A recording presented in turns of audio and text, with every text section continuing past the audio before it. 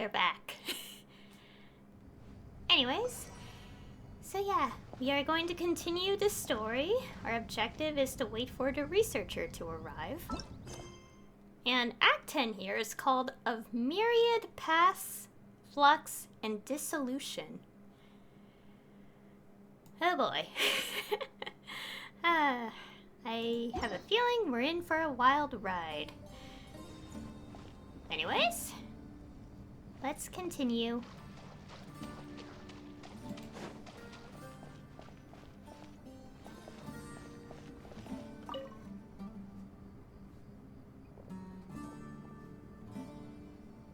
You must be the ones tasked by the Academia with renovating Aru?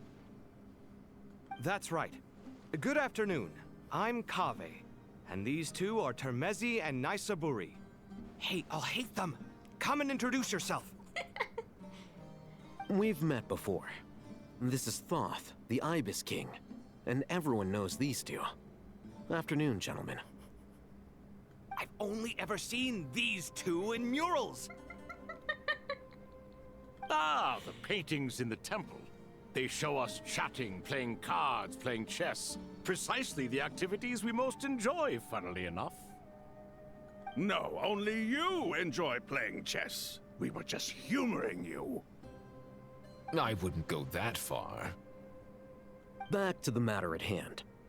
A preliminary assessment by the Academia indicates that this project requires expertise in various disciplines, including the deciphering of ancient texts, mechanical engineering, the restoration of ancient ruins, and elemental theory. The most capable minds in their respective fields are here before you. If there are no objections, we'd like to begin our work. The artisans who built Aru for Al-Ahmar gave their very lives to create this splendid work. Follow their example by giving your utmost devotion to this project.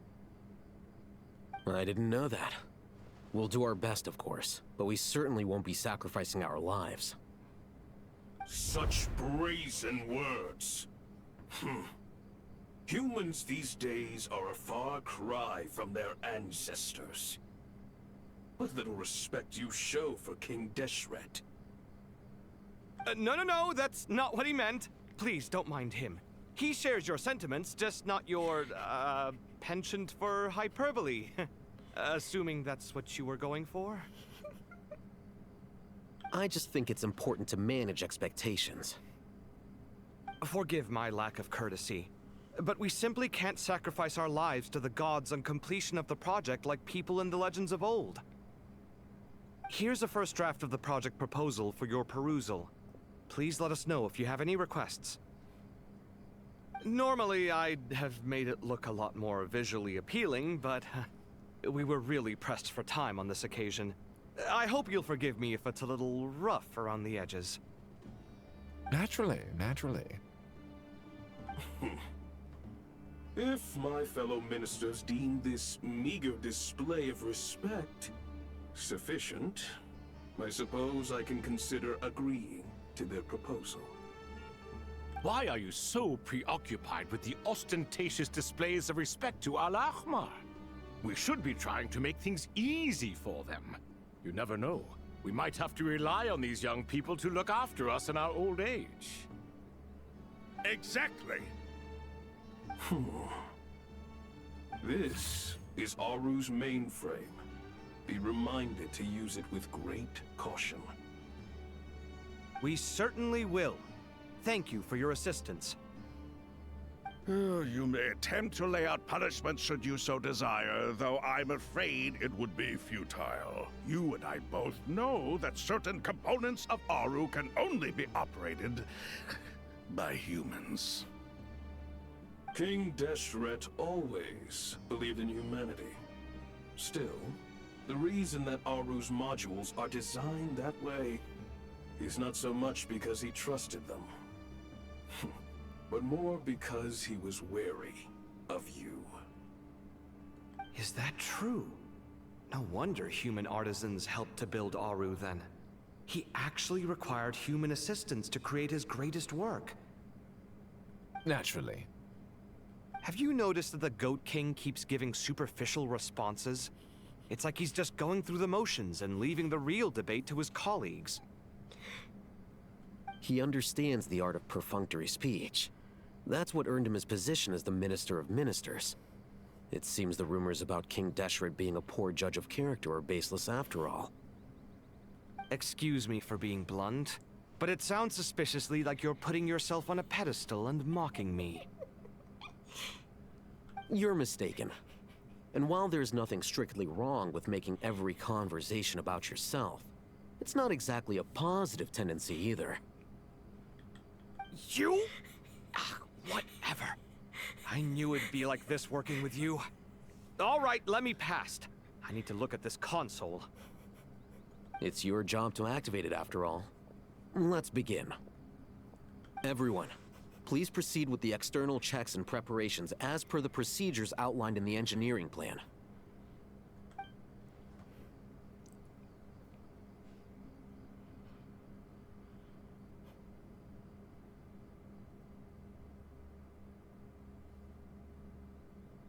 Hello there, youngsters. Oh my goodness.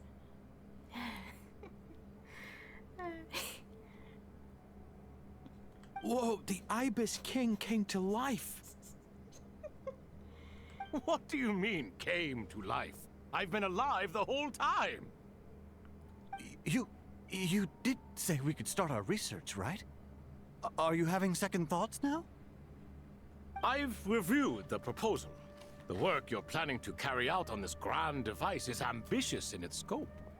You have ample confidence in your abilities, I take it? I wouldn't say I'm feeling hugely confident, but given how bad things are, I'd rather at least try something than sit around waiting to die. You are the top scholars of your day. I trust you are aware that there are countless links between Aru and the Akasha. Aru and the Akasha? But... I thought the Akasha was the Academia's greatest technological accomplishment, created years ago by the Dendro Archon to help her people access knowledge. And you too? Do you not know either? You've read the instruction manual, right? You tell them. An instruction manual? The Akasha has an instruction manual? The Dendro Archon is a kind and thoughtful god indeed. It used to sit on a shelf in the corner at the House of Dana. Not the most popular read. If the manual is to be believed, Aru was in fact the original inspiration for the Akasha system. What? But there are so few records about Aru anywhere.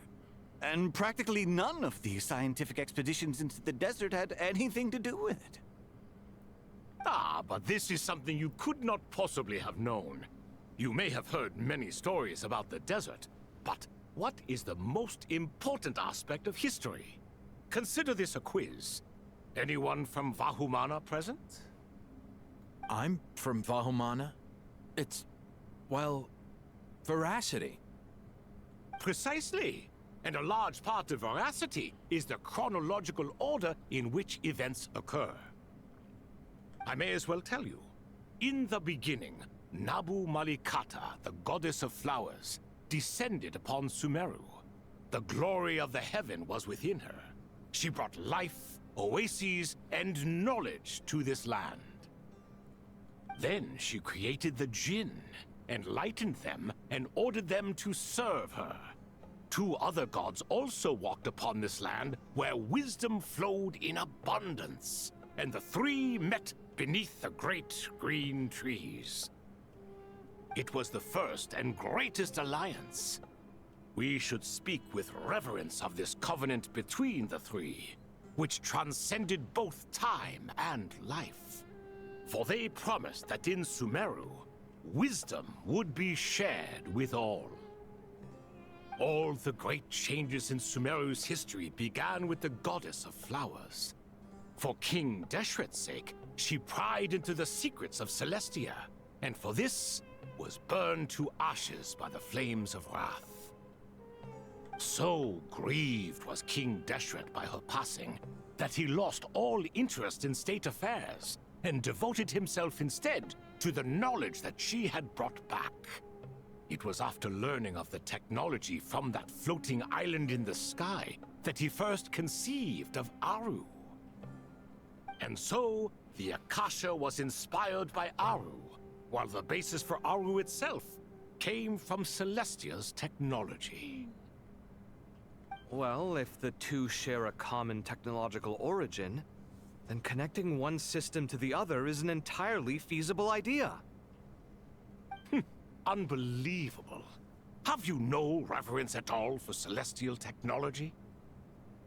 No, I do, but there's no time for that. The schedule is too tight. Blame it on the deadline. Perhaps you could try coming up with our cutoff dates. You know what it's like having to turn around 5 different drafts in one day? I wouldn't wish it on my worst enemy. Yeah, also, Sir Ibis, King, you don't plan on getting directly involved at all, do you? Yes, well, you strike us more as having come to give a popular science lecture. Or, wait, does this count as more of a first-hand witness statement? Neither. Anyway, this sounds like far too much work for me.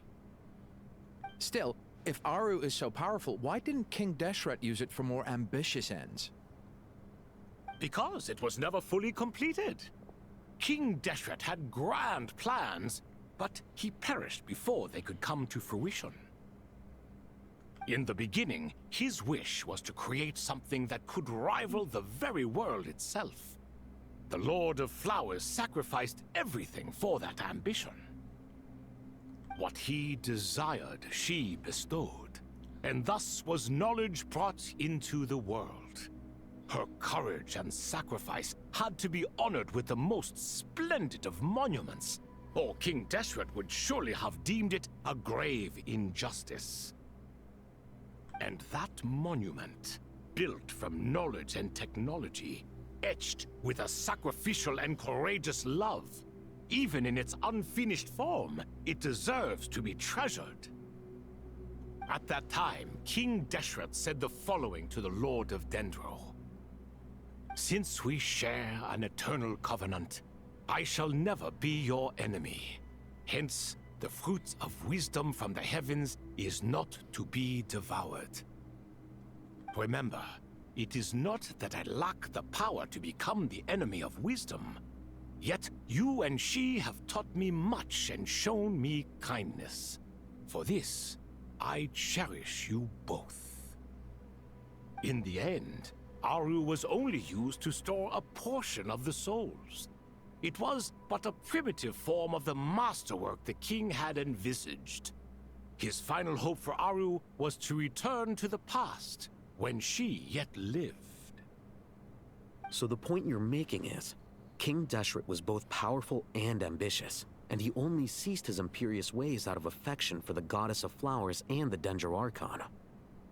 You could see this as an act of mercy, but you could also see it as the sentiments that lay between these three gods placing constraints on him. This was, after all, the foundation of the alliance between them. This explains why Aru was both a prison and a monument, and why the answer to the 3 questions was time. You have to be careful who you get involved with, or you invite all manner of misfortune. This is as true for gods as it is for humans. Love is the same. It is both a prison and a monument. All right, let us pause the story here for now. Seeing as you've been so diligent, I'll offer a little help. Who's in charge again? Is it you two? Ah, yes, me and him. Now then, close your eyes. Wisdom hides in the space between the tangible and the intangible. It is to convey the incommunicable through the simplest of mediums. By the power of King Deshret, I shall grant you a glimpse into the unseen secrets that lie at the threshold of existence.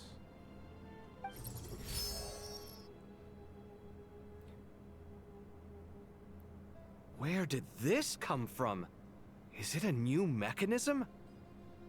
It looks more like some form of externalized information. You've rendered it visible? Just as the Akasha allows you to access a greater range of knowledge, the power of our king permits one to perceive ingenuities that do not belong to this world.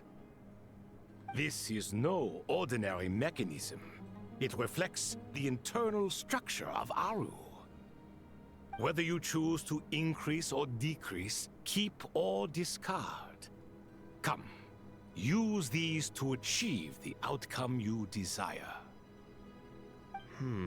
Looks mechanical to me. Better let me handle it, just in case. But wait, how do I get up there?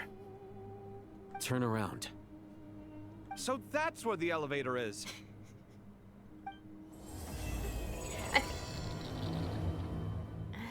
Okay, start of Act 10 and the screen's still glitchy. Glitchy in terms of the, it's not actually bugged. Anyways.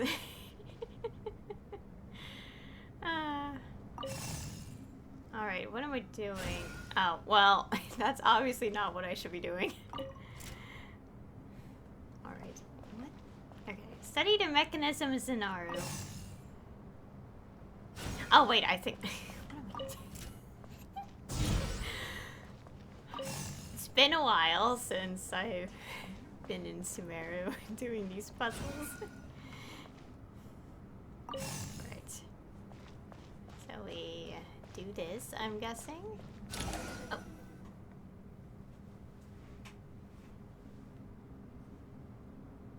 Obelisks were used to record important information in the ancient desert civilization. Hey, Alhaitham, there's some writing here I'll need you to decipher. I've sent it to your screen. Do you see it? Got it. It's a little blurry, but I should manage. Take a look and tell me what it says. Oh, and I'll send any other similar text directly to you from now on. Let's start with this one. It's a variant of an older script. Herein lie verses written for the Yellow Sands. Looks like cultural information from the age of King Deshret. If so, I suggest you delete it. Words thrown together merely for fun. I had no idea Aru kept a record of this. Well, as long as you're certain that this is strictly private information, that's fine. It is unimportant. All right, well, I guess I'll start now.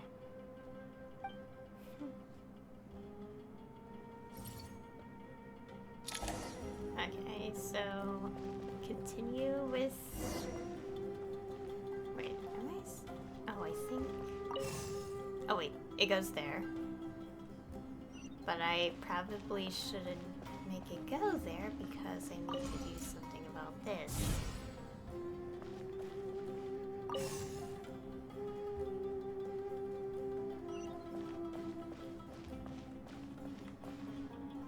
Where is this? Oh, it's going that way. I was like, which way is it going? Here we go, but I need to move this.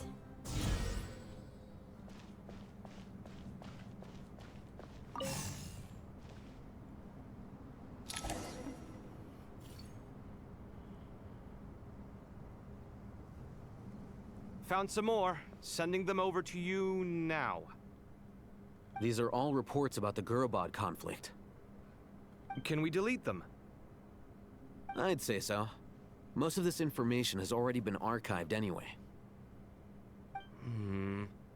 What if there are details in there that Vahumana missed? What are we supposed to do if they come after us in the future? They'll just have to live with it. If we don't resolve these issues now, there won't even be an academia in the future, let alone a Vahumana Darshan.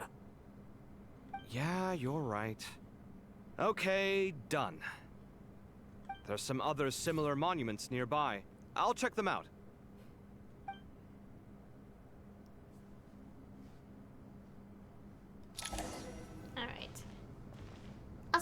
mention that I love these two characters so much?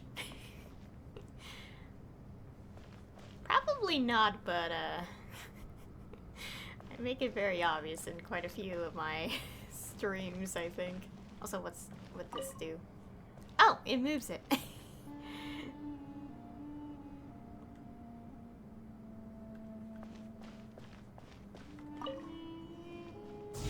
we go.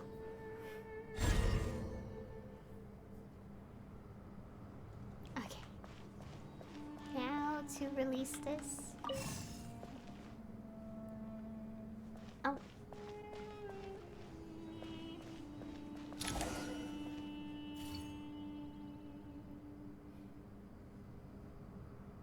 Another monument. Hold on.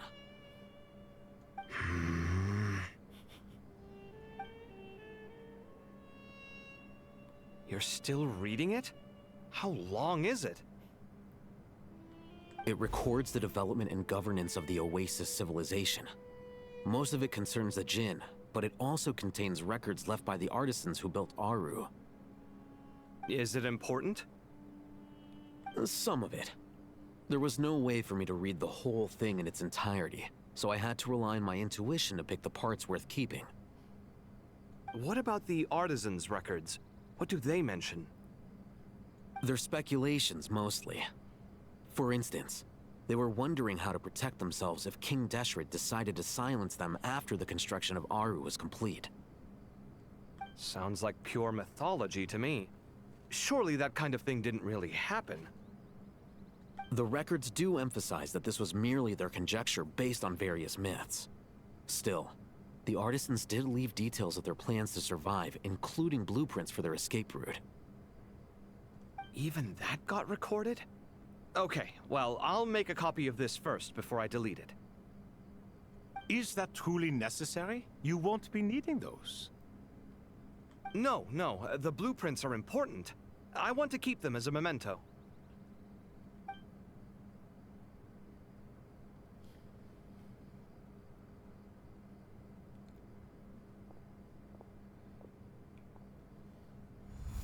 I think that should just about do it. It meets the requirements of the contingency plans, so we should be good. I gotta say, it's the strangest feeling, this cross between reality and the intangible. It's like drifting between life and death, or in and out of a dream, using my own hands to manipulate illusions that are forever out of reach.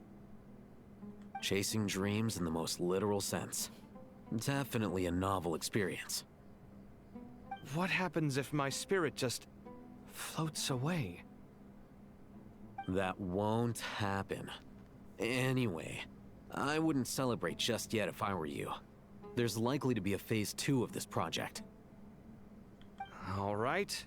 I'd better keep my wits about me then.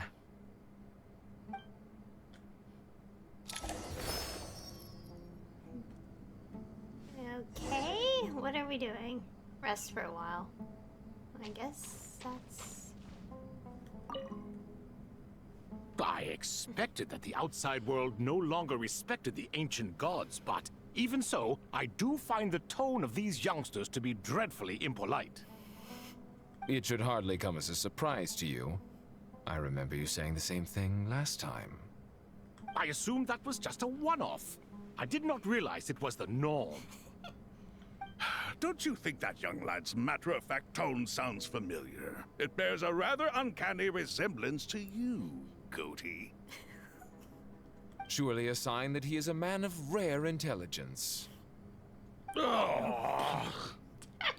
The rest of them, though, much better.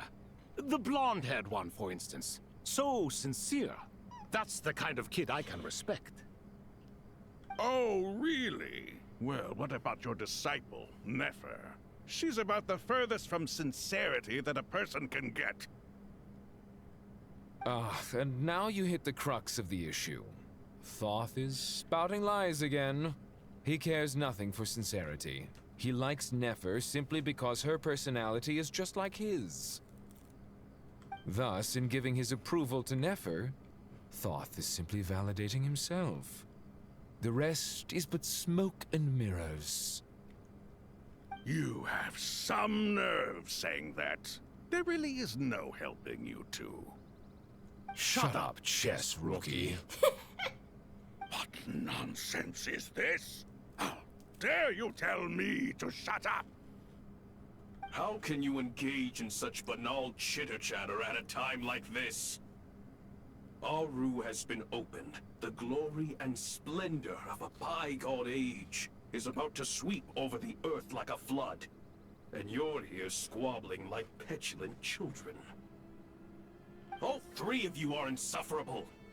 King Deshret was merciful, indeed, giving you a chance to be released from prison. I say, you should have been locked up for good. Ah, but Bennu, look on the bright side. Had they not been released, we would not have been awoken. Oh. You've been here this whole time. You should be scolding them along with me. I miss Hermanubis. It's not a real reunion without him here. And now you're avoiding the topic and talking to yourself. Why King Deshret designed your personality like this, I will never understand. Isn't this simply proof that our king supports my free will? Oh, look at those two rust buckets. Suddenly, you two do not seem so bad after all. Here, here. If being stuck together for thousands of years fosters no friendship, I cannot say what would. Naturally. Oh, that was interesting. Okay then. Okay, we have to rest, but it seems that we could hear additional dialogue if we so desire. How's it going? Are things progressing smoothly? Well enough, I suppose. You know how it is. The work itself is only half the problem. The other half is having to work with Al-Haytham. I'm sure the feeling is mutual.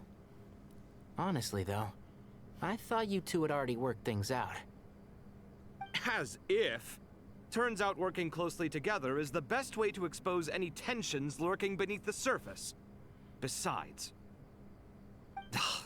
I just think that some people never change. Agreed. Case in point, you didn't make sure I was out of earshot before you started complaining about me.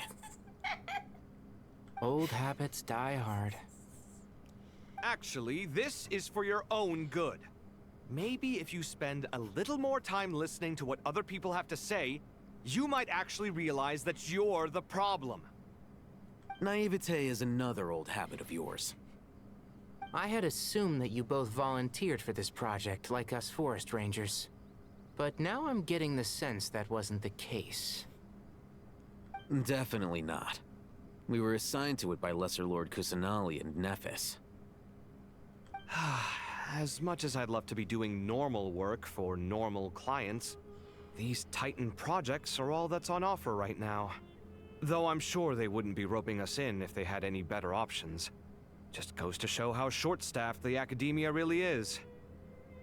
I'm sure you've prepared yourself mentally, but I still feel the need to advise you to lower your expectations. It might make the process of working together a little less intolerable. I know! Same to you! But if you already understood that, you should also know not to say the quiet part out loud. Why don't you come help me with my forest patrols? Might help you avoid any further disagreements. Good suggestion, but unfortunately, differences of opinion will always exist. Changing the nature of the work won't get rid of them. For once, I actually agree. There is zero chance of us ever resolving our differences. Zero! But even so, the work must be done. Care for some coffee? I'm glad to see you making progress. Don't act so smug! It'd be nice if you made some too! I feel like even I've made some progress today. In the past, I never would have dared to try and mediate a conflict between you two while you're both right there in front of me. Apologizing probably makes it sound like I'm in the wrong, but I'm sorry. I was just kidding. Truth be told, I don't have any work to do at the moment, so I'm just here to kill some time. How's Kale? She's studying with Nicole. I'm not sure how she's getting along, but she seems to be in good spirits at least. I wouldn't worry. Angelic affairs are probably above your pay grade anyway. I know what you mean, but Sino and I are still a little concerned for her. He said he'd go keep Kale company after he's finished training the mercenaries. I'm planning to join them myself shortly. Kale will be okay. Have faith in her. Even we can see how much more confident and outgoing she's become in these past few years. Thanks to you and Sino being there for her and providing guidance every step of the way, she can finally stand on her own 2 feet. On her own 2 feet. Does it feel bittersweet? Watching the younger generation grow up and move on? No, not yet, at least. I was just thinking, I wish there was more I could do for everyone. She'll be fine. Yeah, she will. Just try to relax.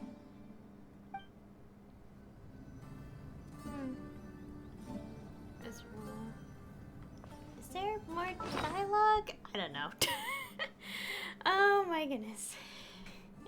So much to process. Is this just gonna be the same? No. Okay.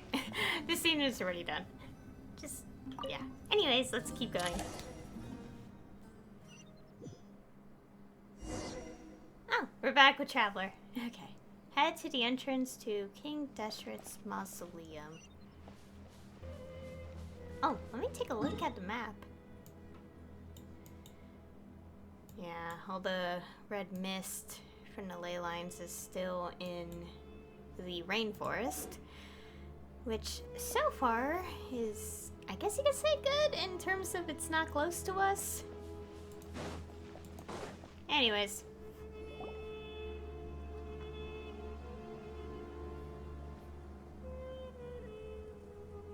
Traveler from afar, do you worry for the fate of Sumeru as well?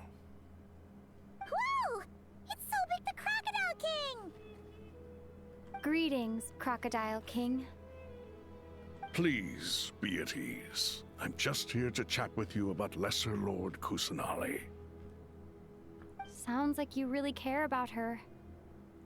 Yes, although to be exact, it is a mixture of both concern and curiosity that I feel. Speaking of Nahida, Paimon was wondering how she's doing. Wait a moment. What is it? I tried calling out to a pep, but there was no response. This can only mean that she is focusing all her energy on taking care of Lesser Lord Kusanali. All the gods who served King Deshret seemed super surprised to hear that Apep agreed to help Nahida. Guessing she made a bad impression on you or something. Are you aware of the history between her and our king? I believe so, but personally it's just been so long. A really long time that the memory is muddled. I'll just say I'm aware since we technically do know. Then you are learned indeed.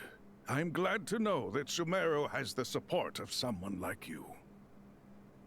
At the end of his life, King Deshret tricked the Dendro Dragon into swallowing him whole, leaving her to bear the torment of his sins. The Dendro Dragon despised King Deshret, yet he outwitted her. Rather than bringing disaster to the land, he chose to deceive her and thereby ensure his annihilation. An act that surely displays his love for humanity. Okay, yeah, this was covered in Nahida's story quest, Act 2, where we help Apep heal from that, I guess you could say, ailment? It's a whole situation. The Dendro Dragon stands for the glory of a bygone era. She hated Al-Ahmar and what he represented. All the gods, all the power they wielded. And so, her willingness to help the Dendro Archon through this crisis comes as a great surprise indeed. It makes one wonder whether, perhaps, the Dendro Archon assisted her in the past. Yep, Nahida did her a huge favor. You tell Sobek about how Nahida helped to free Apep from her suffering. So Lesser Lord Kusanali put an end to the Dendro Dragon's many long years of torment. As much as she loathes the Seven, Apep knows kindness when she sees it. No wonder she was willing to make an exception. Yeah, that's the sense we got from dealing with her too. She is not incapable of coexisting with other living things. Rather, she actively chooses to avoid coexistence. And this despite the fact that she symbolizes life itself. How ironic. All of this being said, I wouldn't expect too much from her if I were you. Nothing will change her hatred towards humanity and gods. We'll keep that in mind. Anyway, how much longer do you think Nahida needs to stay with Apep? Maybe we should go and pick her up? For all we know, the Fatui might still be in the desert. Just to be on the safe side, why don't we grab anyone who isn't busy right now and go look for her? I'm alright, Paimon. Oh. Huh? Was that Nahida's voice? It seems the treatment was effective.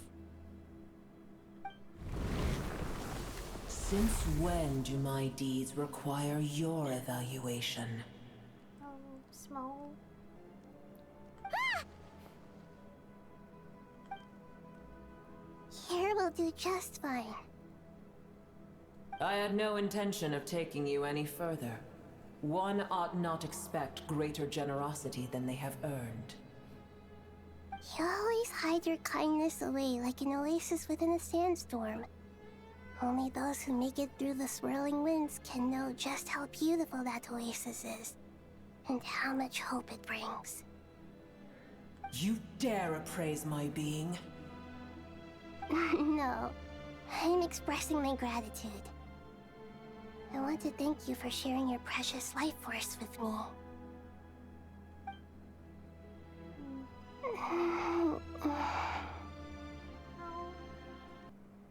Awake already? You are more resilient than I thought. Pep. I feel much better. Thank you. Gods and their gratitude mean little to me. I would rather you give me your assurance that the situation with Irminsul and Sumeru's ley lines will be competently managed. If I suffer any ill effects from the ley lines, you, as the god of this land, will be held responsible. And you would not enjoy being held to account by me. I understand what you require, but I would assume this task even if you did not demand it. Sumeru is my responsibility. I must resume my duties as soon as possible. A farcical notion. God of Sumeru, I hope you realize how unextraordinary your strength is.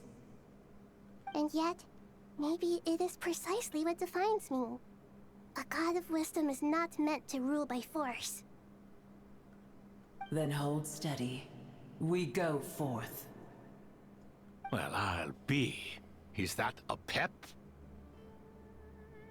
Do my eyes deceive me? Of all places, the Dendro Dragon has decided to visit the mausoleum of King Deshret? I see that after all this time, Al-Ahmar's menagerie of ministers remain as vile as ever. It's a pleasure, Dendro Dragon. Had you arrived but a little sooner, you might have attended a meeting of the Seven Pillars. What a nauseating thought. You are not the first insects I have had the displeasure of dealing with today. A swarm of them tugged on my tail on my way over. goodness knows what hovels they crawled from. Why do all the creatures of this world remain so lowly after all this time? What did you do with them? I cast them away. What would you have me do? Keep them as trinkets? Booer, this is where we shall part ways. To be clear, I do not wish to see you or anyone else here ever again, unless absolutely necessary. Then I wish you peace as you return to your dwelling place. Thank you for helping Nahida. It matters not to me. Simply refrain from bothering me again.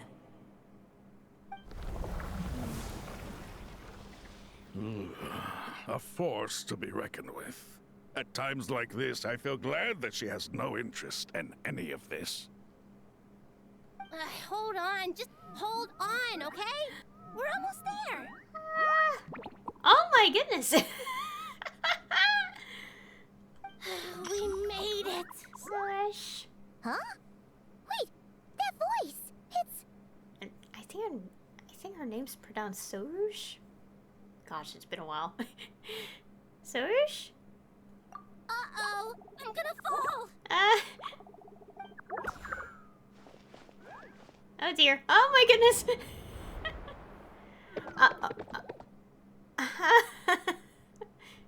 Ouch, that probably hurts.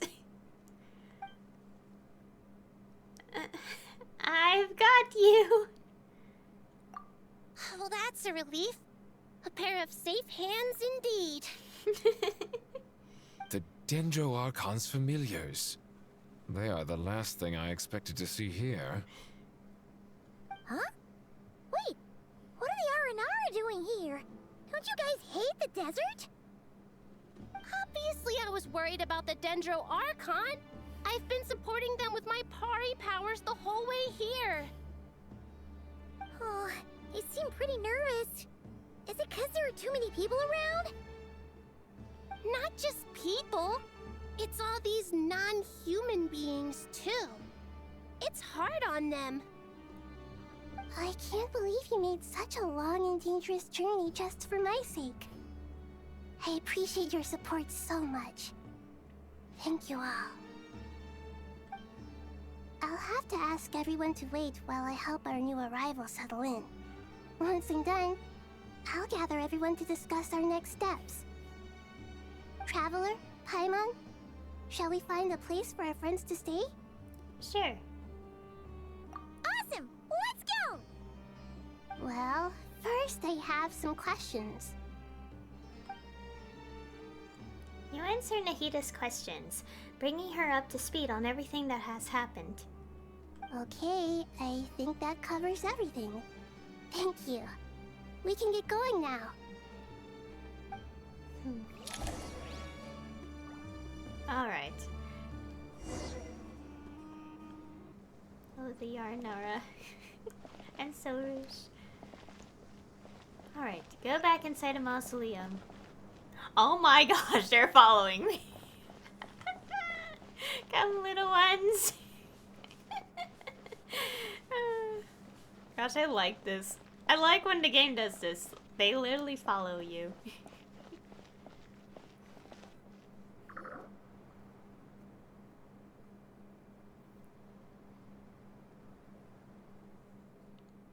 Oh yeah, the Arnara quite literally do not have voices. Also, I just realized, I'm pretty sure outside of a few select individuals, grown-ups, the Arnara are mainly only visible to children.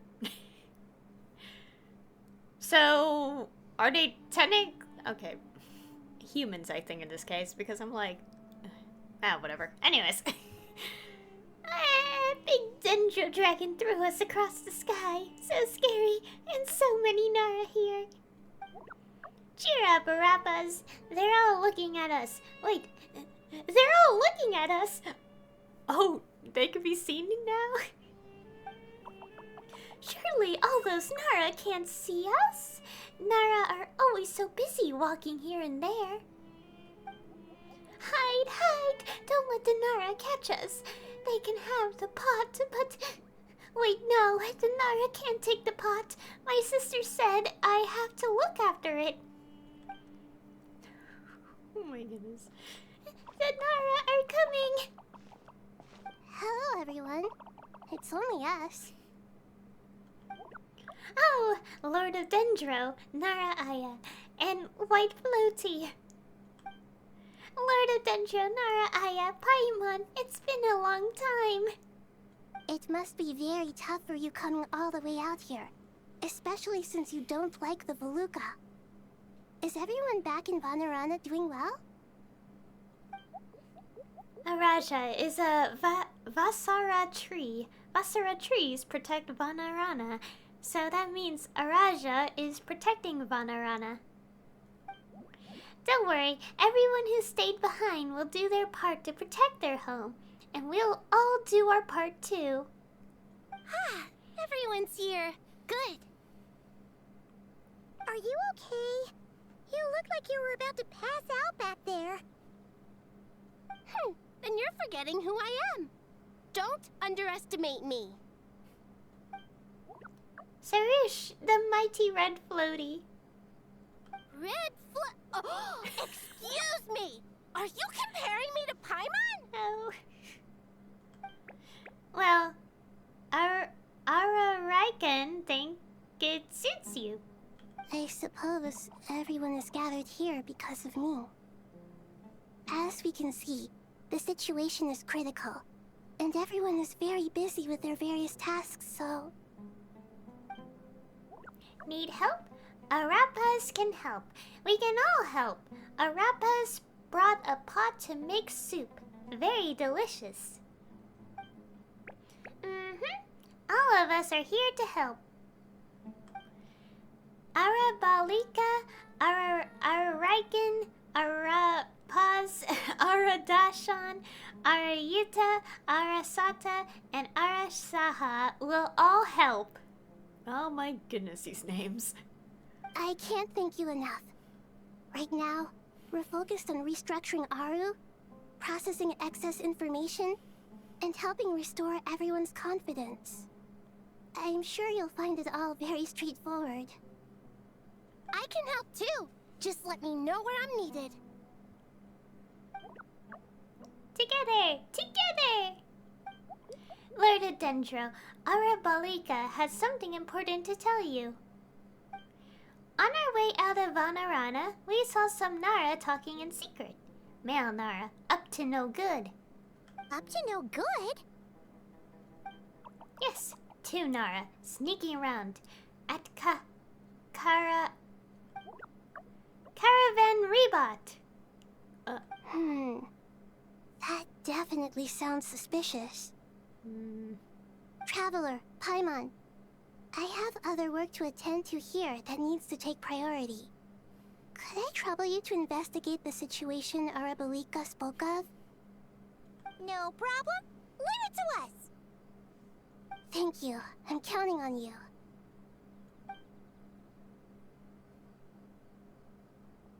There's one other thing.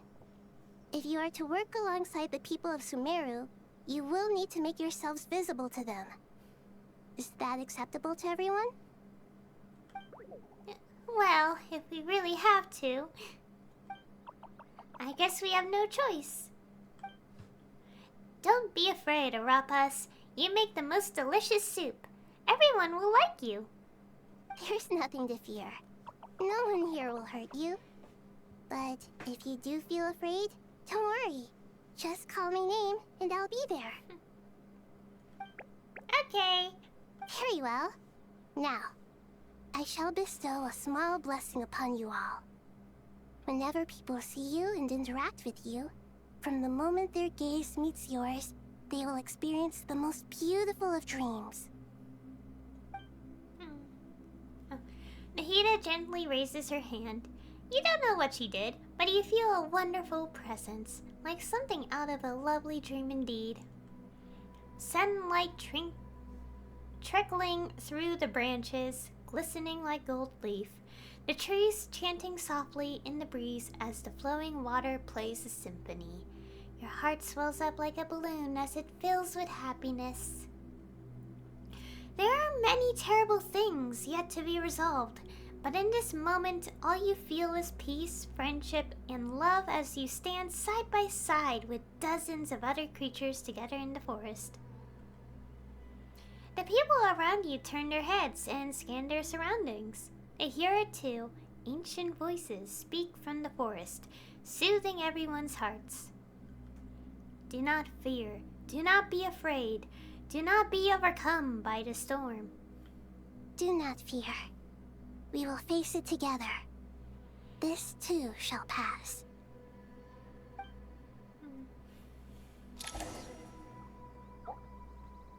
Oh, look at them. The Nara are looking this way. Uh-oh, uh-oh. It's okay, it's okay. Our Balika will protect you all. Oh, look at them. Okay, I can't talk to them or listen in on what they're saying. Well, I guess we keep going. Wait, where is the marker? Oh, over here. Alright, head to Aru's Shut.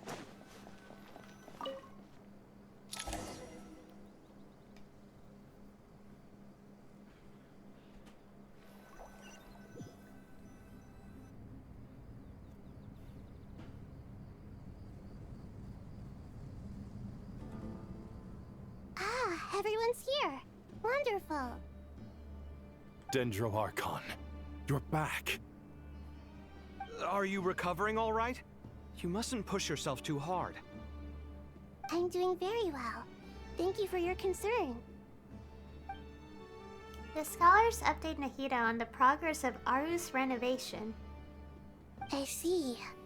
Using the power of Aru to reboot the Akasha and gain access to Irminsul. It's a sound plan, although... I regret to be the bearer of bad news, but with the state that Irminsul is currently in, it's impossible to access via traditional means. Even the Akasha won't change that. Alas, we had feared this may be the case. And what about non-traditional means? Non-traditional means? Are you saying... Desperate times call for new measures.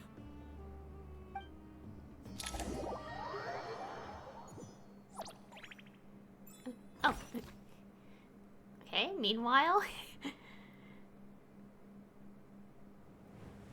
Also, I know this doesn't really have anything to do with the story, but even after, like,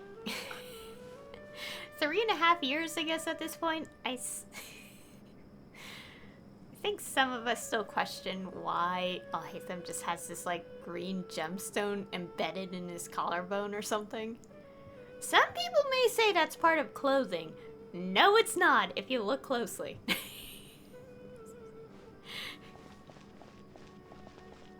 And because that's such an odd detail on his design, people have just concluded he's a sim. Anyways. Just remembered that from a lot of discussion at some point.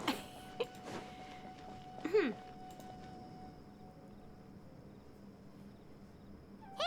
we're here!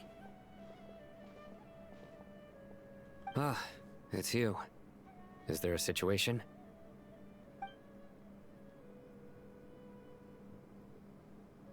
The Aranara have good intuition when it comes to people. In other words, there may well be a traitor among us. Given everything that's going on, I'd be more surprised if there wasn't. Miss Nefer, as a professional intelligence broker, I trust you have a solution? Okay, game kind of lagged there a bit. Not one that I'm willing to volunteer. What's in it for me? Let's say I'll treat this as a pilot project aimed at expanding your intelligence operations. Whatever business you're in, an avenue to demonstrate your abilities could never hurt. I like the sound of that. Glad we're on the same page. Given that you rarely set foot in Sumeru, practically no one at Caravan Rebot knows who you are. I take it you've read the files on everyone in the area?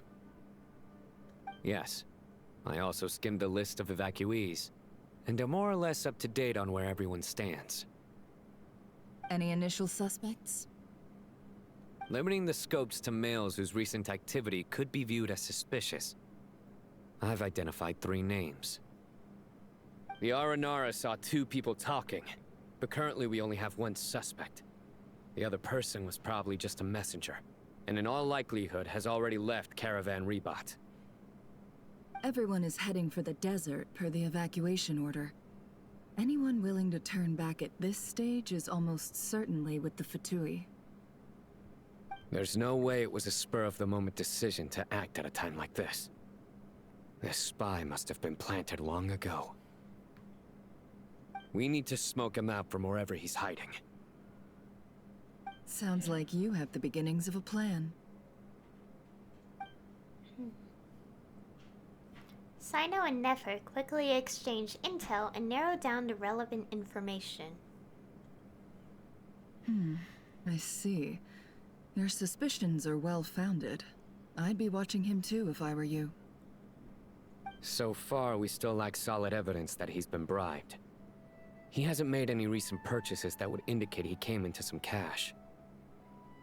Then let's get closer to him to confirm before we make our move. I can handle it. I'm not based in Sumeru, so barely anyone at Caravan Rebot knows who I am. And you're certain you've never encountered this person in Nodcry? I'm certain. Besides, it's extremely rare for me to have had any direct contact with Sumeru mercenaries besides Jet. There's no way he could have seen my face before. Sino, stay out of sight and wait for my signal. If he raises any red flags, I'll bring him toward the main road. Understood. I'll take it from there. Excellent. Well, it's a pleasure working with you.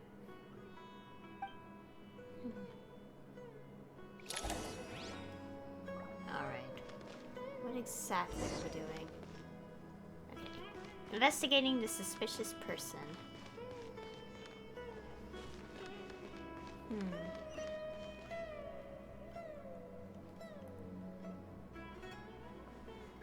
Darker skin, scars, frequents the desert and has ample combat experience.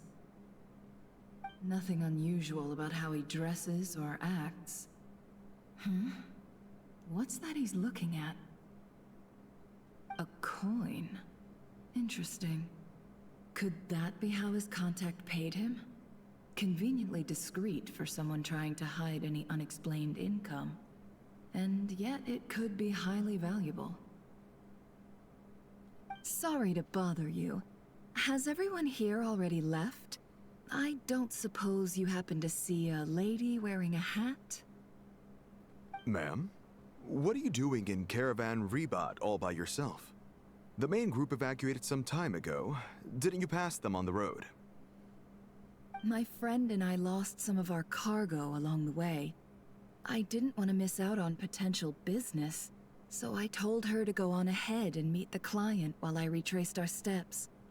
I didn't think it would be so late by the time I found it. And then there was a terrible sandstorm. I guess I must have taken a wrong turn, because I didn't see any large groups on my way here. Forgive me for asking, but just to be on the safe side, could you describe this friend of yours? Sure. She has blonde hair, and she was wearing a hat and a white dress. You'd definitely know if you'd seen her.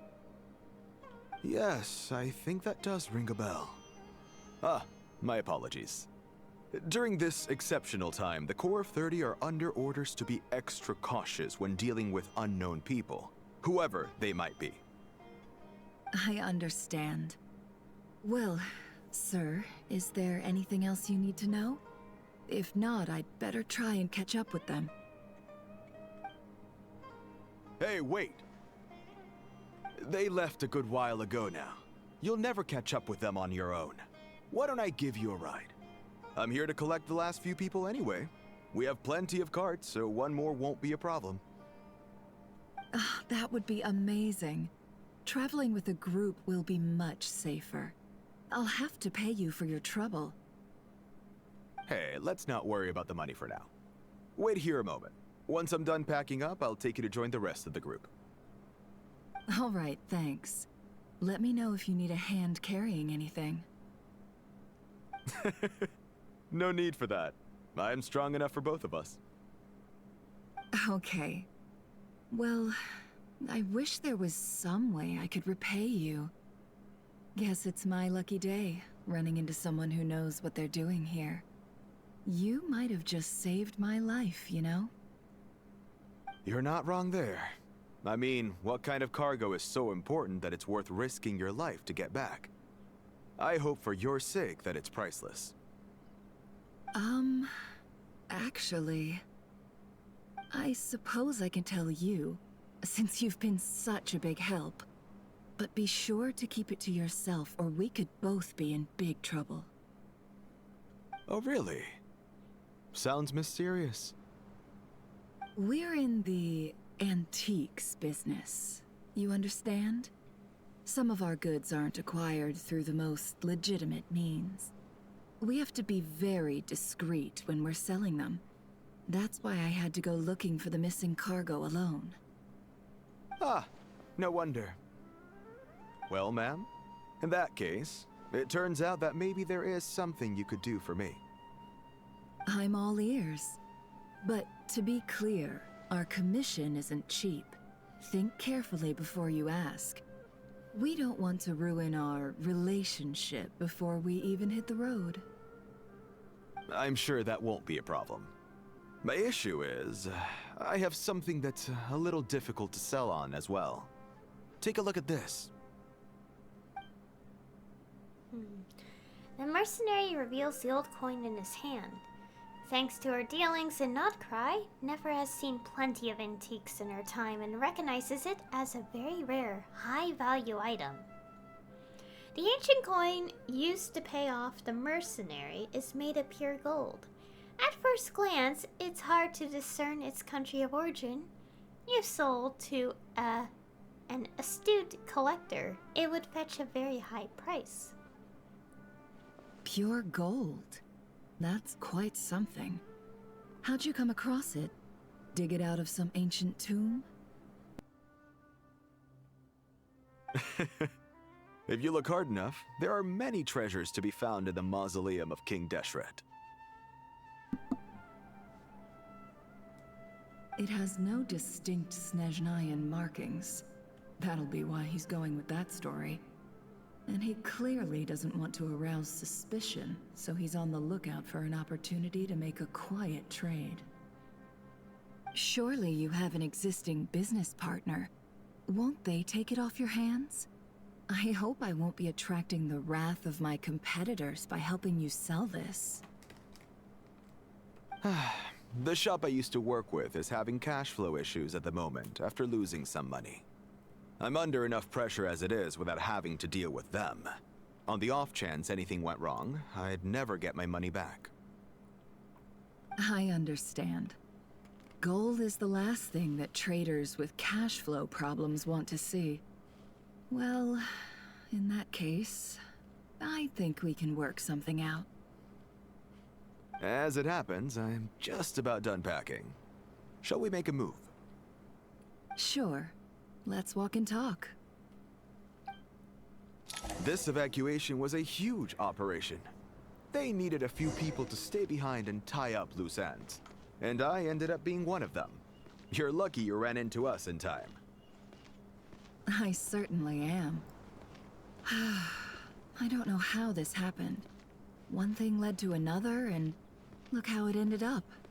I just hope our client doesn't get spooked and cancel their order. Fingers crossed. But either way, life goes on, and we all have to make a living somehow.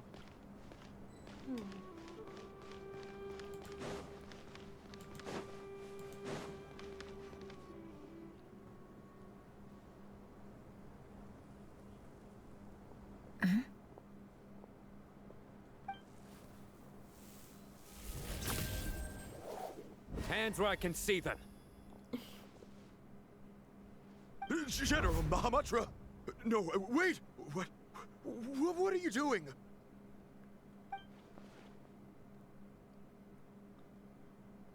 This is the coin? Good. Sadly, you won't have the chance to spend it. Nicely done.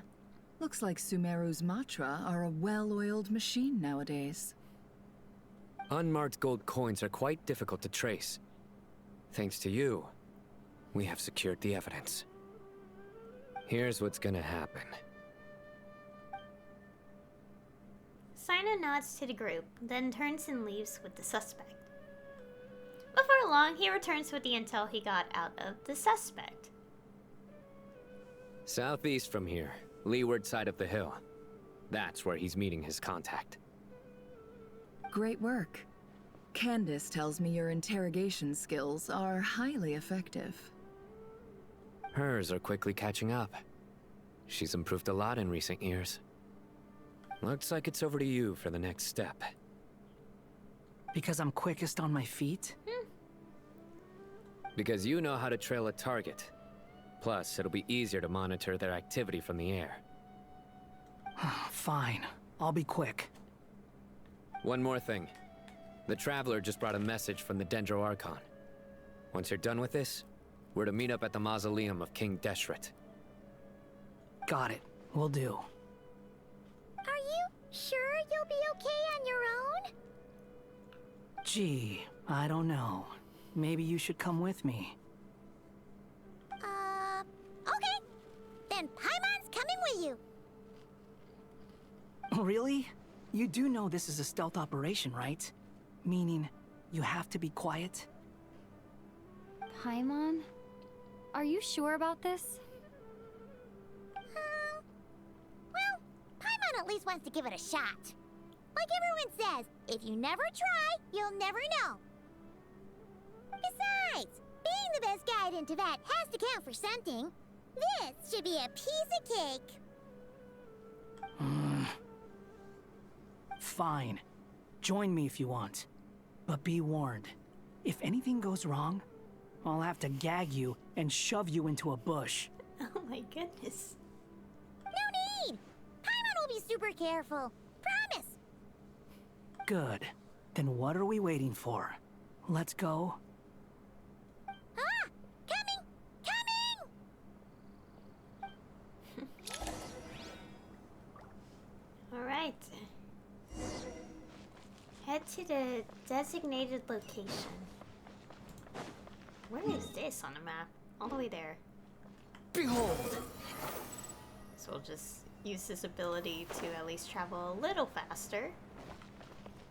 Okay, I don't think there's any dialogue lying around, so might as well just go.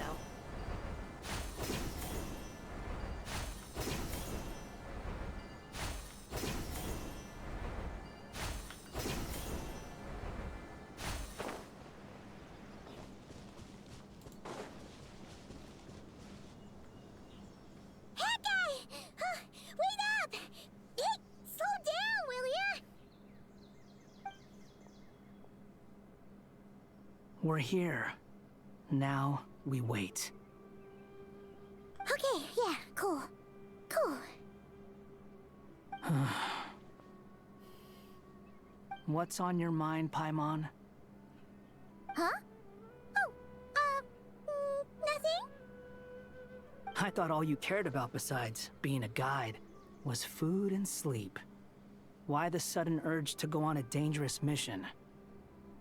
What's that supposed to mean? Paimon's been on plenty of dangerous missions before. But never on your own. You hardly ever leave the Traveler's side. Just saying. I'm kind of at loose ends right now. So if you did want to share, I suppose I'd have to listen.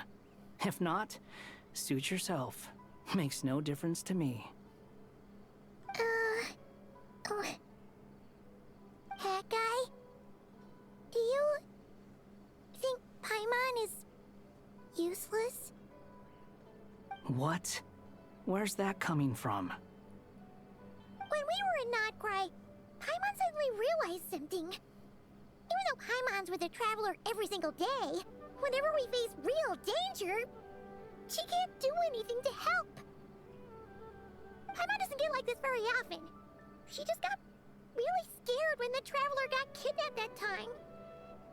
What if she never came back? What would Paimon do then? And the more Paimon thought about it, the more useless she felt. But Paimon doesn't want to be a burden. Paimon wants to be a friend who's actually useful.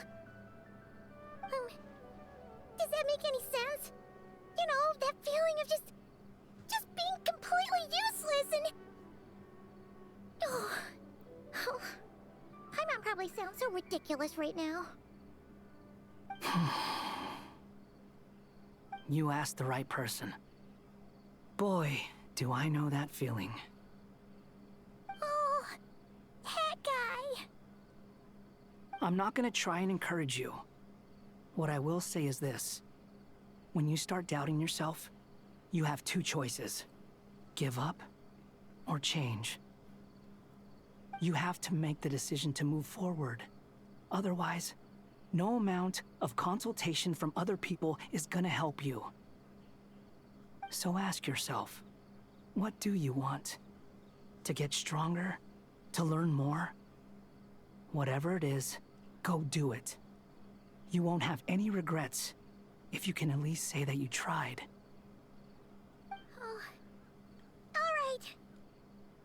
Something's not right. Shouldn't they be here by now? Paimon, is it just me? Or is it a little too quiet around here? Should Paimon take a look? We'll give it another hour. If nothing happens, we head back. Okay. Time ticks by, but still nothing happens. How strange. We've been here for ages. Where the heck are they?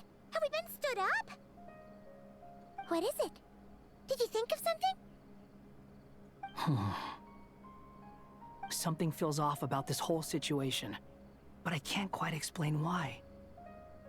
We know for sure that the guy Sinocott had something set up, yet somehow his contact is a no-show. So, either the handler got caught, or, more likely, they decided to cut our guy loose. But how would they know to do that? Wouldn't they at least send someone here to check things out? That's the problem. They couldn't possibly know what's happening here.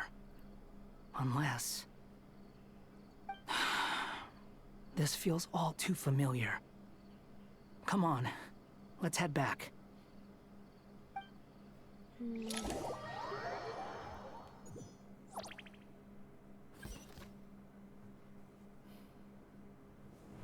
Even though this isn't a formal meeting, I'd still like to start by saying how grateful I am to each and every one of you. Thank you all for coming here and standing by our side. So, my thoughts on what happened before this exact scene is starting to play. I'm gonna guess that... Okay, it's kind of easy to guess who that mysterious person is because of the... The clues are pretty obvious, but I can't say who it is until the game says it. It doesn't feel right if I just reveal it. But also I feel like this individual, and also whatever he's doing, like, he has such an elaborate plan, and he knows what we're doing in some way, possibly. I don't know, that's probably stretching it a little bit, but I mean, considering the Fatui, some of the higher members are real good at doing what they're doing. Anyways. Shesupank and Bennu are currently assisting the scholars with the maintenance of Aru. Please forgive their absence. As for Hermanubis, may he rest in peace. We remember him with great fondness. There have been times when I imagined what it might be like to meet you all. Now that it's really happening, I feel quite emotional. Time has taken many things away, But that which remains is all the more resilient. I must say, there is one thing that rather surprises me. You appear to be in good spirits, Lesser Lord Kusanali. But even so, I can sense that the life force given to you by the Dendral Dragon has far from fully resolved the problem of your vitality. Oh no! So even a Pep's power didn't work? Don't worry, Paimon. It worked very well indeed. The issue is how closely I am tied to Irminsul. Until the problem with it is resolved, there is no way I can fully recover. Sumeru has undergone tremendous changes during your absence. When gods pass away, inevitably, people's faith in them grows weaker. You must have sensed it already. Your power is not what it once was. Regrettably, this is true. I too have grown weaker due to the effects of Irminsul. Right now, we're all in quite a sorry state. Then what do you suggest? We take all the help we can get. Sumeru is our shared home. You and I, gods and humans alike. We must unite all our strength in this moment. Though Al-Ahmar is no longer with us, the alliance between the three gods remains in force. Regardless, as subjects of our king, we have a responsibility to support Sumeru through this catastrophe. Not to mention that it was the people of Sumeru who released us from this prison of Aru. Times have changed, and the people of today possess greater wisdom than those of the past. You really know how to give a rousing speech, Goti. Now then, let us learn more about your plan. The brightest minds of the Sumeru Academia are busy opening and renovating Aru. They claim it has something to do with Irminsul? Correct. Irminsul has existed in Tevat since the very beginning. But during the Age of the Dragons, it did not possess the significance it holds today. After the heavenly principles arrived, the power of the Light Realm was divided into elemental energy, and Irminsul was refashioned as a device that records and preserves all information. Since then, everything in this world has been inextricably linked to it. As the Dendral Archon, I have a duty to protect Irminsul. To Sumeru, it is both a national treasure and undeniably a major threat. Tevat has seen many upheavals in the last few years. The most recent of these was a major crisis in Notcry, which forced Sumeru to be even more vigilant than usual. I made sure to monitor all the pathways through which an outsider could potentially transmit themselves into Irminsul. But despite my efforts, a major problem still arose within. I still believe that someone has actively invaded Irminsul. But rather than taking any of the pathways I referred to, the intruder chose instead to utilize the most direct route, and the only one that cannot be protected against. By entering Irminsul through death. I see what you mean. You cannot simply stop all deceased souls from returning to the ley lines because of a potential invasion that could occur at any time. That's right. As important as it is to guard against external threats, I couldn't allow myself to stop the souls of the departed from finding peace. Please, understand how difficult this predicament was for the Dendral Archon. Defense has never been an easy task. After Irminsul was invaded, my authority was quickly restricted. Soon after that, the tree began denying access to any connections. I'm sure you feel responsible, but you are not to blame. No one can predict every possible disaster. There will always be trials and tribulations for the world to endure. But the people of Sumeru should not have to endure this. We must find a way to break through the lockdown and connect to Irminsul. And this is why you need Aru. Yes. The only thing in Sumeru capable of rivaling Irminsul in terms of overall function and performance is Al-Akhmar's legacy, Aru. All I managed to do before falling into a coma was make some minor adjustments to Irminsul. Using Aru is a last resort, and a move that comes with enormous risks. The Scholar's initial plan was to borrow Aru's power to reboot the Akasha, then use the Akasha to connect to Irminsul and investigate. Unfortunately, Irminsul has suffered far greater damage than they first thought, rendering that plan futile. To rise to the challenge, we had to resort to more extreme and far costlier means. This has led to a number of new contingency plans. To reclaim Irminsul, her brightest scholars have made further modifications to Aru with multiple goals in mind. I thank you all for giving them your blessing in this endeavor. Human wisdom has clearly improved over the millennia. You have not only our support, but that of the Jinn, the Aranara, and the Pari. Together, we will do everything in our power to save Irminsul. By the way, when you spoke earlier of an intruder, it almost sounded as if you knew who you were dealing with and what they were capable of. Well, since you ask.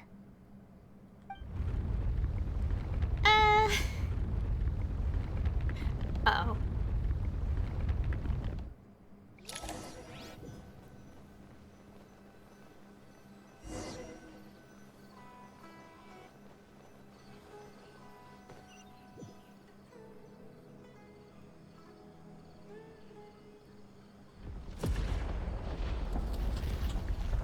Oh! Oh my goodness.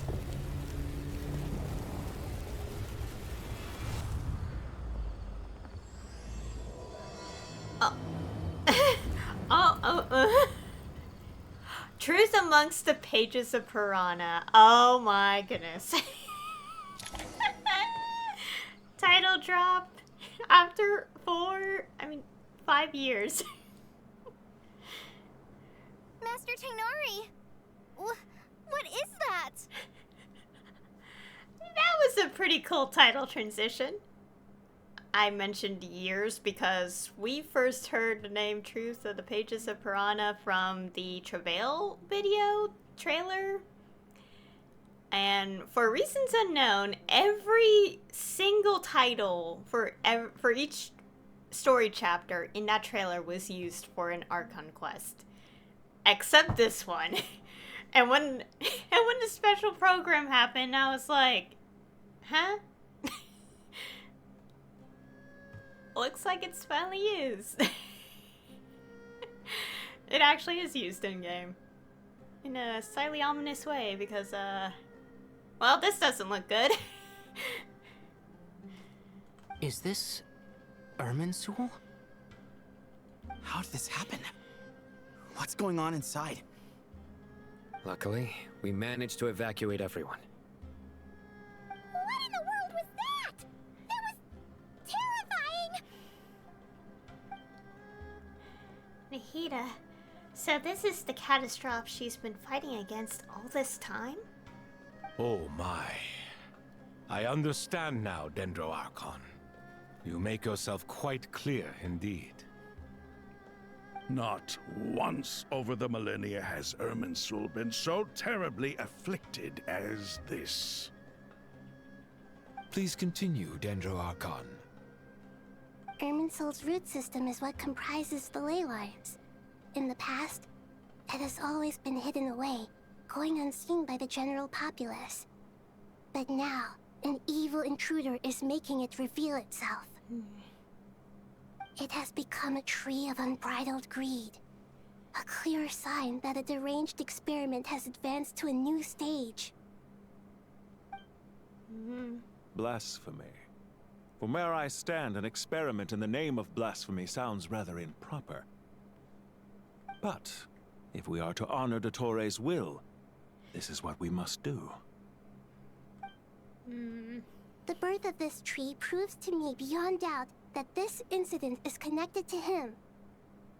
But to explain the situation in full, there is someone I need to tell you about. In the most concise and precise language possible, Nahida explains what she knows about the second of the Fatui Harbingers, the Doctor. His true name is Zandik, and his crimes are beyond all reckoning. Zandik. So it was him. I saw him in the desert once. A man of supreme arrogance. So this is where it has taken him. But didn't Dottore die and not cry? How is he still able to do all this? He must still have loyal followers amongst the Fatui. Even so, I'm still unclear as to how he has been able to wield such a profound influence over Irminsul. Probably the same reasoning as to how he even lived 400 years ago. Minimum. I can confirm that Fatui forces have arrived in Sumeru City. Furthermore, Irminsul seems to be undergoing some kind of mutation. Evil branches are beginning to grow. Things that do not belong to this world are slowly but surely materializing. Sorry, I couldn't think of any other word to describe it. They don't seem to be fully formed physical entities yet, after all, but they are gradually becoming real. A baleful tree climbing up into the heavens. Speaking of Dottore, I have some information on that front as well. Wanderer recounts how he and Paimon went to the meeting spot, only to find no one waiting for them. I didn't think it was wise to state this out in the open. But my theory is, the mole wasn't cut off after he was caught. They wrote him off from the beginning. Oh. You mean, the Fatui never intended to follow through with him? Then why plant a mole at all? It's hardly a conventional strategy, and the rationale behind it is pretty twisted. But as it happens, I know someone who works exactly this way. And when it comes down to it, his goals are very simple. He just wants to confuse people, so they can't figure out what he's up to. He's been a collaborator of Dottore's from the outset. That fact alone confirms that Dottore is involved with this somehow. Some people gasp upon hearing this name, while others fall silent. Clearly, there is more going on here than anyone realized. Nahida proceeds to summon all relevant parties for a lengthy and in-depth meeting. Nahida gives a detailed explanation of the enemy and the potential scale of the crisis.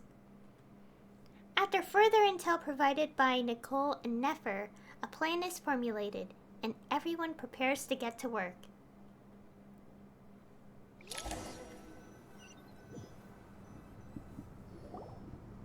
There is still much to be done. Everyone, please remember our core strategy. As per the discussions, the following groups must act immediately. Mr. Al-Haytham and Mr. Kave, the next phase of the Aru renovation project must begin right away. Godspeed to you both. We'll give it everything we've got. The plan looks feasible, but the implementation will require certain resources. General Mahamatra Sino and his team will help to procure the materials required for modifying the terminal. No problem. I've already spoken with Sethos and Hat Guy, and they've agreed to assist me. This kind of thing is best left to the fleet-footed, right? Hat Guy? If it's efficiency you're after, we're the right people for the job. Following up on the elemental energy amplifier we discussed, Ms. Dory, I assume you're the one most familiar with the status of this project. Aside from the Dendro Archon, of course. Yep, that's right. Leave it to Lord Sangama Bay. Got it. Well, I'd like Madame Farazan, Kale, and Nicole to support Dory on the technical side. You can count on us. Will do. Rest assured, I'll take good care of Kale. Dia, Candace, and Nefer, you'll be in charge of negotiating between the various parties. I trust you remember our goal. You bet. We can handle it. Good. I believe that covers everything. Tainari will provide ad hoc support as needed, if that's okay. Poor Tainari. Must be tough being Nephis' student. Getting bossed around all day, every day. Hey, don't try and drive a wedge between us, you old rascal. All it says to me is that Master Nephis has faith in everyone's abilities. While I'm nominally here as backup, I doubt there will be many situations where my help is needed. Exactly.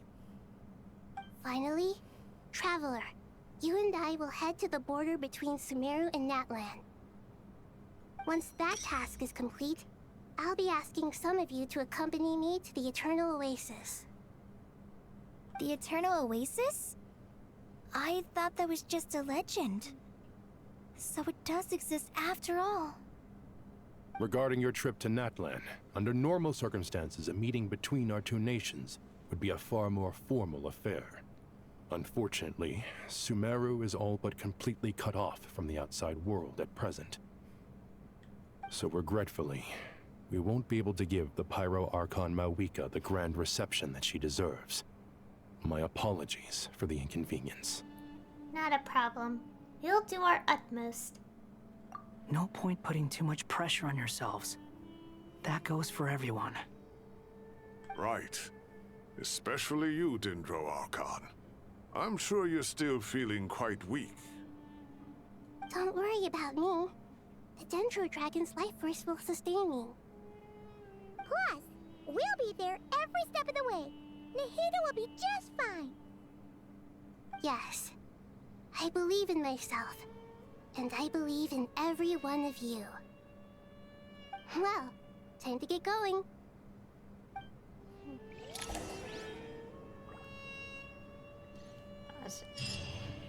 Oh. Where? This way. Talk to Alhaitham and Kaveh. I love how, just in that scene alone, just seeing the colorful cast of characters we have. Anyways.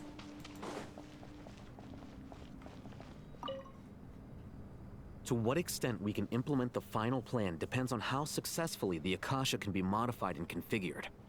And to make sure the configuration works, Aru will also need some further optimization. Yeah, no surprises there. Once we roll this out, any Sumeru citizens who already have Akasha terminals can simply continue to use their existing devices. This still leaves us with a significant equipment shortage, though.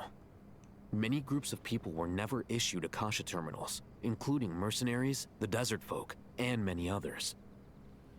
We'll need a supply of rare materials for the renovation of Aru and the production of new terminals. Right now, the best place to source these locally is from the primal constructs within King Deshret's mausoleum. Time is not on our side here. It's gonna be a race against the clock. The Aru merge and renovation project will have to be carried out by you two. Everything's riding on this, so failure is not an option. Best of luck to you both. As discussed, General Mahamatra Sino and Mr. Hatguy will source the required materials. Mr. Sethos is quite familiar with the layout of King Deshret's mausoleum.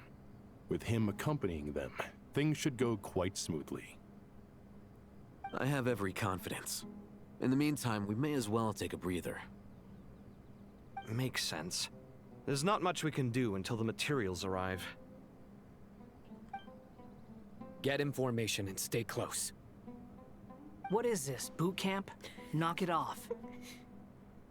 It's just Sino being Sino. You know what he's like. Everyone clear on our mission objective.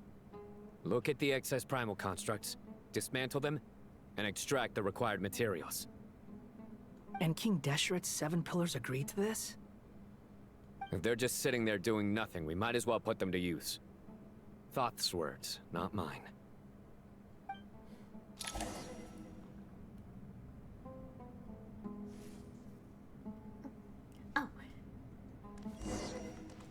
Collect the materials needed from inside a mausoleum.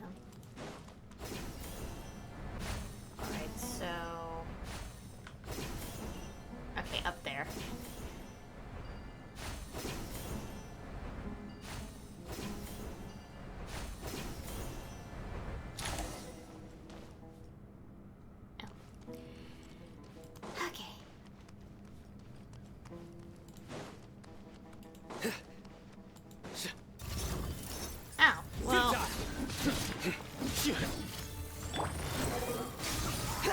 Search for it.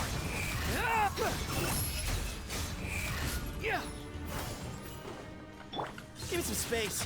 Move or be moved. Destroy these things. It's gonna take a while. Way ahead of you. Nowhere to run. Your sins weigh upon your soul. No, they're invisible. Your penance is due. Wait, where'd he go? Guilty. God. Forgot that they go invisible and you have to use electro to get them down. Your penance is due. Oh. Oh, the items needed for the quest. Alright. Oh, hello, little one. Yarnar helping. That's cute. Alright. Futile. Unsightly insects. Squall and fury. Ha! Cha! Ha! Cha! Yeah! Ah! Ha! Ha! Give me some space. Nowhere to run. Judgment is upon you. You stand condemned. Guilty.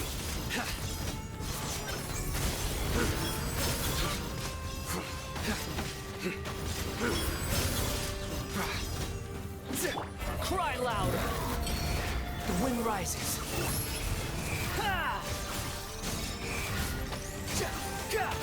These devices should still be usable even though they're broken down. Let's take them back for the others to review. Well, let me go pick these ones up.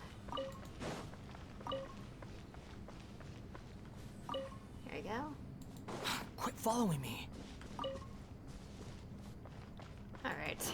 Pick up all these. Now we keep going. Oh, there's another... Too slow. Oh, right. Gotta pay attention to our surroundings because we gotta pick up these things. Looks like the Arnara standing around makes it a little easier to tell which ones I have to pick up. You see an invisible one over here? Not really subtle. Okay then. You. Way ahead. Ow! Oh my goodness. That was some fun. Weigh upon your soul. Your penance is due. You stand condemned. Your penance is due. You stand condemned.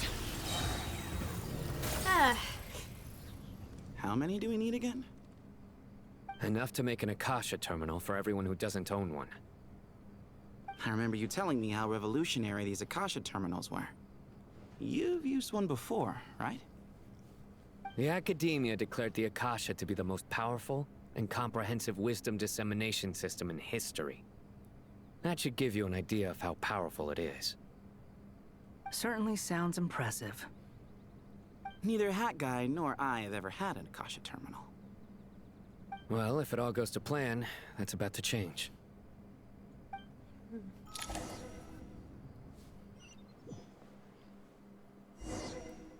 Oh. Guess we're talking to everyone. Oh. Oh, goody! The Thank you so much for handling the delivery. What a long way it was. You've really outdone yourselves. I'm well aware what a bumpy, dangerous journey it must have been. Now, I would have loved to oversee the process myself, but of course, those of us who know the plan can't leave the mausoleum. Oh, trust me, I'm patting myself on the back for my assembly work here. Simply flawless work. But will you really be needing all of this? According to our plan, yes, this is the quantity required. I have no complaints about the quality either. Only the price. So expensive. I heard you covered a lot of the funding out of your own pocket. Oh, that's an exaggeration. The academia provided most of the funds. I just offered a small token of my goodwill. Of course, the real tragedy is how little profit I'm making on this. You know, it's a serious crisis when you can't even make money out of it. It's really quite a beautiful design. And I'm intrigued by how such a diminutive device is able to output the power of the Light Realm. Did you attend the lecture on Light Realm energy, Madame Farzan? I don't believe I saw you there. Of course I attended. I was just a little late, so I had to listen to the whole thing from outside the back door. Anyway, I have a perfectly good understanding of Light Realm, elemental and abyssal energy, as well as the relationship between the three. Good to know. Master told me in private that the conversion process between Light Realm energy and elemental energy involves highly classified knowledge that shouldn't be disseminated too widely. But even so, the scholars still shared said information. Well, you can't enforce a rule that everyone breaks. Is that the idea? At first, the Dendro Archon was reluctant to explain it in great depth for safety reasons. Later, she came to terms with it, and simply informed my master that we would all have to face the question of survival together. To protect someone from such dangers means keeping them in the dark, but for someone to know and embody the wisdom within, they must understand its very essence. It's an information hazard. We're exposed to danger just by knowing the facts. And just like bait, it lures us in by offering us the solution to our problems. But if you're not careful, you'll end up pursuing it down a dark path. A tricky problem. But today, this big problem has been broken down into many smaller, more trivial ones. What do you mean? Ah, I get it. For instance, you and I share secret knowledge, while she and I take on the risks of life, death, and fate. Something like that? Hey, what? That is not what I call a trivial problem. Well, as they often say in Vahumana, an event that is monumental to the individual is negligible in the grand scheme of history. Generally, the fate of the individual is an insignificant affair. Being from Amorta, where the subject of our research tends to be a lot more personal, I have to disagree. It's hard to dismiss the individual as insignificant. In other words, the big problem of survival has been broken down into many small, interconnected factors, and each one of us represents one of those factors. When the same secret is shared with a group of people, the same fate binds them together. Most people would find this unimaginable, but to us scholars, this is the path that has always beckoned to us. Sharing knowledge is a good way to fight against fate. I will always believe in that. All right, I think that's everything. Thanks a lot. But don't go anywhere just yet. I'll still be needing you to calibrate the equipment.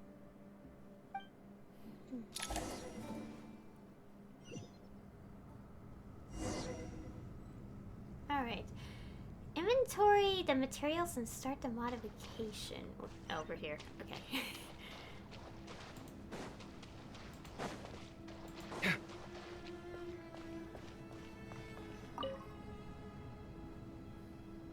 Okay, the materials are ready.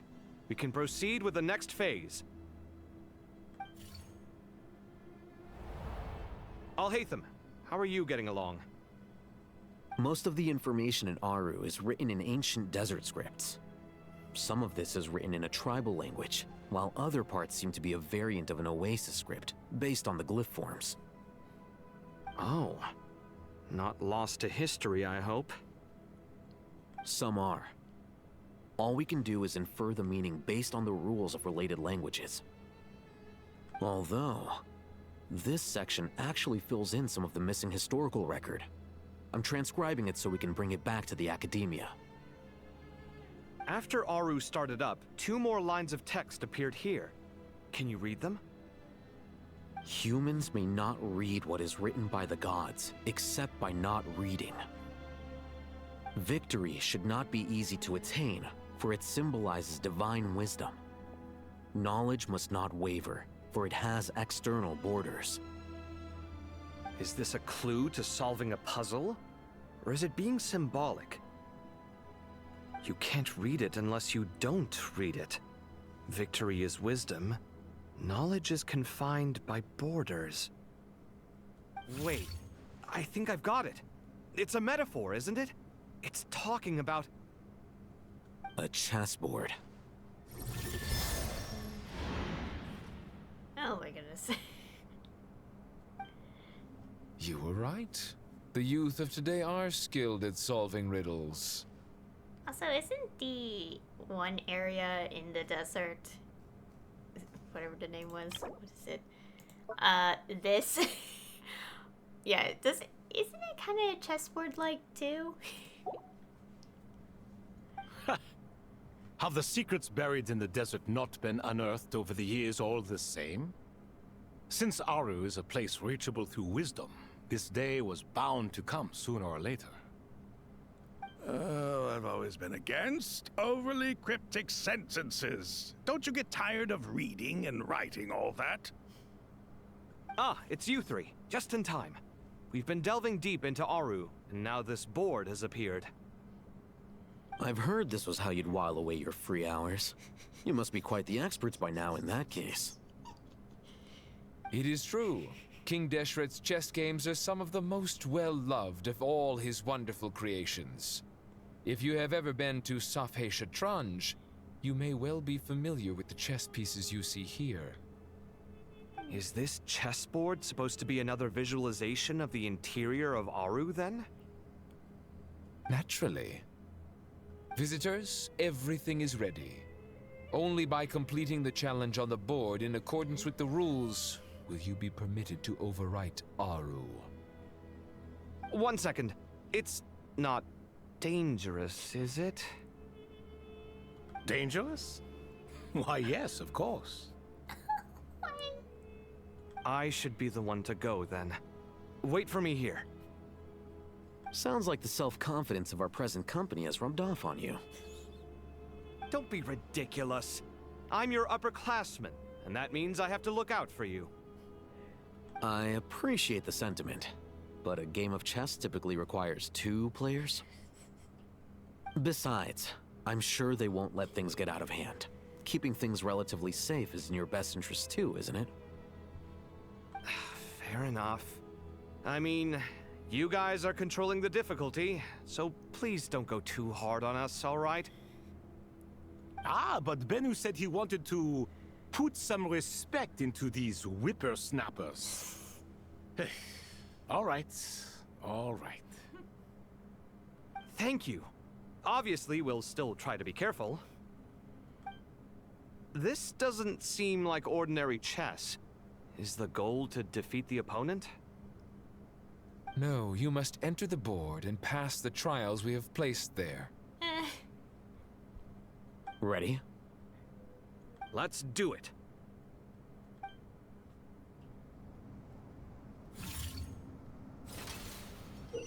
Oh, what am I doing? No.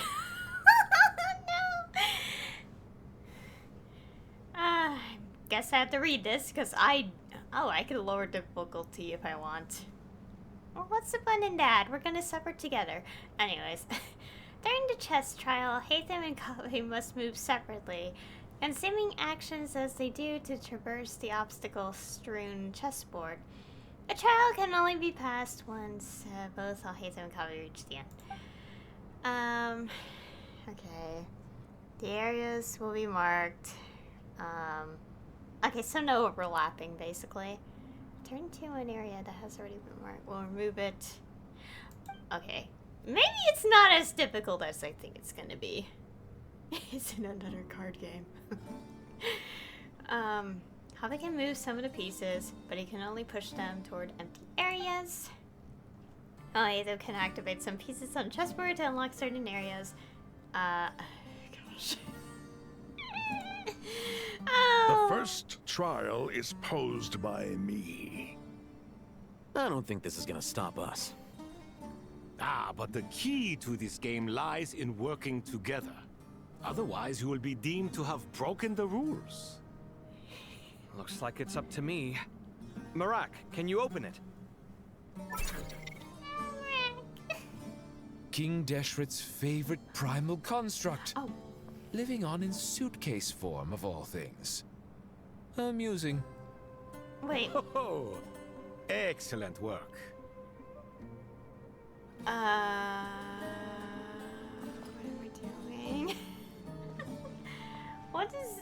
I guess we could just test ourselves and then figure out what we do? I don't know what I'm doing. Right.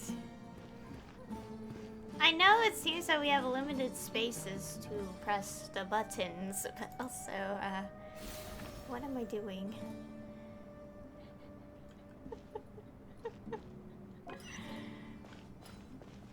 What's that?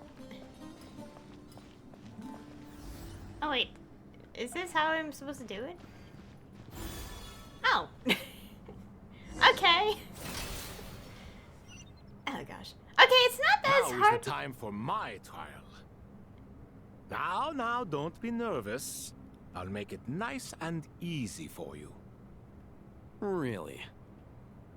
Thanks in advance. We appreciate it. Yeah, about that. There's a lot of things I have to move around and, how? Okay, let's see. I have to really think about this, especially considering how many spaces I can move like. Oh no, sir. And I have to move them both over there! Oh, great. Well, this is, evil.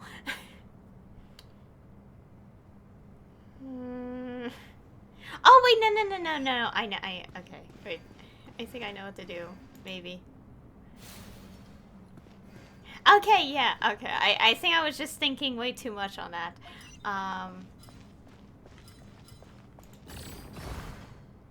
Move it. Wait, I have to go back. I have to move this out of the way. Okay, I understand how this works. I think I was thinking way too hard on this and then got super confused.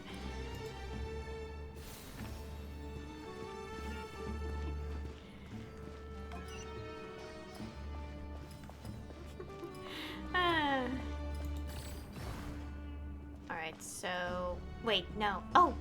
I did it. Wait. Did I mess up? Oh wait, no. Could I move out of the way? Yeah, okay. There you go. I know what I'm doing!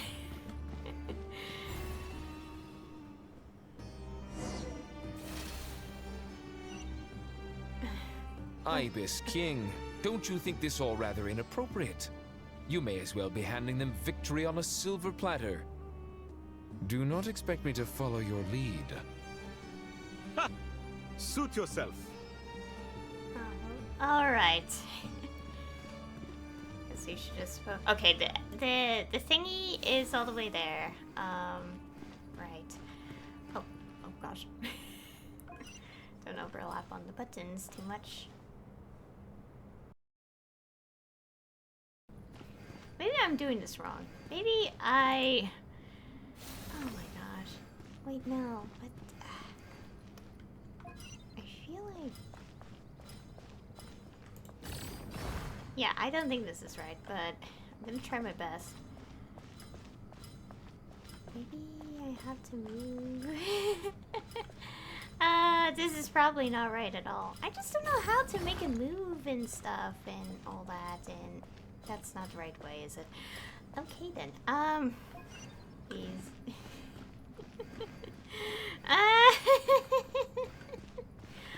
I just don't want to lower difficulty after I finally figured out how any of this makes sense. So, try my best here. Oh, I think I know what to do. We have to unlock this first, and then... Wait, that means I pushed this thing by accident. Great. I'll have to move it. No, I think I know what to do. I think I figured it out. I think I have a eureka moment. Maybe. Why did I do that?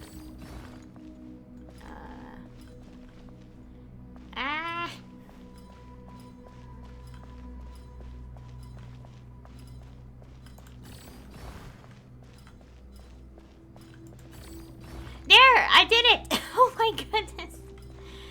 I did it. Oh gosh. I can't sprint. Anyways, I think I figured it out after all this time. Oh my gosh. That took so long!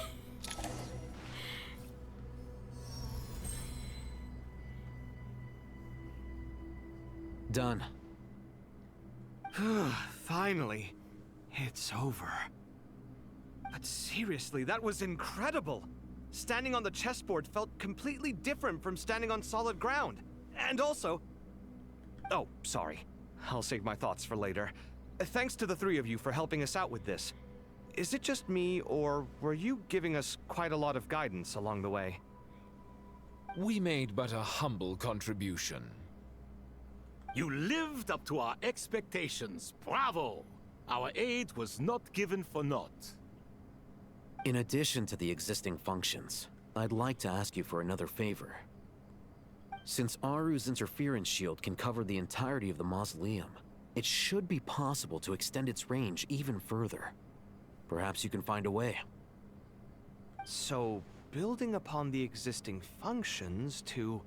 I'm with you! Imagine for a moment.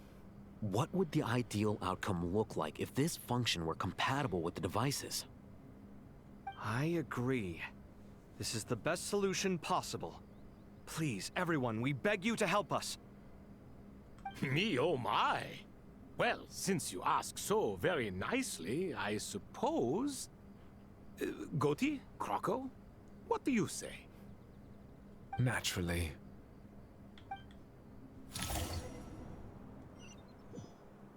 Time to go! Let's go find Nahida!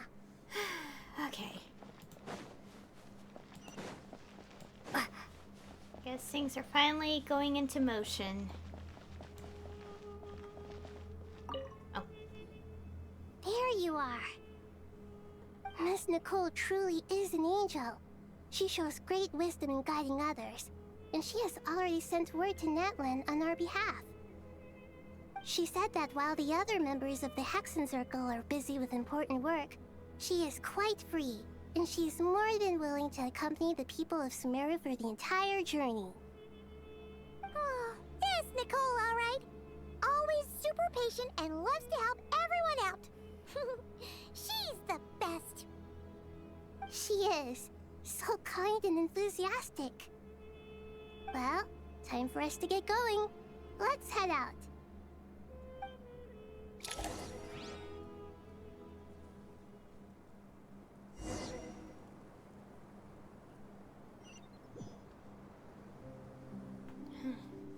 Head to the border. Oh, wow. It really is closed off.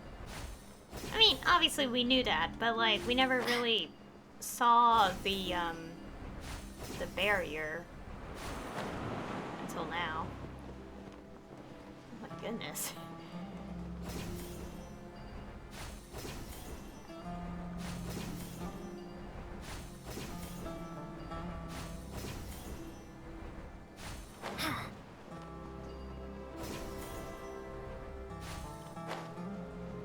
Okay, we just sprint.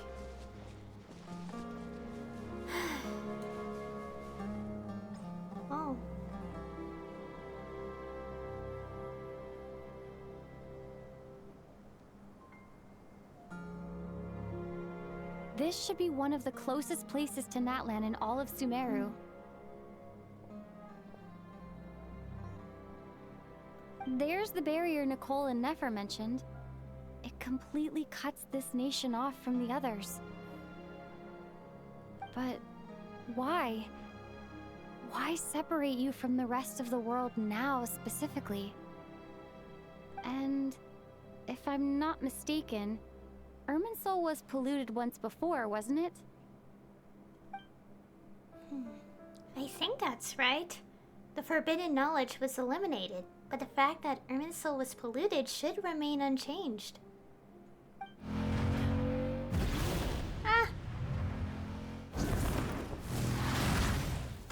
Good question. I'm wondering the same thing myself. That voice. Moika, you got here pretty quickly. Hello, traveler. It's been a while. Hello there. Oh. Hello, Dendro Archon. Moika, I apologize for asking you to meet at the border on such short notice. I also apologize for not being able to greet you in person. The form in which you see me now is one carried by the Traveler. The real me is inside the mausoleum of King Deshret, and I am reaching out to you with my mind from here. Irminsul has been infiltrated by the Doctor. We must be on our guard, as he can spy on information in the world from within the tree. Fortunately, there is no record of the Traveler in Irminsul, and you are still within Natlan's borders. Okay, I see. Interesting. My records will be preserved in the Night Kingdom, rather than the ley lines. As long as the Night Kingdom remains disconnected from the ley line cycle, the Doctor has no way of knowing my movements. Exactly. So by meeting each other in this way, the meeting essentially never happened. No wonder Paimon didn't come. You were concerned that her activity would be recorded by Irminsul. The Natlanese have heard about the situation in Sumeru. With the borders sealed off, merchants have been forced to stop their shipments. It's pretty serious, and you're the ones bearing the brunt of it. I'd like to address the question you raised at the beginning. I can offer a brief explanation, although it will sound rather cruel. I don't reach this conclusion gladly, but Irminsul predates the heavenly principles. It existed long ago, when the dragons of Natlan were at the height of their power. So even when the people of Sumeru became ill because of pollution, it was not a critical issue from the perspective of Irminsul itself. As long as it continues to function normally, the barrier will not be activated. But this time, the Doctor's invasion has directly affected the tree. That is what caused the barrier to deploy. The heavenly principles established a rule that when Irminsul is plunged into grave danger, a portion of power will be reserved to isolate Sumeru. That way, even if Sumeru is destroyed, the outside world at least has some time to catch its breath. We'd certainly need it. The heavenly principles created almost everything that exists in Teyvat today. To them, preserving the existence of the world and its inhabitants takes priority over protecting Sumeru. Meaning, protecting Sumeru now falls to you. Yes. My own power may be limited, especially compared to yours. But that doesn't mean that we're just gonna sit around and wait for the end. If necessary, I will utilize any and every means at my disposal. Nicole of the Hexen Circle didn't say exactly what this meeting was about. But after hearing everything you've said so far, I think I can guess where this is going. That's right. Nahida and I discussed it at length. We both know how presumptuous this is, but... You need the pyronosis, don't you? Yes, you guessed correctly. Right. We need like, the equivalent power to you know, like how the dendronosis was used and stuff. Originally, I only intended to borrow it, but the situation is far graver than I foresaw. So instead, what I ask of you is to please give the pyronosis to Sumeru. Why do you sound so nervous? There's no need to be shy. Surely a gnosis is pretty important to a god. I guess, but it's not as if losing it would suddenly render us powerless. But I'm sure you don't need me to tell you that. With all the nations you've traveled to, and all the gods you've met, you must have realized that by now. As far as I'm concerned, a gnosis is basically an elemental energy enhancer. But I don't usually use it. You know me. I like to think I'm pretty strong without it. Yeah. Not about to dispute that. So you see? You don't need to sweat it. Here, take the pyronosis. Just like that? Just like that. To tell the truth, I've always toyed with the idea of giving it to someone who needs it more than I do.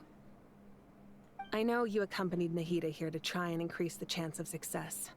It's a good thing you did, because your involvement is one of the main reasons you've managed to persuade me. Are you sure about this? Handing over your gnosis just because of me? I won't try to quantify it, but trust me. Handing over the gnosis to Tumaini is far from the craziest idea I could think of. Besides, even if you hadn't come here personally, I think I still would have agreed to Nahida's request. Irminsul doesn't just affect Sumeru. It impacts all of Teyvat. I know all too well how difficult it can be to protect the things you care about. So logically, morally, or however you want to cut it, helping you is the right thing to do. You don't need to tell me the specifics of your plan. Where the Gnosis is involved, the tighter the secrecy, the higher your chances of success. Moika, my heartfelt thanks go to you and the people of Naplan. Don't mention it. But now, for the hard part. How do I actually give it to you? The Irminsul barrier is right in the way. I have an idea.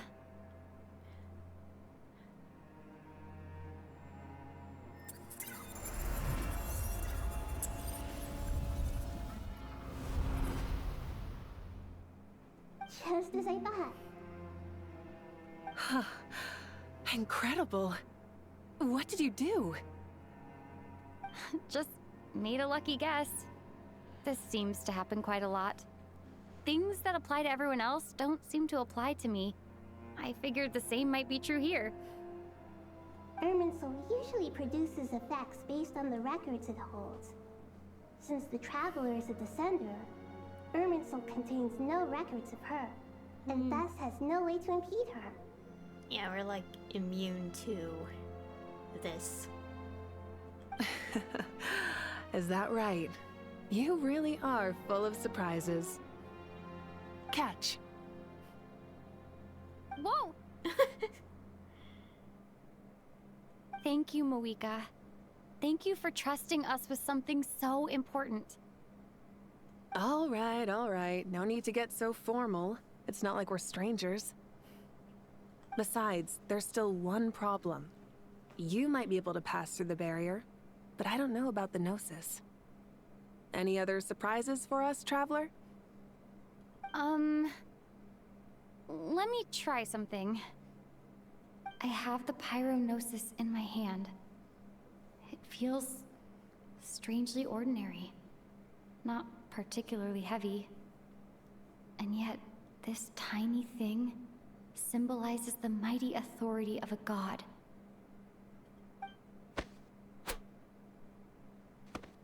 I need to think hard about my memories of Pyro. My memories of journeying through Natlan. All those important experiences I've had.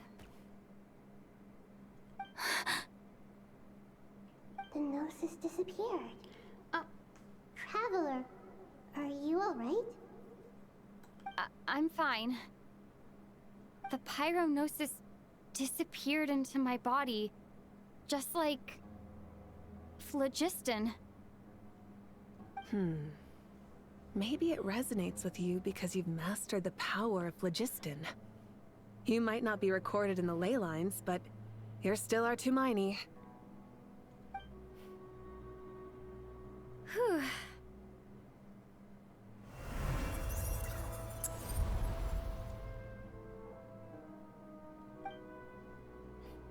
Amazing. I made it back through with the gnosis. Please allow me to express my gratitude once again, Malika. Pleasure. Well, I've given you all the help I can. The rest is up to you. Good luck. We won't let you down. Yeah, we aren't about to lose.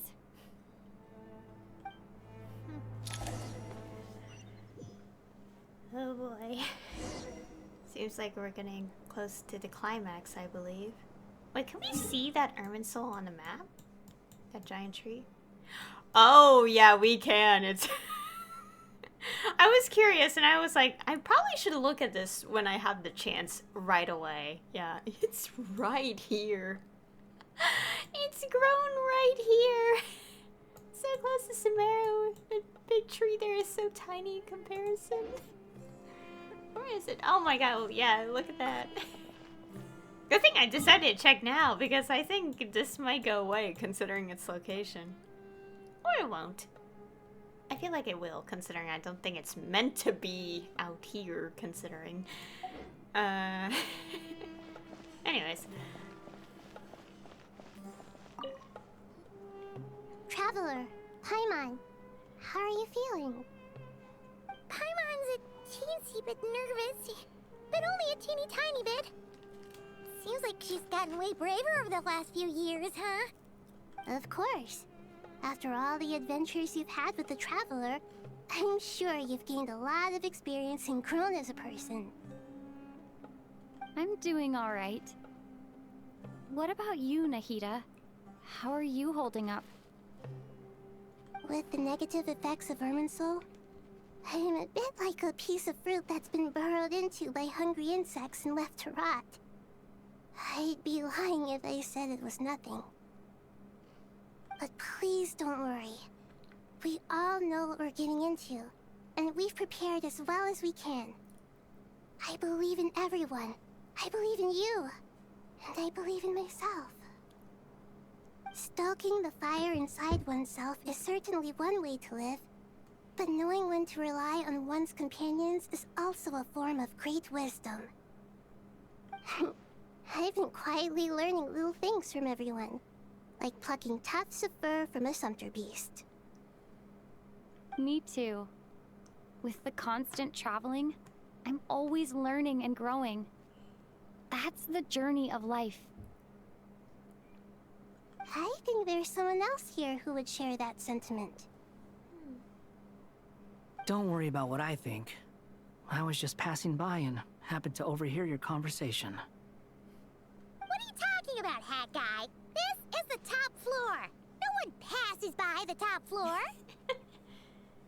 Says who? You can fly just like I can. I would have thought it makes sense to you of all people.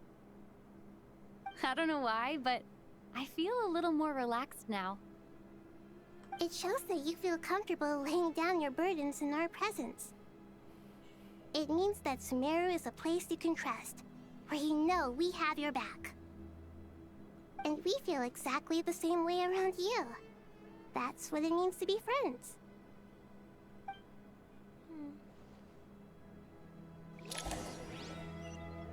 Oh. What are we doing now? Take a walk around and see what everyone's talking about. Feel free to mingle if you'd like some time to catch up with people. Just remember to get a good night's sleep when you're done. Tomorrow is a very important day. Alright. Take a walk around. Obviously, we will do that. I'm guessing that's... Wait. What's this do? Go else, please tell me that's like... I think it'll just take me down? Man, I wish it tells me what those points are on the map.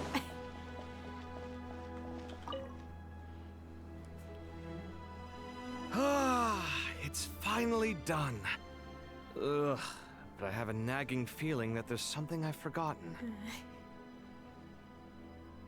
Oh, there you are. Everything wrapped up on your end?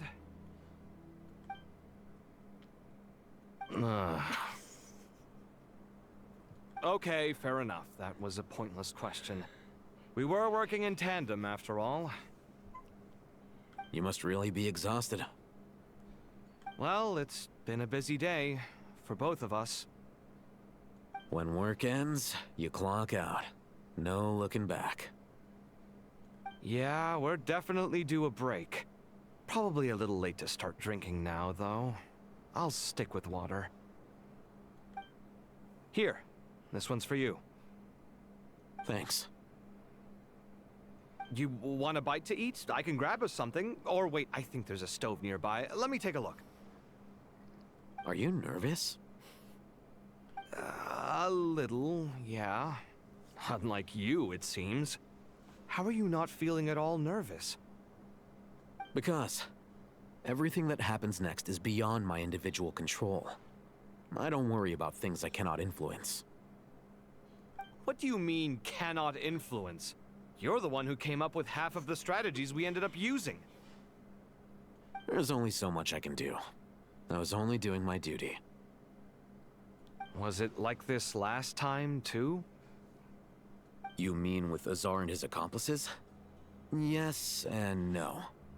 The situation back then was easier to control, but we weren't as prepared as we are this time. So the enemy is stronger, but so are we. I still vividly remember the way you interrogated me in the library after the fact.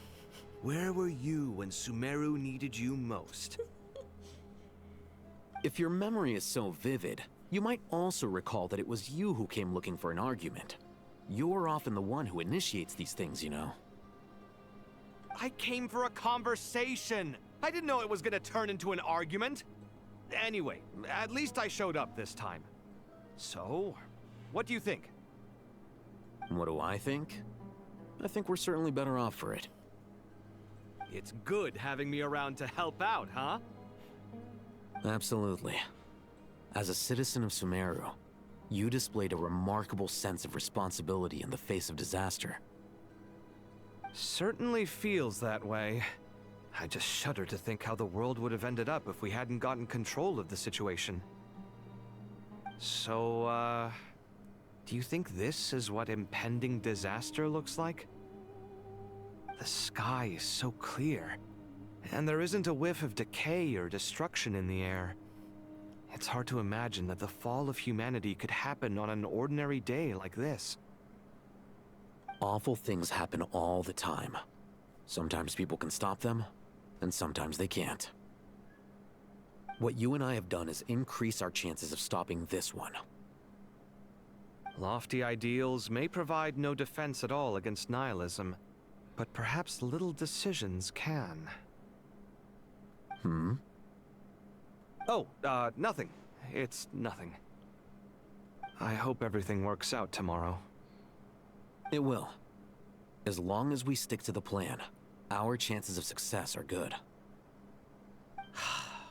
It's really strange. You're my junior, yet you always seem to act more like an upperclassman than I do. I think it's mostly a matter of temperament. Ugh. Walked right into that one, didn't I?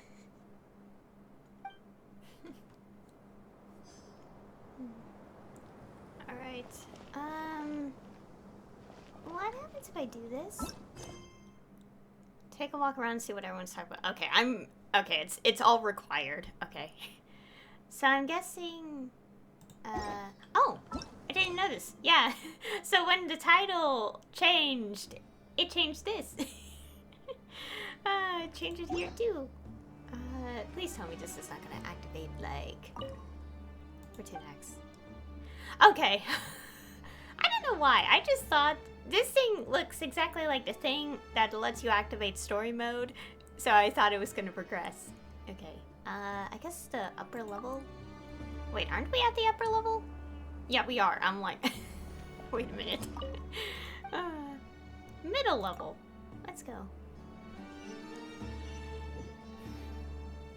I feel like I think way too hard on these things, don't I? It's fine. It's normal.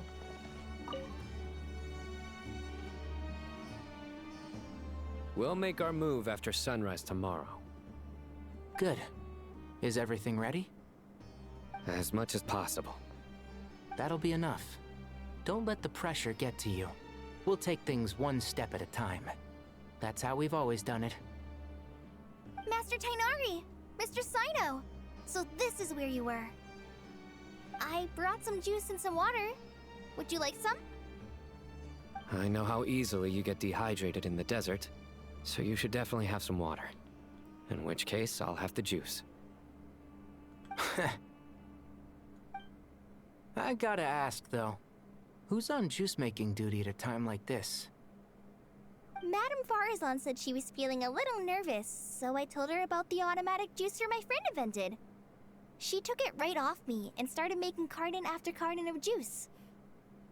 A juicer? Did Sucrose send that to you? Yeah, I hadn't had the chance to try it out before this incident occurred, but I couldn't bear to leave it behind in Gandharville. The juice is very sweet. I think so too. Kale, how are you feeling?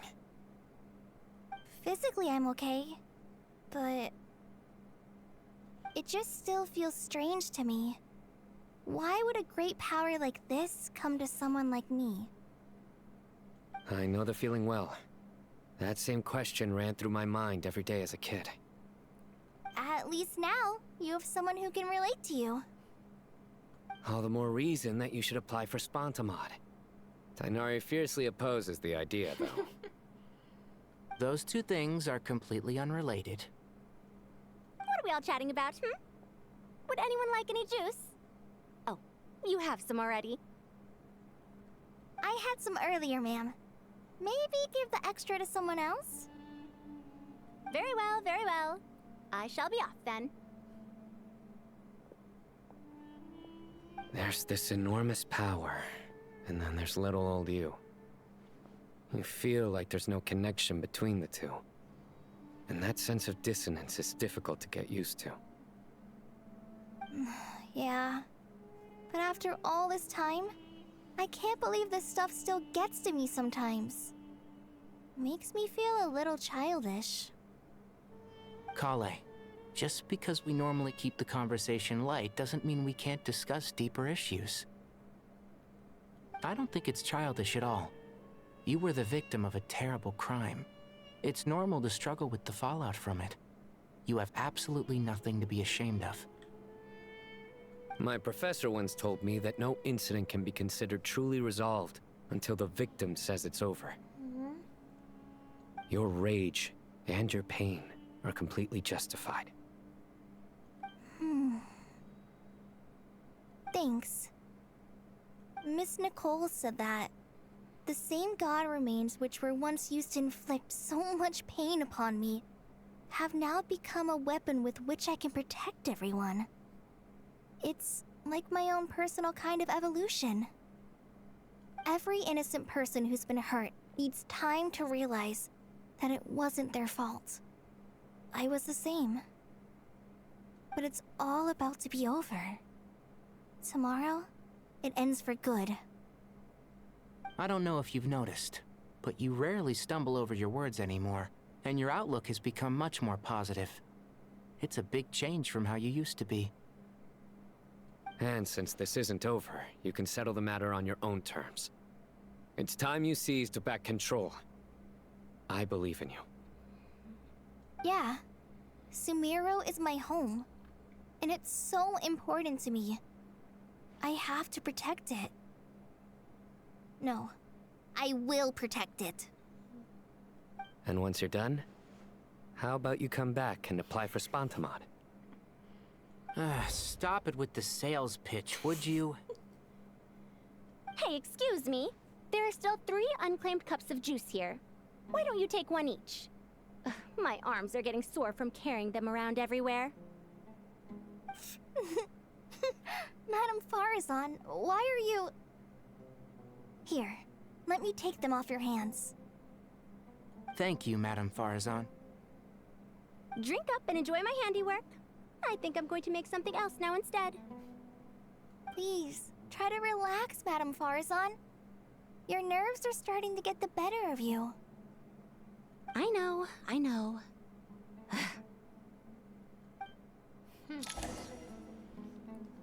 Aw, love to see that character growth from Kale.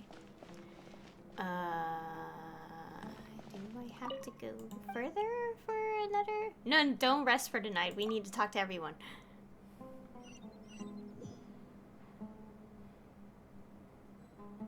Ah, okay, here.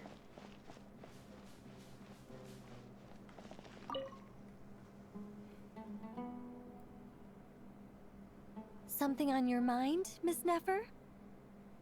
Nothing in particular. It's just... right now, the future feels strange and unfamiliar. But the future has not yet arrived. How can you say how it feels? Some people know that there's an impending disaster. Others remain blissfully unaware. Each group is imagining an entirely different future while walking towards the same one. But when they get there, they'll still find they feel differently about it. People are shaped by their circumstances. Different circumstances create people with different perspectives. I've always found the perspective of the Vahumana Darshan to be a particularly incisive one. Even at the height of the crisis in Nodcry, people held diverging opinions. But things are different this time. Indeed. Regardless of faith, gender, wealth, skin color, or eye color, everyone in Sumeru knows what will happen tomorrow. The world has never been an especially fair place. Yet now, against all odds, a moment of unprecedented unity and equality is about to take place. It's fascinating. If only my father could have lived to see this era. Era. To me, that term represents a much greater span of time. It can be an unsettling word. I would even say I'm afraid of it. Do angels even feel fear? Yes, at least I do. I fear the gap that grows wider with each passing day, and the never-ending flow of time. Time renders all memories insignificant, and reduces all splendor to nothing. But those memories are the one thing I do not want to lose. You're very human in that regard. If angels draw too close to humanity, our wings burn away in the bright flame of awareness, and we fall to the earth. After spending so long among humans, I have lost much of my former glory. Maybe that's a good thing. You're more human than some humans are. I've been talking to Kale a lot in recent days. We seem to be in completely opposite situations. I suppose that makes us good case studies for comparison. Case studies for who? Myself, I suppose. After comparing the two of us, I suddenly discovered that I desired more than before. It was a gentle, pleasant sensation. Just as most people pursue glory and miracles, I too am pursuing miracles of my own. Guiding humans to make the miracles in their hearts a reality, that is my miracle. It doesn't sound so bad, does it?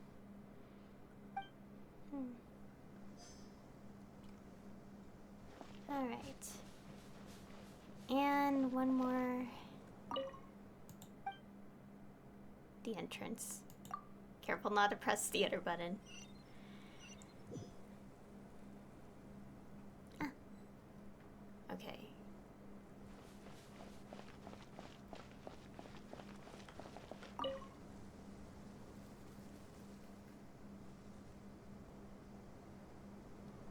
Look at the time. I should head back. I'm so sorry. I was in a hurry and didn't look where I was going. Are you all right? I'm fine. Wait, you're... Have we met? Not exactly. I think we may have crossed paths by the house of Dana before. Oh. Ah, you're Hat Guy! From Vahumana, right? You recognize me? The clue's in the name. Mr. Hat Guy. Fair point. It's getting pretty late. What's keeping you up? I could ask you the same question. If I'm not mistaken, all the workload for the Ratawa Histarshon wrapped up a good while ago. Well, I have something of a background in Satyavada life, so I was helping the Dendro Archon make some preparations. But I must have lost track of time. Did you find the experience enlightening at all? Honestly, it was tedious and uneventful at first. But eventually, I think I did sense some profound truths. But they also brought a lot of suffering with them. I was told that I even shed tears while I was meditating, though I have no idea why. Sorry. I hope I'm not scaring you. Not at all. It just proves you're very accomplished in your research. Good night. I wish you all the best for tomorrow. Thank you, sir. You too.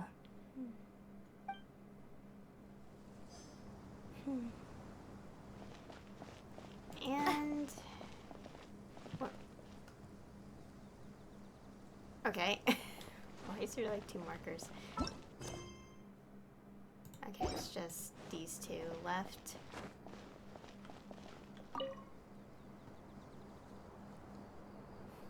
Too bad we've got a fight tomorrow. I could really do with a stiff drink. Let us pray instead. Prayer. How nostalgic. Lord Sangama Bay. Came to get some fresh air too, did ya? That's right. Actually, I was hoping I might run into you, Dia. I wanted to let you know that I've stocked up on that perfume you said you were so fond of. No, really? I'll take 2. Any chance of a friends and family discount? I knew you'd ask that. And I'm afraid to say that... Surprise! It's free of charge. That's very generous of you, Lord Sangama Bay. Does this mean you've made a fortune in Nodcry? Nope. Turns out, it's not that easy to turn a profit there. I even ran some assorted losses. But anyway, that has nothing to do with why I wanted to give you and Dia a small gift. Remember that merchant caravan you 2 rescued in the desert last month? That was transporting my goods! No way! I had no idea that was your shipment. Explains the, eclectic mix of goods, though. Lord Sangama Bay's investment in the desert and generous stockpiling of goods has helped many people over the years. The shelters you funded especially have made life a little easier for the children and the elderly. Wait, how did you know about that? Oh, I see. Nefer told you, didn't she? Ugh, that pesky lady. Aren't intel brokers at least supposed to charge for divulging people's secrets? She and Candace go way back. It's normal for close friends to share things you wouldn't tell to everyone else. Sure, but why did they have to be things about me? That's how Nefer shows that she cares. She wishes for all of us to know what a generous person you truly are. It must be hard trying to make a living far away from home. Just because we can tell what kind of person you are doesn't mean everyone else can. maybe her intentions were partly good, but I don't think that's the full story. I'm sure she enjoyed knowing how much it would annoy me. I'm telling you, Nefer's got a mean streak. Definitely with you on that. Does praying help you stay calm? Defending one's home is a just cause. My heart is filled with a mix of anger and hope. Anger. You know, being able to get angry is a good thing. It shows that you're in touch with the real world, and that you have the passion to pursue something you believe in. My lady, what are you doing out here? Just taking a walk to clear my head. Look where I ended up. Were you praying just now? Oh, it's been so long since we've last seen her. Yes, Miss Dunyarzad. Would you like to join us? Come on, it's fine. She won't mind who you pray to. Oh, then sure. I remember you, Miss Dunyarzad. You visited my shop before. If I recall correctly, the god you worship is the Dendro Archon, correct? That's right. She is such a gentle and kind god. But to me, she is more than just a god I worship. I see her more as a friend. And so do many others. She's not some almighty god who reigns on high, but a genuine friend. Agreed, agreed. She's a wise teacher and a good friend. I spoke with several people during the evacuation. Everyone's aware that tomorrow's battle is one that ordinary people can join too. A battle to fight for our friends and our homeland. Oh, it makes me glad. I can finally do something for those who protected me. You've grown so much since we first met. Oh, a compliment? Ooh, more please. Thank you. My lady, you've always been a remarkably strong and ambitious person. It's indisputable. And that's not just a compliment. It's a statement of fact. What are you praying for? Our beliefs may not be entirely the same, but we both wish for the same thing. I pray that everyone will rise to the challenges ahead and return safe and sound. I pray for the safe return of all my companions.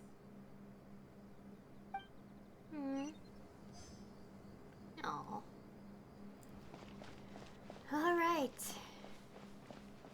What's it telling me up there? Well, I guess I could go up again and double check. Though there isn't really anything. If I end up missing like tiny dialogue, that's okay. It's already a really long stream. And also, I'm pretty sure anyone watching this is just curious about people's reactions, so... There's plenty of other things. Anyways. I'm directly on top of it. Not my intention, but okay. Rest for the night. We are done. Alright. We're about to embark. Truth amongst the pages of Piranha. Is what this part of the quest Time is to go! called. Oh. Let's meet the others at the mausoleum of King Deshret. Yeah, the entrance specifically. Nahida!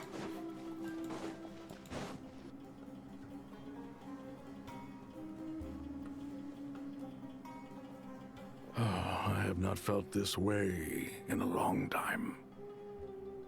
Standing up high, gazing out at the rolling dunes. One cannot know what freedom truly means without first losing it. The golden slumber truly lives up to its name as a dreamland. Though desert sands exist there too, no mirage, no matter how glorious, can compare to true beauty. Dendro Archon, what is on your mind? I was wondering whose counsel I should seek on the questions in my heart. What kind of questions? So many. More than can be put into words. As I once said to a friend, we look, we see, and we comprehend. But the question still troubles us. What are the many disasters that this world faces, but the sum of all irresolvable questions? The biggest question you should be asking is how to seize victory. Yes. Although, I would express it differently. I must not fail. And so the question I am most curious about now is whether the path to victory will be an arduous one. What we declare to be a young sapling, we may, in fact, find to be a towering tree, if we would only cast aside our ignorance and look beyond the veil of time to see her true form. Nahida! We're here! Just in time. My preparations are almost complete. Ready when you are. We're here too. Miss Nicole! Miss Nicole! You run so fast! I thought I'd get a lot of exercise as a forest ranger, but I can barely keep up with you. Sorry, I got a little carried away. Lesser Lord Kusanali, the equipment is ready, and the modifications to Aru are all complete. As discussed during our meeting,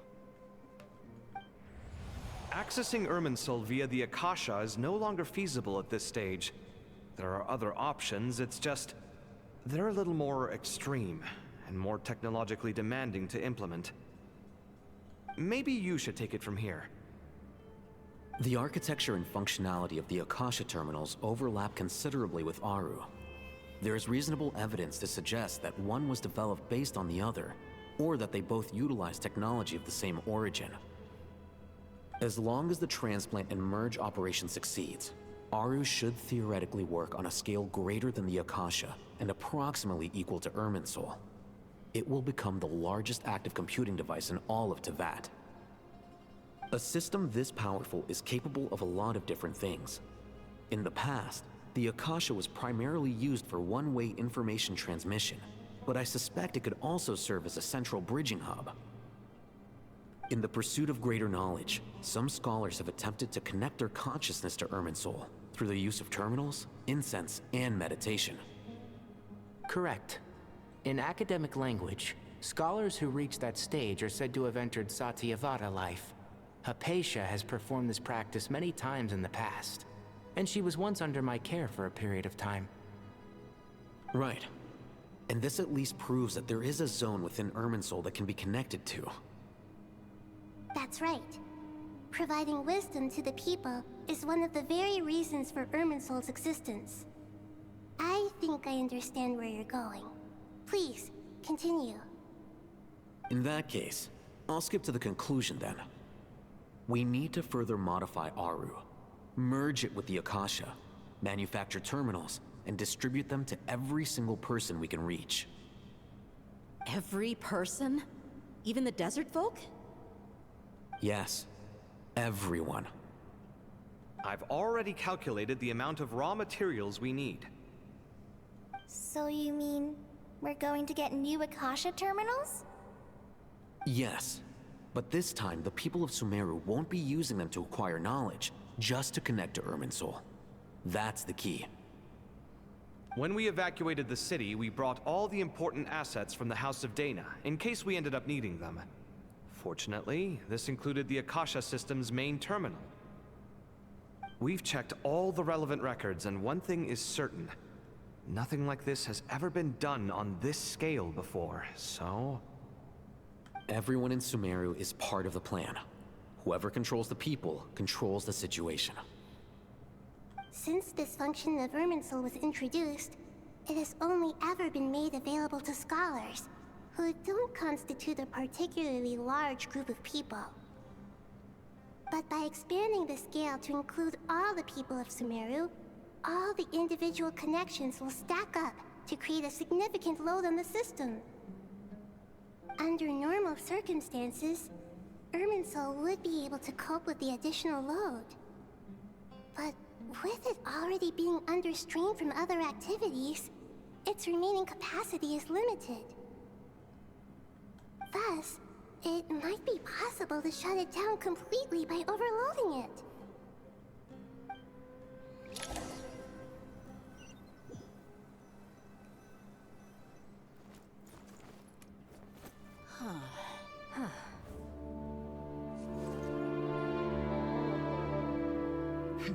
Counting down. 3, 2, 1. Are you ready? Ready.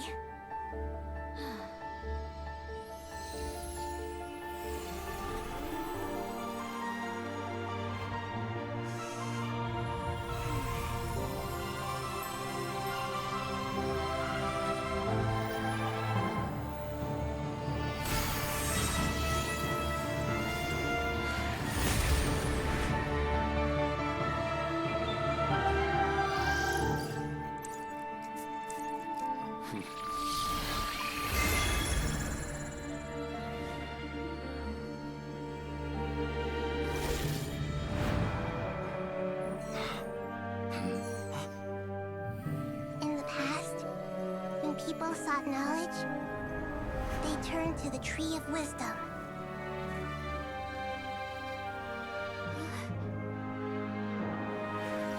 Today, we use it to save Sumeru and the whole world. These boughs that nurtured learning must not become tools for destroying the world.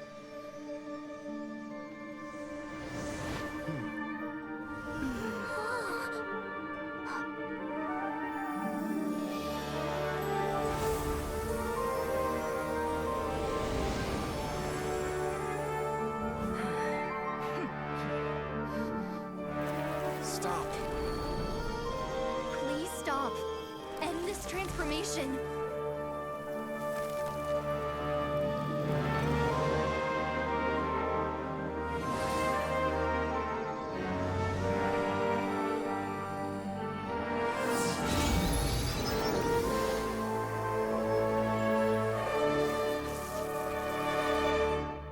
You would shut down Irminsul just to stop me? You fools. I have all the time in the world.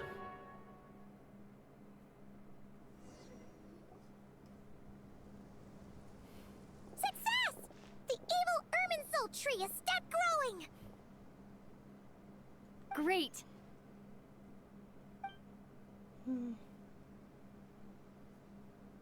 What a display of true courage! The courage to think and the courage to act! I never thought I would witness the shutdown of Irminsul with my own eyes. Perhaps this is human wisdom in action? Indeed, only humans could do such a thing. Gods are few and far between. What was once created for spreading knowledge is now used for another purpose. A rather ingenious plan. I am grateful to you three for your help. Only thanks to you were we able to extend Aru's interference capabilities to cover all terminals. Now, nobody who wears a terminal will have their activity accurately tracked by Irminsul. No matter how many eyes Dottore possesses, he will not be able to see us clearly. Now for the next step. I will need the help of your supreme powers once again. How might we be of service, Lord of Dendro? I need to reach the Eternal Oasis immediately. Right now? In that case, Ibis King, would you agree that this is a fine opportunity to dust off our old tricks? Never. I assume you have that chess set with you? You mean the one you gave to me as a gift? Asking for it back, are you? How could I? You misjudge me. I just wanted to show you another way you can use it. Connect to Safei Shatranj.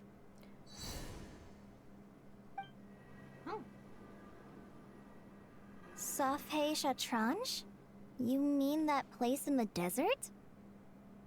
Thoth's chess set gains its power from the chessboard laid out in the desert by King Deshret and ourselves.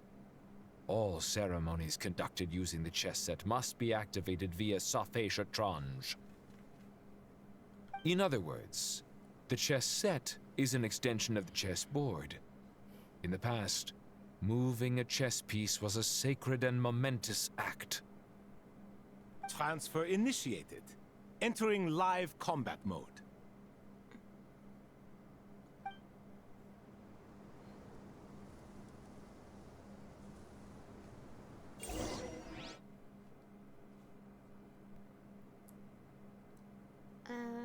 Oh, there you go.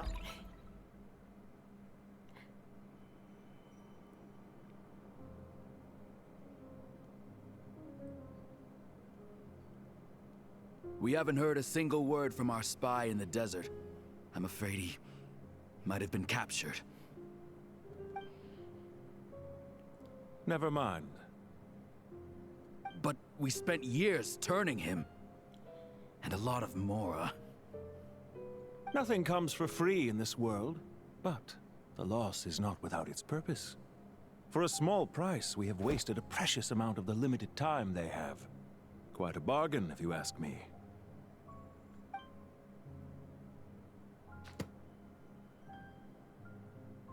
Understood. Weighing profit against loss is a necessary part of life. But to tell the truth, I have been operating at a loss since this all began. Since many centuries ago, in fact. For instance, why would a banker act as the executor of a will? If you hadn't deposited your personal belongings at Northland Bank, I would have no reason to be here right now. There he is. Yeah, it's him. Dottore, I've placed your final data backup into the ley lines as per our contract. I trust we are now square for the safe deposit fees you paid. Is it not a little petty to split hairs like this, given our amicable relationship? I consider sound bookkeeping a matter of principle. Do not forget that you only live to see this day thanks to me. In fact, every day of your life since you met me, you've been living on borrowed time. Why, that's hardly a fair assessment. I will concede that my survival was perhaps at your whim, but I became a harbinger on my own merits. Oh. Managing money is not like other professions. Mine is not a role I could have acquired based on your recommendation alone, and certainly not one I could have lasted so long in without genuine ability. The information stored in the ley lines is quite comprehensive. Rest assured, I have not forgotten how strong your pride is. Well, I presume you have no sense of fragmentation while talking with me. How could anything possibly go wrong with such strict measures in place? The remainder of your soul was split in two, with one half sent to Nodcry and the other stored in the most secure vault of the Northland Bank. Though I must say, your disdain for the other segments is quite amusing. Zandik is you, and you are Zandik. Zandik created the segments, yet you, a segment yourself, reject him. Oh my gosh, his eyes. That is, Zandik, created segments of various ages in his later years. To achieve this, he had to freeze time and part with a portion of his soul. But as constructive as it sounds, it erases my uniqueness. If each segment is equally me, then by the same token, none of them are truly me. a soul living forever in the past, inevitably holds different views than he did in his later years. The same thing that completes me also restricts me. You too might ask yourself which stage of your life you want to be preserved at. The day your business failed? Or the day you were framed by a gang and sold off to a medical lab as a test subject? We needn't dredge up the past. This undesirable plan was eventually scrapped.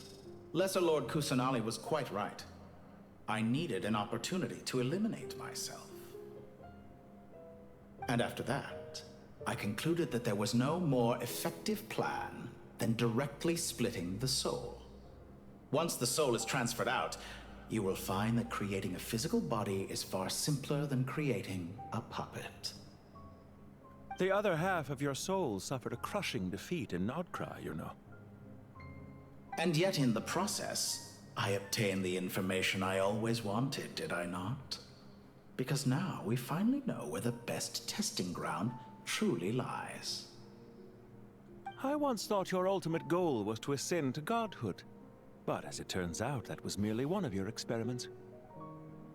Experiments take many forms. Most people are too eager for success, too fixated on the end goal. They forget that the experimental process itself is just as important. A suspiciously vacant seat, a new face. I trust you can put two and two together. The reason it doesn't exist is because someone tampered with the record. I think I know what they're talking about in this specifically exact moment right now. What can I say? After all your efforts, you really did uncover the world's secrets. So, is the new world you promised a lie? No, it never was. I am glad to be able to control Irminsul from within. Now I shall attempt to create a new world inside the existing one. Almost everyone faces the prospect of death, but not a single person has ever been able to experiment unrestrained in the afterlife through sheer force of will. I am the only one to have overcome this enormous challenge. Would I not be letting the world down if I didn't make the most of the opportunity to experiment? Clearly, the dividing of your soul did not affect the magnitude of your ego. Out of all the versions of you that have ever existed, this you is the most insane and the most radical. Is that why you chose to work with me? Which was it then? My insanity? Or my radicalism? Could I call myself a venture capitalist without a suitably ambitious plan to invest in? Yours happened to fit the bill quite perfectly. Well then, I must say, while I am surprised enough that you showed up at all, what surprises me more is that you chose to present yourself as my former subordinate, and not as the banker Pantalone. Why make things harder than they need to be? Exposing my true identity in a situation like this would only serve to destroy diplomatic relations between Snezhnaya and Sumeru. I daren't imagine the consequences. Showing up in the name of the original antagonist gives you the recognition you rightly deserve, while also being sensitive to Snezhnaya's predicament. It was an easy win. As for why I'm here, if you're suggesting that your credit is in the negative, I won't argue with that. Many people say that about you. I'd argue that a significant factor in your willingness to cooperate is the fact that you have but a few years of life left after my death. Living and dying together has a way of binding two parties together rather closely. Is it not true that a relationship should be judged by both the positive and negative returns it yields? So some of what I said actually made it into your head after all. It's true that I hope you don't die too soon, but don't you find that a strange thing for me to say? After all, you've already had quite a long life. Especially for a human being. Let's not pretend that you're any more innocent than I am. Are we not the same in this regard? We both despise the existing laws of this world, and neither of us enjoy being under anyone else's control. Is it really so greedy to want the world to operate by a new set of rules? Of course not, my dear friend. And as I've said before, mutual interest is the foundation for the most reliable of relationships. You can attest to that. I just hope there never comes a day when I have to work too hard to prove that. Regreater, sir. People have been spotted approaching Sumeru City. How strange. Despite your access to Irminsul's data, it appears the soldiers noticed before you did. They must have found a workaround. Well, Dottore, I trust you know what this means. The fact is... They're coming. They'll breach the city gates any moment now. But even so, I would say Irminsul is a wonderfully convenient thing on the whole. If you do manage to create a new world, perhaps you could plant one outside my office, too. I'll consider it. What do you need me to do? Stall them? The experiment will take time. Stall them for as long as possible. Very well, but you're really asking for the moon here. Have you heard this story? There was once a guilty man, kneeling in the center of a church while an angry mob outside waited to bring him to justice. He pleaded with the gods, begging them to grant him one final request, the chance to finish confessing his sins before he was sentenced. Many suns and moons passed, seasons changed, and still his confession continued, as if he intended to speak until the end of time. Are you suggesting I worship you as a god? Or were you hoping that I might confess my sins to you? Certainly not the latter. That would make my life miserable indeed. What the heck is happening? Why am I given options? Speaking of gods, also about your recent situation, now that it... Oh my goodness. Right. I guess I could just click them down the list. I don't know what I'm doing. I will say though, this entire conversation is a lot to process, but I think what I can gather is that they discuss how Dottore is still here in a way, despite what happened in Nodcry.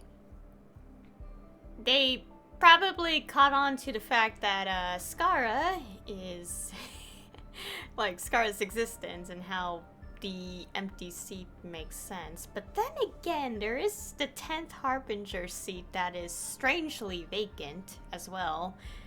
But I think they're specifically talking about the 6th seat because Skara messing with Irminsul caused, you know, that absence as well. Yeah, there's a lot to process, but I'm very intrigued. I guess the Dottore's situation is a bit strange, considering he did make clones segments of himself.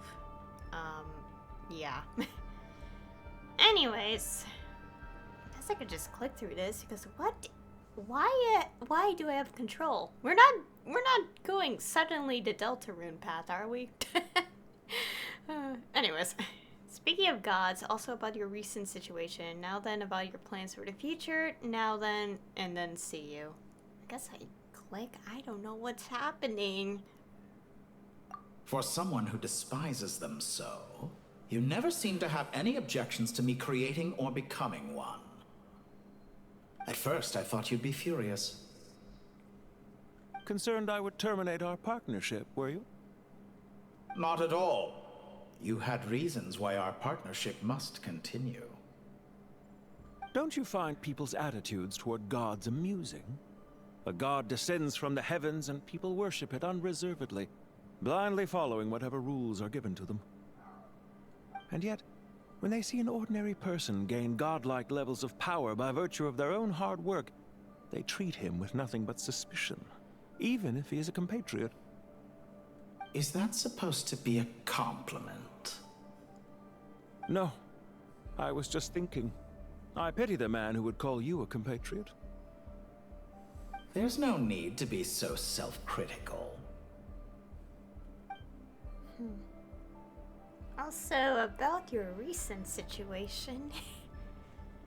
I know it's a little late in the day to be asking this, but how have you been keeping? I'm flattered that you would take the time out of your busy schedule to consider my well-being, Doctor. The part of your soul that went to Nodcry caused quite a stir, sending our organization back to the drawing board on numerous fronts. It was quite a headache for everyone involved. Dear me, I must have caused you no end of trouble. You certainly did. I had the rare honor of being summoned before the Tsaritsa with Pulcinella to answer for myself. A terrifying ordeal. Don't worry, I pulled through. At most, it's a public relations nightmare. I made sure of that. Now I'm curious. How did you explain yourself? Oh, it was quite simple. I just pinned the blame on someone who wasn't there to defend himself. I could hardly be expected to defy the demands of someone as insistent as the Second Harbinger, now could I? How you slander me. You know full well that I am perfectly amenable to reason. There's no question that you are partly to blame for the ruin of my reputation over the years. Now then, about your plans for the future. Do you have anything lined up for when this is all over? Hard to say. Field work always takes quite a toll on me, as you know. Once I'm back at Snezhnaya, I'll start with a well-earned cigarette. Why are you so eager to ruin your lungs after I went to the trouble of replacing them for you? Gosh. If you have an issue with it, feel free to try to stop me. Okay. Now then. What's on your mind? The limits of humanity. It's a pity. Despite running countless calculations, I find there is simply no way to reduce any further the amount of one's soul required to sustain an individual. It's rare to hear you admit to being unable to achieve something. I beg to differ. For instance, as I've told you before, the original me was prone to motion sickness and couldn't make long train rides. Ah, yes, of course. One of the reasons you often sent yourself out on errands. What are you thinking about now? A new experiment. In the event that my soul was depleted, say we extracted my data from someone else's memories, yours for instance, and then combined it with your intact soul as the base material, what would we create? Such a scenario would be impossible. Oh? As long as your current soul survives, there will be no need to create a new individual. Don't forget, you were the one who approved of the present situation wherein only one Dottore remains. And if you ceased to exist, who would be capable of performing this experiment?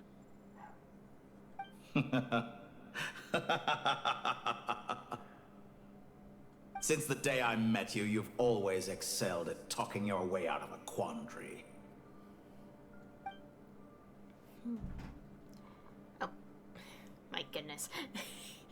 I don't know if you guys have been hearing things in the background besides me nibbling on food, but, oh my gosh, my dog. He keeps barking, and I don't know why. Someone else is home, so that's why the dog is not really barking. Anyways. This is an interesting situation. Anyways, I guess we click see you. Isn't it a little too early to be saying goodbye? Not that I wish to keep you from your business, of course. Very well. Let's leave the conversation there for now.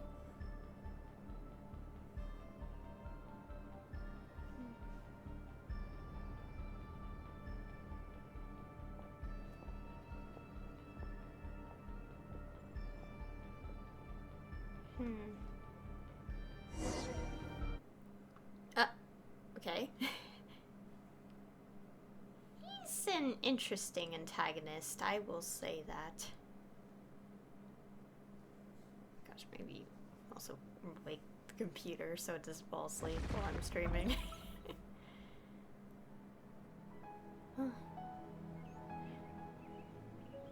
The power of King Deshret's 7 pillars is truly remarkable. With just a chessboard, you can move an entire unit across the material plane. Yeah, sets us up for a much easier fight. Really makes my day. The last time we stormed the city, it involved a lot more running around. I wonder how many people can say they stormed a city twice in their lifetime. I was just thinking that. I've definitely had more than my fair share of unusual experiences in my life. This is my first time here, actually. We never usually leave Gandharvaville. I hope this will be my last time. Does everyone have to chime in? Can't we just fight? What an amusing comment, my dear lady. Yet humans often alleviate tension via small talk, do they not? Whoa! Why is Candace's shield talking? Because the image on her shield is one of me. And I, of course, can appear wherever I wish to.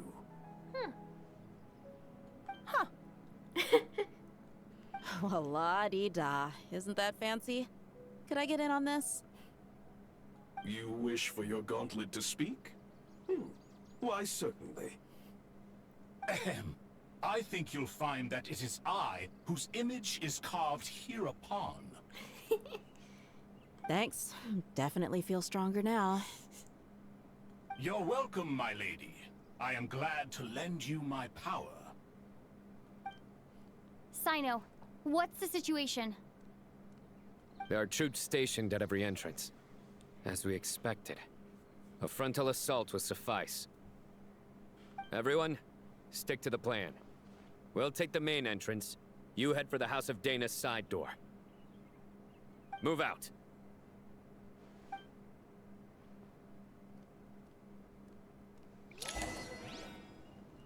Alright. Oh, we have these characters as a team. Head to the port. Oh yeah, look at the map again. Yep, the giant Irminsul tree. Oh, okay, that's not supposed to... Ignore that. Out of my way! Take this! Oh.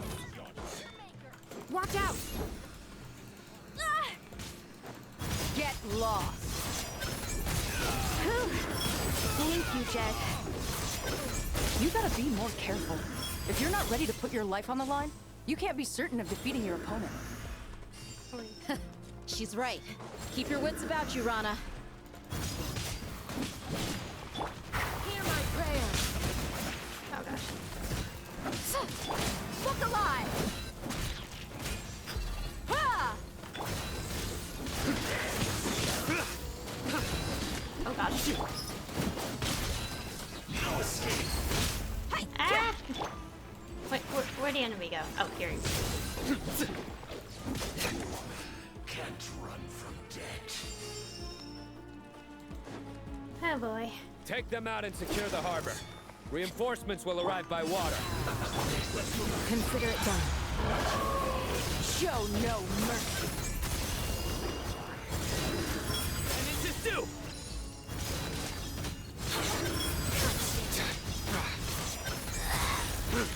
Guilty! Winter shall eventually We're going this way.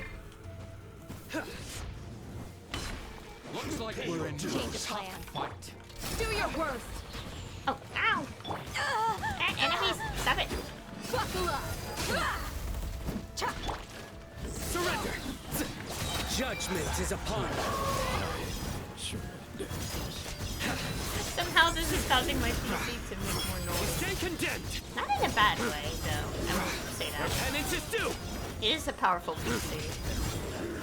Guilty! Let's get it on! Hi! Cha! Nowhere to run! Intel.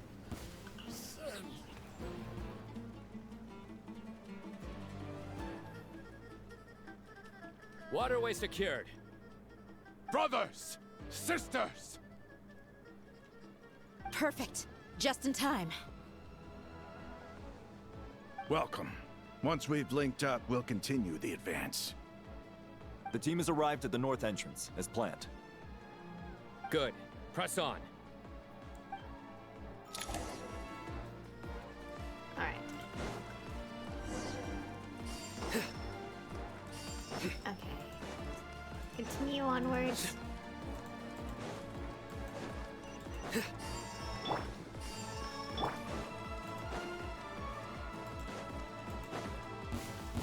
Oh, we got ourselves a trash here to play with.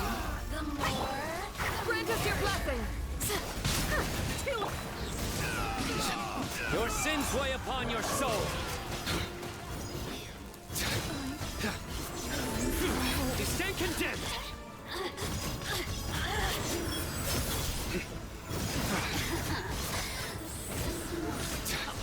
There's more of them! Your penance is due. Let's get it on! Yield! Judgment is upon you. Didn't take too long. Okay. Oh gosh. Guess it's just... Never mind.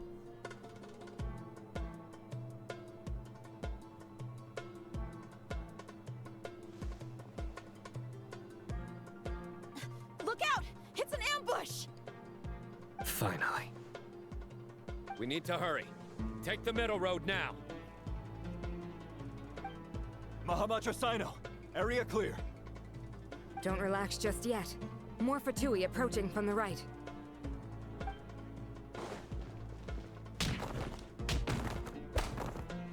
Irminsul cannot track our movements. If necessary, we could split up. Don't worry. We'll wipe them all out. As you can see, our people came raring to go. Good, good. How are things with the Traveler? Can Tainari keep her safe?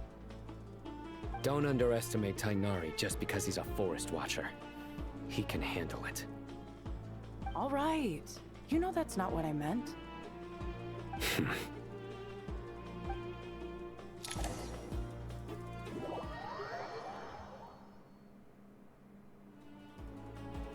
Sino and the reinforcements have drawn the Fatui's fire away. It's our turn. By using a cluster leaf of cultivation, we can pass through certain terrain silently. Good luck with that. We'll just fly up there. Huh? Oh, yeah. I forgot you could fly. Ready? Ready.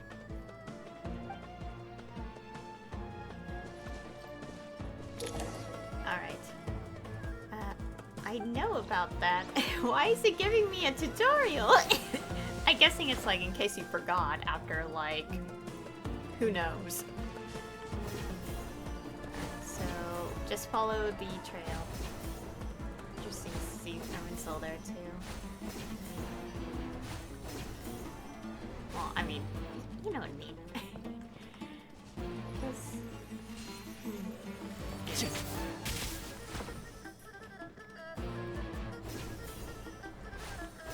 Alright, keep going.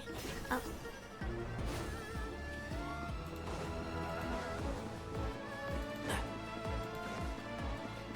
Where are we going? This way, I think. Yeah, okay.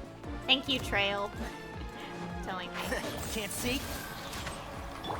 Take this! Behold! I'm Oh gosh. You dare to gaze upon me?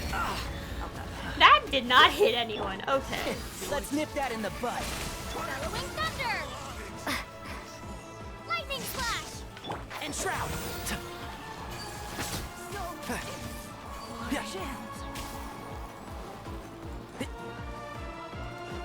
Alright. Keep going.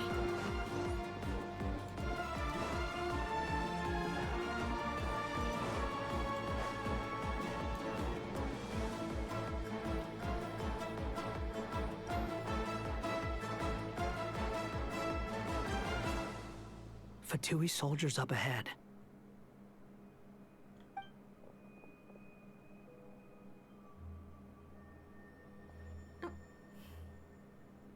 Careful. Prepare for battle. Hey! There's people over there. You have some nerve showing your faces here in the center of Sumeru City.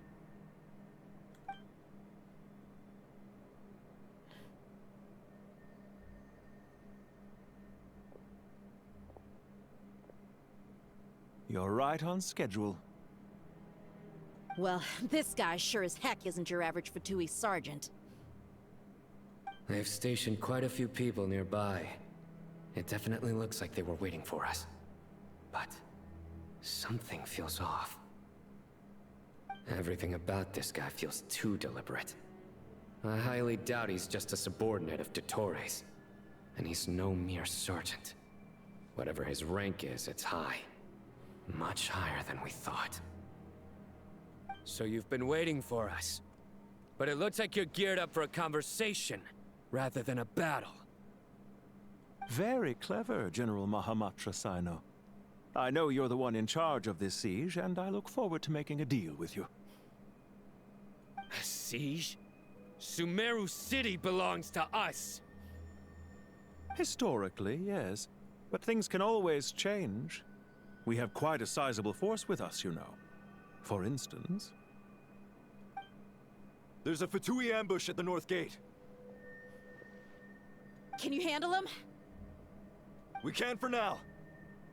Yes, I'm quite sure both sides can hold their ground for the time being. The battle has not yet reached its climax.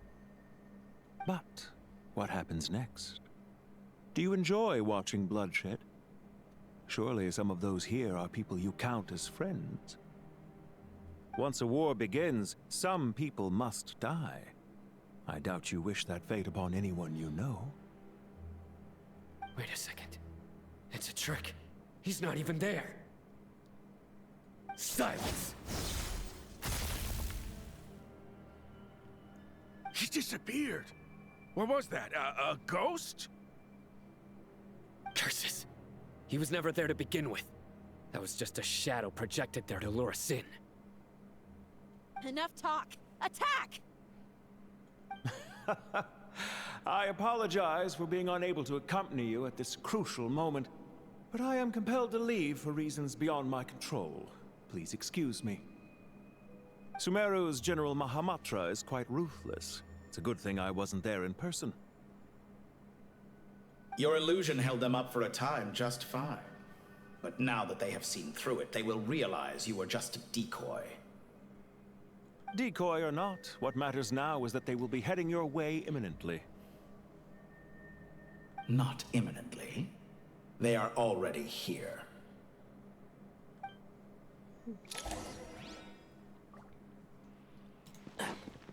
Alright. Enter the sanctuary by stealth. Okay. We made it! This is far enough. Tainari, you go help Sino. Don't worry about us. We'll manage from here. Are you sure you don't need me to stand guard? No need. Once the connection is established, we'll disappear from the sanctuary of Surasthana. Go help the others. All right. Goodbye for now, then. Please tread carefully.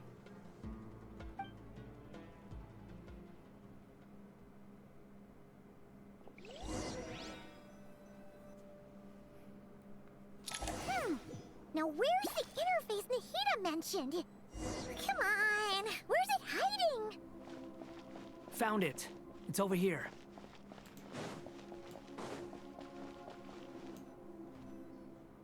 We can connect to the inside of Irminsul through the Sanctuary of Surasthana's built-in security system. You should be pretty familiar with the process. Is it the same route as last time? For the most part. We don't need to adjust any of the parameters. Then I should be fine. And Paimon? Once you're both ready, we'll set off. Wait! her way higher this time, right? Maybe Paimon should stay outside and help the others. Then, you can focus on the fight without having to worry about Paimon. Huh? Why are you staring at me like that? It's nothing. I just suddenly realized how much you've grown. Hey, you've grown quite a lot yourself. Don't you two start getting into it again. Well,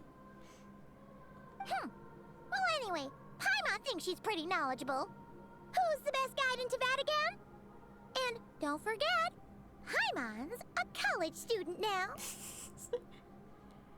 If we say Alhatham's not a weirdo, it's hard to explain how he came up with the idea of you applying to the academia. But for all that he counts, you're doing surprisingly well in your studies.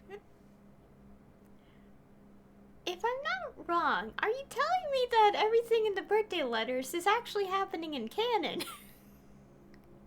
Or I missed something and I completely forgot about it in the actual story and not through the mail. Whatever. Anyways. Just goes to show how important it is to have someone supporting you.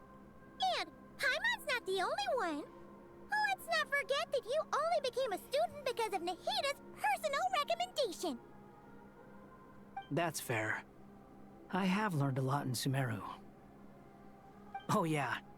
Did you ever come up with that ugly nickname you promised me? What? No way! We're friends now! Paimon gave up on giving you one ages ago. Anyway, isn't Hat Guy enough of a nickname for you? Fine. Suit yourself. We need to go. Paimon, if you're staying, look after yourself. Oh. Will do. Paimon's gonna link up with Tainari and Sino. You guys are the ones who need to be careful. We will be. Bye for now.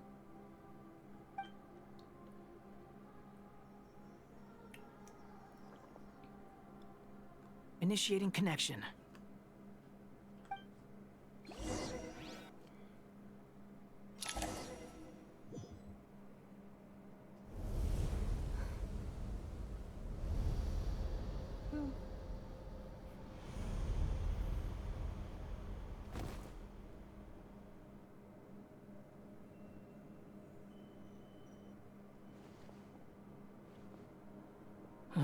Well, here we are again.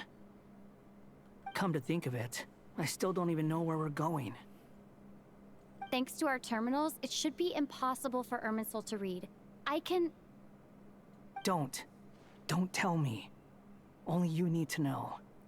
That way, whatever happens to me next, it won't affect your progress. Listen to me.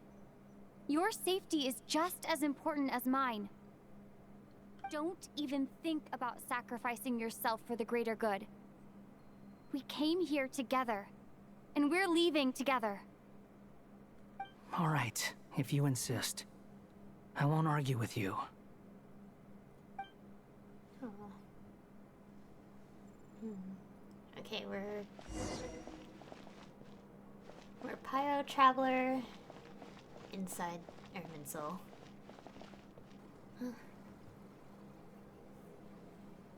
This place looks so different from how I remember. It's unrecognizable. It's a complete mess. Like someone's turned the place upside down. Must be Dottoro's doing. Either he's searching for some information he needs, or... It's still changing. He has to know we've entered Irminsul. But luckily for us, he can't pinpoint our location. Be on your guard. Don't let him find us. The red parts have probably been corrupted by Dottoro's power. Don't touch them, or you might alert him. Yeah, I had a feeling that the red... Well, obviously, considering everything else, red is definitely bad. But we definitely need to avoid it, for sure. Just don't touch it. He's looking for us. Tread carefully. It's That wall could be a problem. Fortunately, it looks breakable. Give it a shot. Okay. Yeah, use the star's ability. Okay. Alright, just be careful.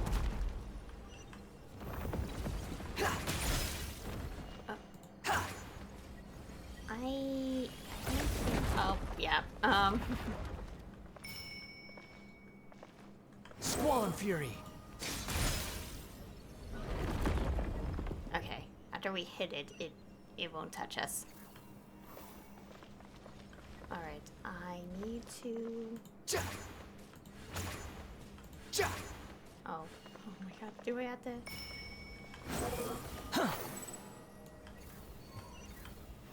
Okay, I'm just being very cautious here because...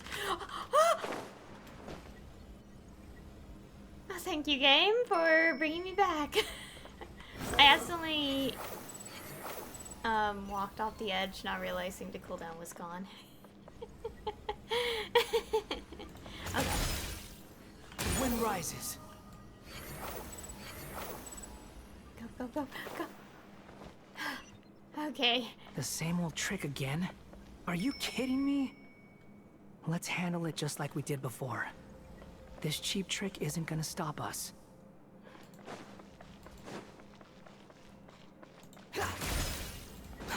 Too slow. Oh! Ah! No, it's... A trap! Is that why he was using the same trick over and over again? To get us to lower our guard?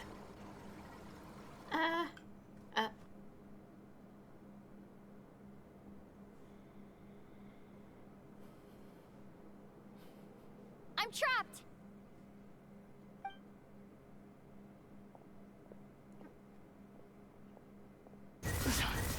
Why won't this thing budge? Hello? Hello? Can you hear me? Nicole? Is that you? Yes, it's me. I'm monitoring your progress from inside the Eternal Oasis, and I have to say, this terminal is simply marvelous. It makes tracking you so much easier.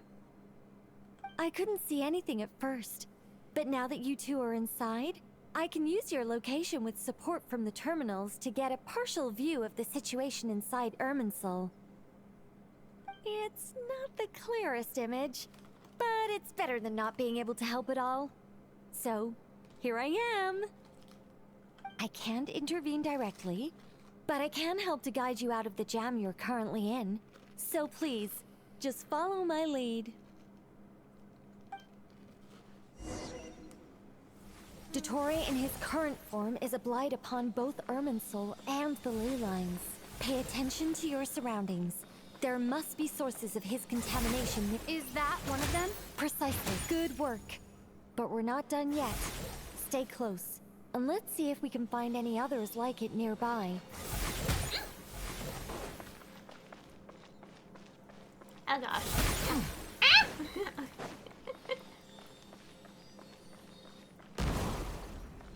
Careful.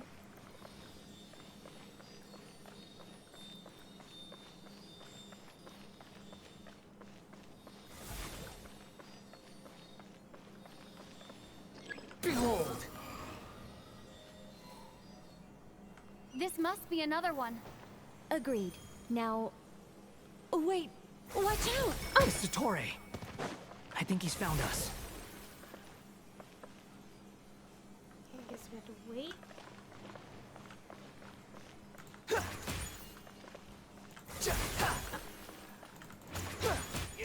There we go. The seal is broken. Quick! Get out of there!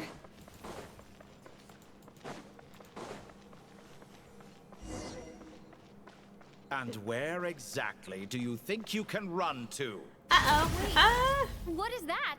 Pursuers. That's gotta be it. Run! Don't let that thing touch you. See Dodge that? that attack!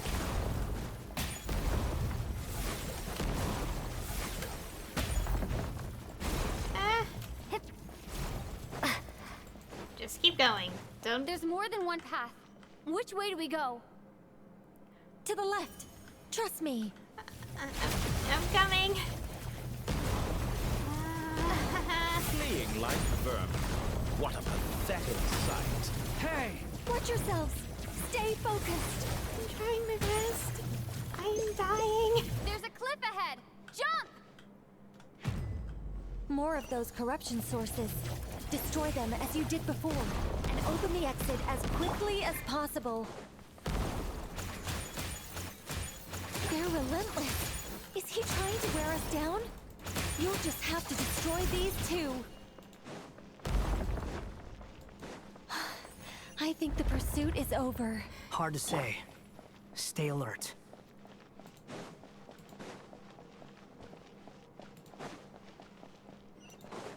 Oh my goodness. Oh. Squall and Fury.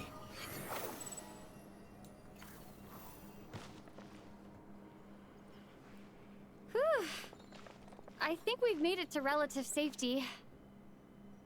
Phew, goodness. That was tough. You doing okay? I'll be fine. Don't worry. Take a short rest, and then... Nicole? Nicole! The connection's been cut. But that means... Look at you supporting one another. How very touching.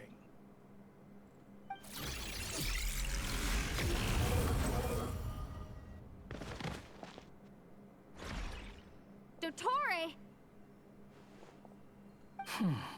Took you long enough to find us. You're more useless than I thought. Oh, really? I think I deserve a little more credit for my methods than that.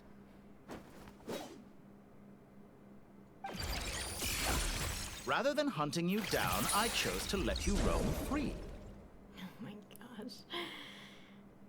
I indulged your presumption that I was unable to track your movements. Played along with your clever little plan. Fleeing is for animals, but I rather enjoy watching you flee. Some things lose the will to run altogether as soon as you put them in a cage. If that's true, then why did you come looking for us? Because I wanted to observe you up close, of course. Don't misunderstand me, I'm not here for a fight. Is it so unusual that I wish to greet my old acquaintances in person? After all, it's been a while. Scaramouche. Oh. He remembers? No, that can't be it. It's impossible. Why are you so afraid? I have done nothing unprecedented in discovering the truth. Nor did I go to any great lengths to uncover your story. You made a bold series of moves in deciding to erase yourself. And with the power of this great chronicling device called Irminsul, you were able to achieve something quite remarkable. Once most people form an opinion about someone, it tends to imprison their mind. Yet you managed to erase every trace of your existence. A novel take on death indeed. However, this meant that you stood out to me all the more when I saw you in Nodcry. I didn't even have to go looking for you. Just the sight of you was enough for me to intuit the truth. For someone in my position, connecting the dots was a trivial affair. It would have been more surprising if I hadn't managed to piece it together. You seem very pleased with yourself for figuring it out. I'm sure you'd even be more delighted to learn the full extent of your crimes. That would hardly be necessary. Besides, isn't there something that concerns you more right now? Something that fills you with dread? Let me put your mind at ease. I have no intention whatsoever of restoring any of the records you deleted. For one thing, it would be exceptionally difficult. But more to the point, I doubt that the prospect of losing your current life is all that frightening to you. Because in your case...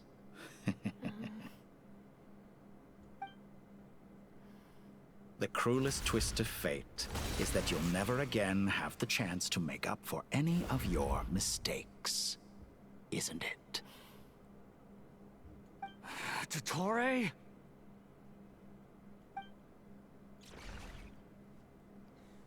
Oh my gosh. All here shall bend to my will. Ah!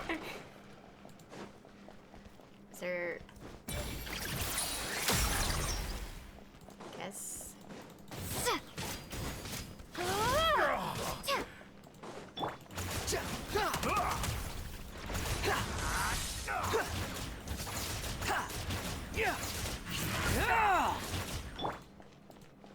Time to ignite! Ow. Ow. Behold! I'm afraid you'll need to do better than that to take me down. I expected you to have grown stronger. Ah, how foolish of me. I forgot that you lack any means to increase your power. You will pay for everything you've done. Oh, will I now? What? Okay.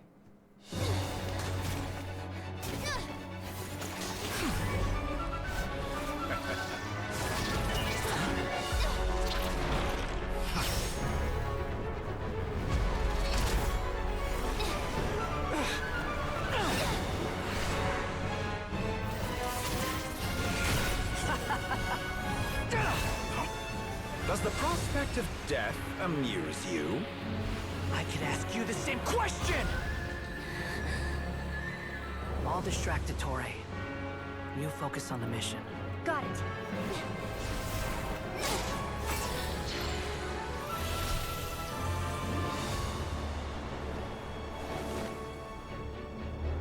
For the hopes and dreams of the masses. Open the secret door on this enchanting night. May wisdom's light eradicate ignorance and darkness, and hereby fulfill our ancient vow. Commence data extraction.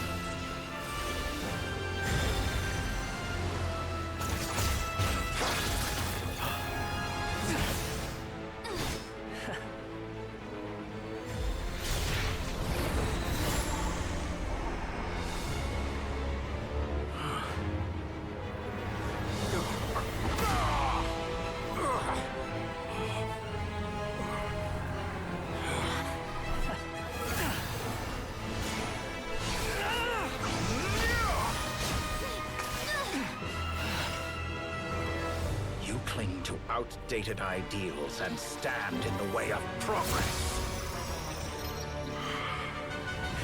You will pay for interfering with the grandest experiment of all time.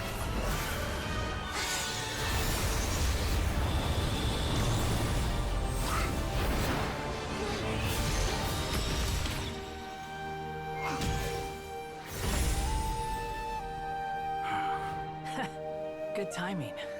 Dottore, as clever as you are, you fail to understand wisdom. Wisdom takes many forms, but the path you have chosen eschews them all. Huh.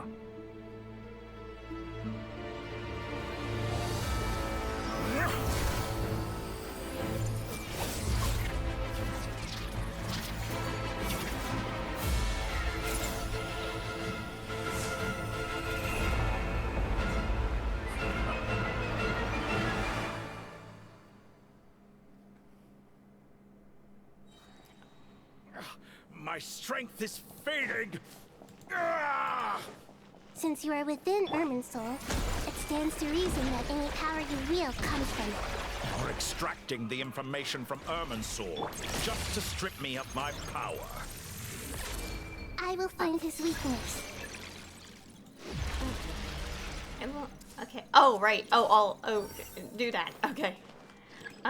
Just trying to set. I am trying my best. Behold!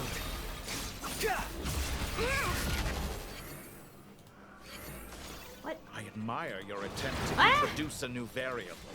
Oh but God, he's nowhere near enough. Oh God.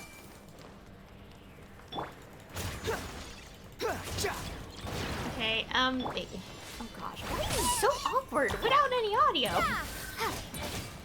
A new dawn rises! Just like a little buzzing fly. There. A petty Got it. trick. The Temple of Wisdom!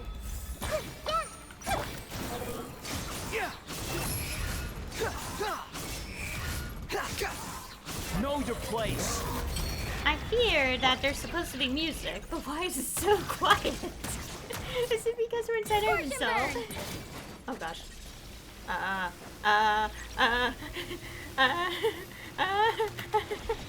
Let's try this. Muso no Hitohachi! Hey! Oh, he can take damage again. Why is it so quiet? The music's on! We're so close! Just hold on a little longer. I'll hold him up. Traveler, Hat Guy, the rest is up to you. Oh my goodness. Destroy We everything. certainly have a knack for surprising each other, don't we? I'm just getting started.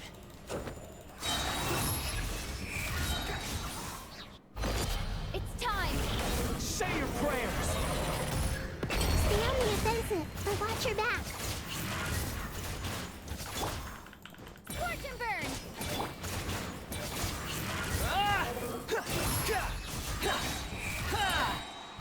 It's time. Say your prayers. Oh my goodness.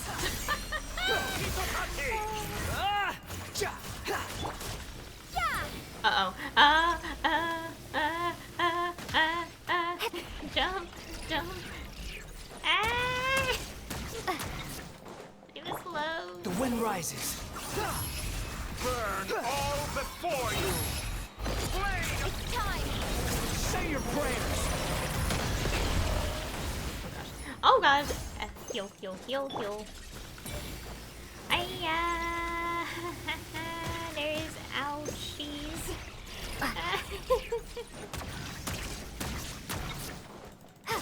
Squall and fury. Let's try Upon the gale. Muso no Hitohachi!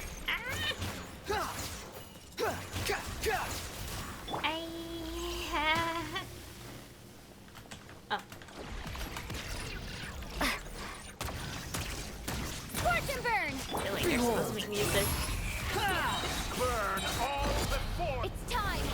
Say your prayers. Finally, time for you to die. Excited? Time for me to die? How could I have reached this place if death were something I feared? The last gasp struggle of a dying man is a pretty pathetic sight. And I know it when I see it. We shall see about that.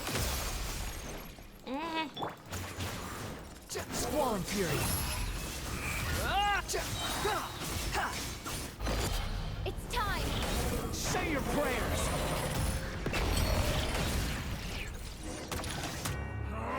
That's enough!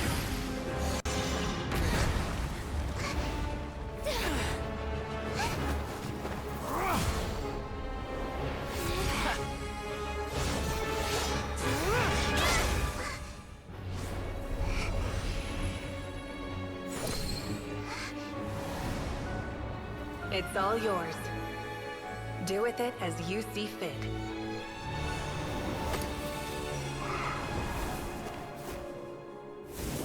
Just as you say, this world is home to some archaic things.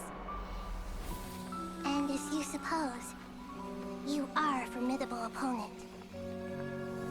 You have long coveted the secrets of wisdom. So now, I will demonstrate true wisdom in action. I invoke my supreme authority as the keeper of Irminsul. Commend me or condemn me.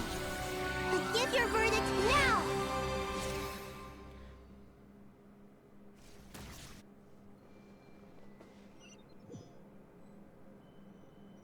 Blessed One of Wisdom, Mahakusaladhama, are you certain that you wish to exercise your authority to destroy Irminsul? It represents both your roots and your finest accomplishments. You truly intend to abandon the very thing you have always fought for? This is my decision. Irminsul has been corrupted beyond redemption. Irminsul is the original tree of Teyvat. It is the means by which the heavenly principles maintains fate itself.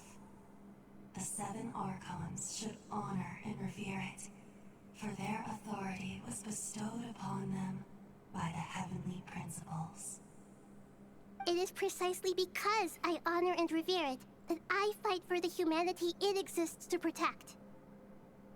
Wisdom is knowing how to weigh the options and make the right decision. If you truly care about the fortunes of this world, then it is me you should seek to preserve. Planting a seed begins the chain of cause and effect. Since you have become a great tree yourself, why should the loss of another tree be anything to fear? Till we meet again, Lord of Dendro.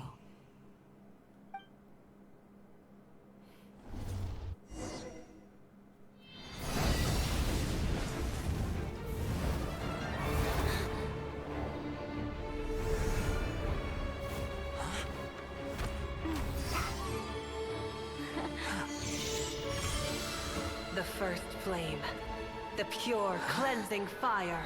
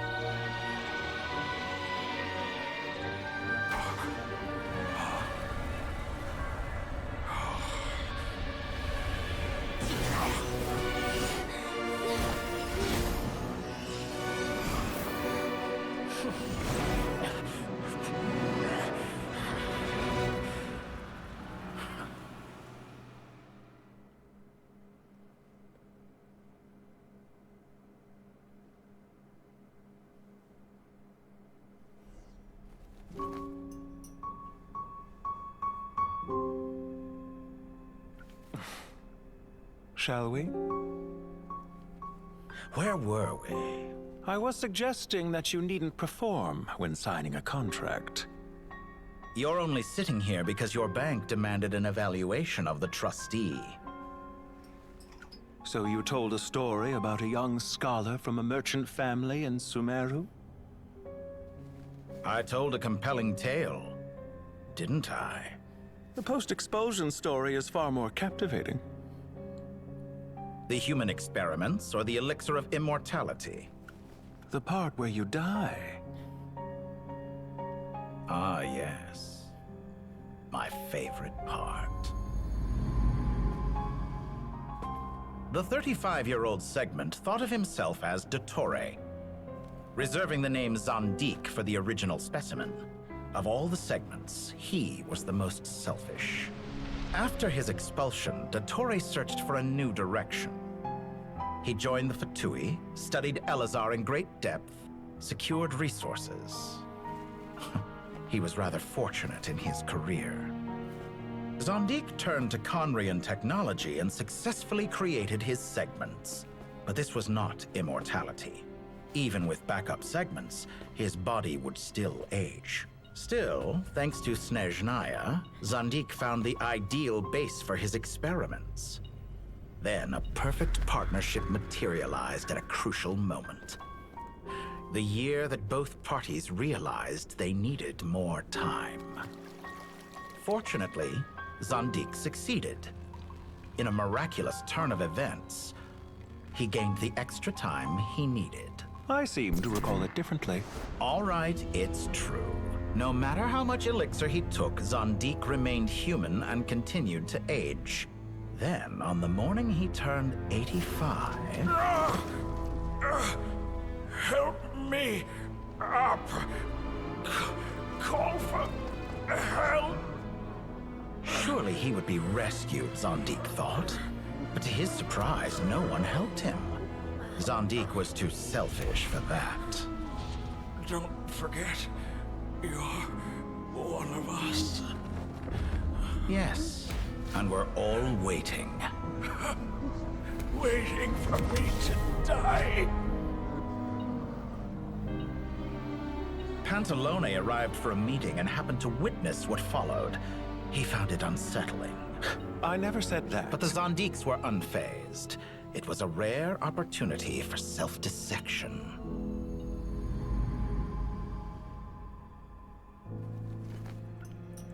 What does all that have to do with you depositing your data at Northland Bank? It has made me cherish my time in this world all the more. Fair enough. So you do have a sense of self-preservation.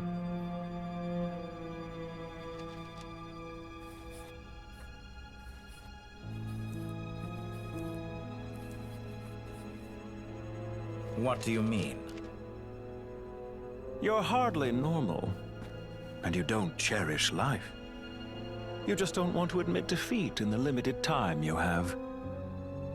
Even so, don't I deserve an interesting ending? I'm counting on it.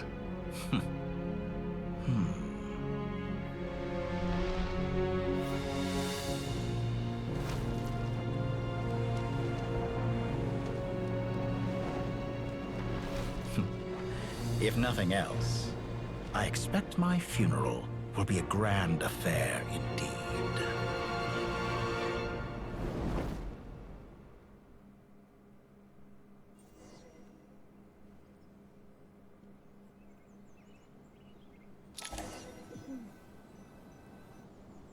What a magnificent fire. Oh my goodness. In Snezhnaya, we light fires to ward off the cold. Fire, it seems, is antithetical to ideas such as cold, frozen, and unchanging. So, what happened, what we've seen, ends up happening. But not, how would he put this? Not exactly in a bad way, because it's from Nahida's choice to let this particular event happen. Also, Dotori lore is so interesting. Also, yeah, obviously we have the elephant in the room. But basically, the original Dotori, Zandik, died naturally long ago. And since then, it's mainly been his segments. And, oh my goodness. So, gosh, it does put a lot into perspective again, because when, you know, like when taking the deal to get the Gnosis, the Gnosis from, well, just the Electro-Gnosis specifically, the Dundra one was from a different particular reasoning. When he was like, when Nahida was like, destroy your segments, like, obviously he lied about that. So, oh my goodness. Is it appropriate to call him the William Afton of Genshin, considering? Anyways. Perhaps it has always been that way. From the beginning, fire has been used to drive away wild beasts and warm the body and mind. You could say it's a form of treatment. One that cures the human heart of mortal fear. Mortal fear? Something you haven't been acquainted with in a long time, by the sounds of it. Whereas you, I'm sure, must know the feeling quite well indeed.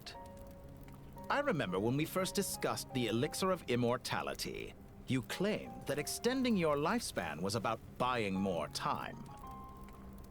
But was that really the truth? You fear the prospect of dying a wretched end in this world, don't you? Of course I do. I'm only human, after all. And while you may have forgotten it, you cannot deny that you too were once human, Dottore.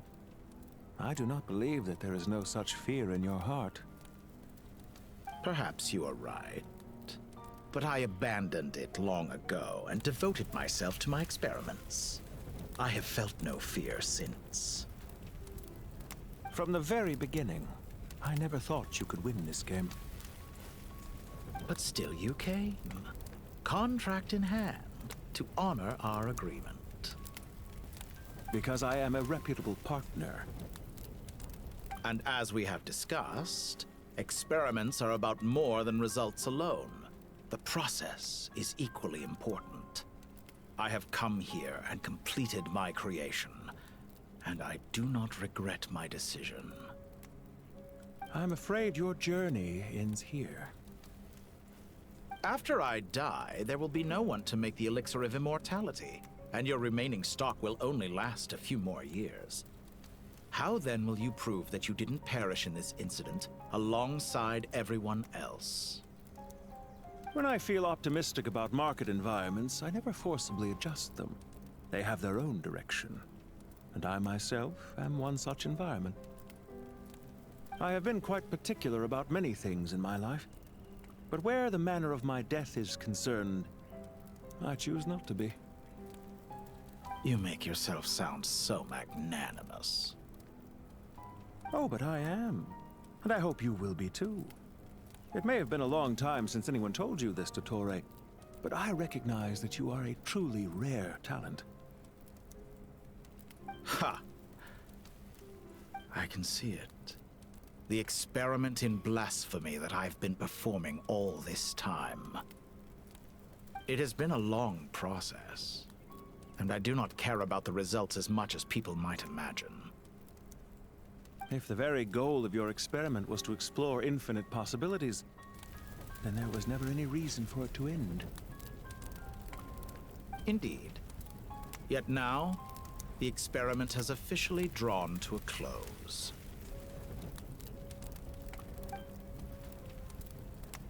What should I call you? Zandik? Or do you prefer Dottore? Suit yourself. Goodbye, Feofan. This time, that's what it truly is. And don't I know it? Goodbye, Zandik.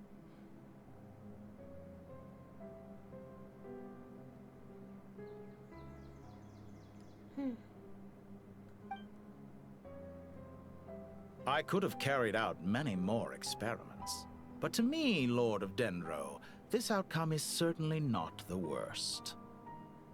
I believe you. But unfortunately, this is where it all ends for you. This experiment does not belong to you, nor do any of the results. Experiment. It sounds like you're trying to outdo me in my own field. Wisdom is conveying information in terms that people can clearly understand. You know exactly what I mean. Indeed. I can see no further outcomes. Ha. You have a formidable mind, and you are braver than I thought. Setting fire to the very thing your survival depends on. Your previous threat was empty, but this time, it is real. When necessary, wisdom can be as fierce as an inferno. Some of the flames that incinerate you come from within yourself. Perhaps you are right. You see what lies at the bottom of the human heart, and that is your wisdom. Here is where your journey comes to an end. All that is yet unknown belongs to those of us who will carry on living. It seems I have unwittingly been your arch-enemy all along. But now, it's all over. I do not deny your intelligence. But what you refer to as experiments, I would never describe in those terms. They are events that take place in the real world, and they are so much more than mere data. Goodbye. We will never meet again.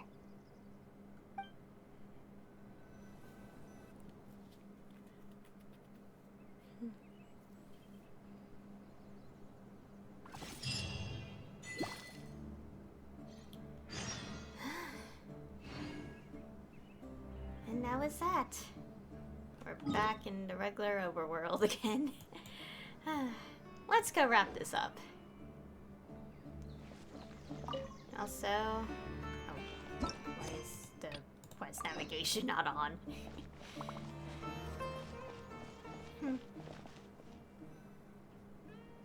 Well, that's the last of them. Everyone on the list is already back where they should be. It was a long, hard road, but we finally finished escorting everyone back. I just pray that we'll never need to leave again. I hope we can stay here forever in this peaceful paradise of our own choosing. Paradise. In the annals of the Temple of Silence, that word carries great significance. It represents the hopes and desires of the gods. Their longing for a place to rest. I wouldn't think gods need such a place. People always think they're the only ones who can lose their homes. They forget that gods too need a place to reside. As the Goat King once said, a god without his people shall cease to exist. Gods need their believers every bit as much as their believers need them. Only we can truly understand how much the desert faith has faded over the centuries. But we still talk about the gods as though they're part of our lives. Given the myriad ways in which gods and humans interact, I'd say they really are. How else could Dunyarzad consider the Dendro Archon a friend? Well, that sounds about right to me. Describing them as friends sure makes us feel a whole lot closer. If you told me a few years back that I'd have this many friends, I'd have called you a liar. Belief is a choice, just like friendship. We've made our choices through battle. The right ones, wouldn't you say? I'll be heading back to the Temple of Silence. I heard the Goat King and the Ibis King decided to pay us a visit. How about you? It's back to Aru Village for us. Still plenty of supplies to distribute and people to help. Until next time, old friend. As long as you can find the time, you're always welcome to visit us in Aru Village. Right back at you. Make sure to drop by the Temple of Silence the next time you're free. Word is that 2 of the other 7 pillars, Shezapang and Bennu, might also be dropping by. Since you're wearing the symbols of their power, it'd only be fitting if you came to see them for yourselves. Dropping by? That makes it sound like they're visiting a neighbor's home. Well, the temple was founded by Hermanubis, so I guess to them, that's exactly what it is. Guess that's true. All right. We'll make sure to find time to stop by. Stay safe on your journey home. I will.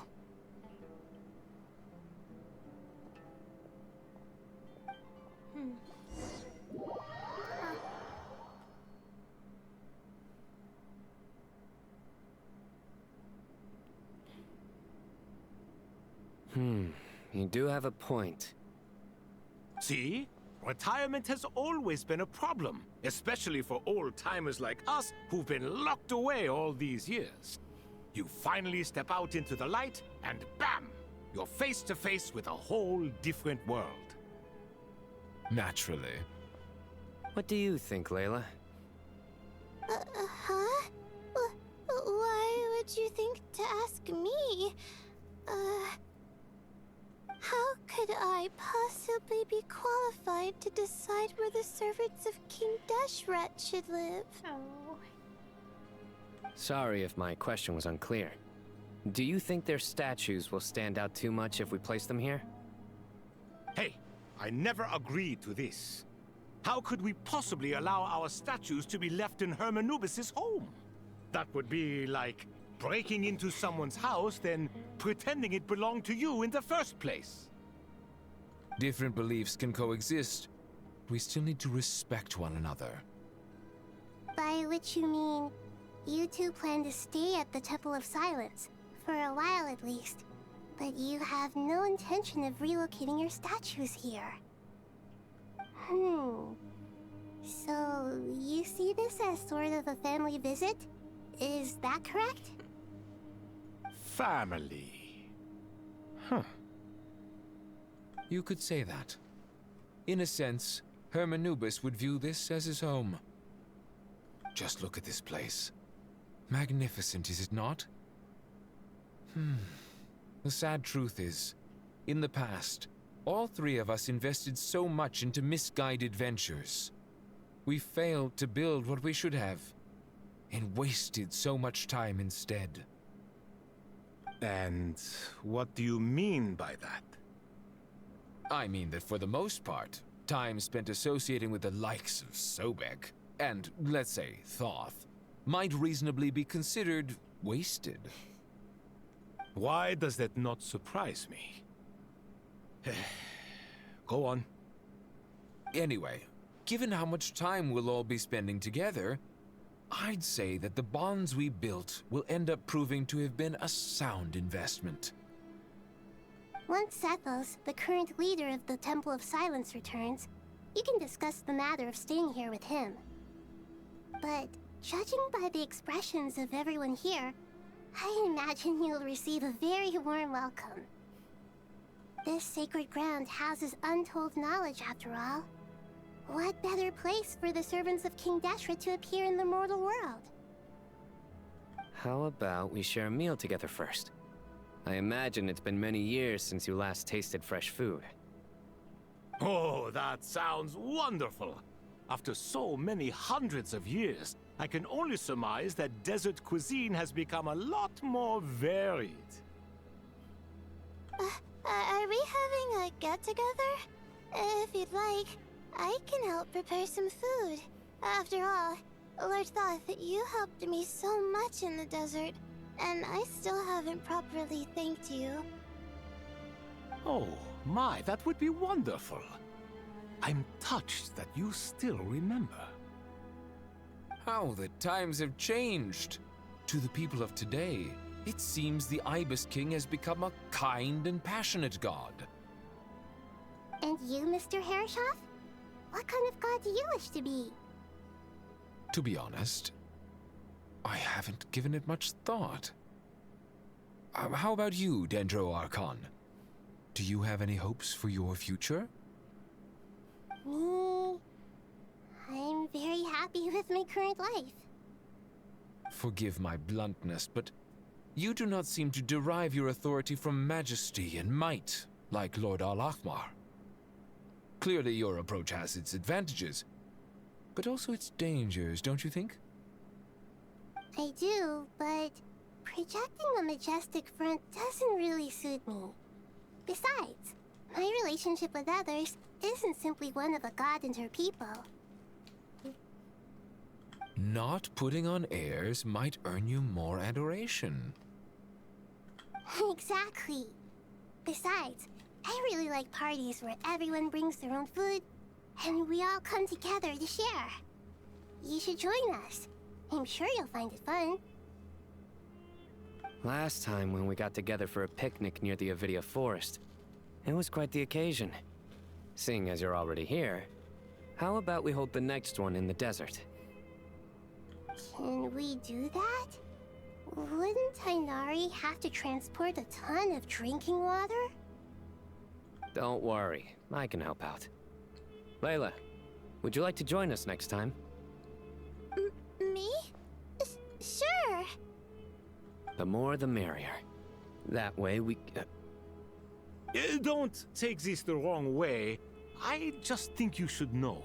When it comes to passing the time, chess is more our thing. In that case, Dendro Archon, what do you say? If I were to compete against you, I can't say with certainty I'd win, but I certainly wouldn't mind giving it a shot. Where's Sobek? I'm sure he'd be good for a few rounds. Cards, cards, cards! I'll always prefer chess. I wonder what variant of chess we're talking here. Mr. Thoth, is there some sort of astrological significance to this game? Oh, I'm glad you brought that up. As long as the leader of the Temple of Silence agrees, we can search Hermanubis' place for books to teach you how to play.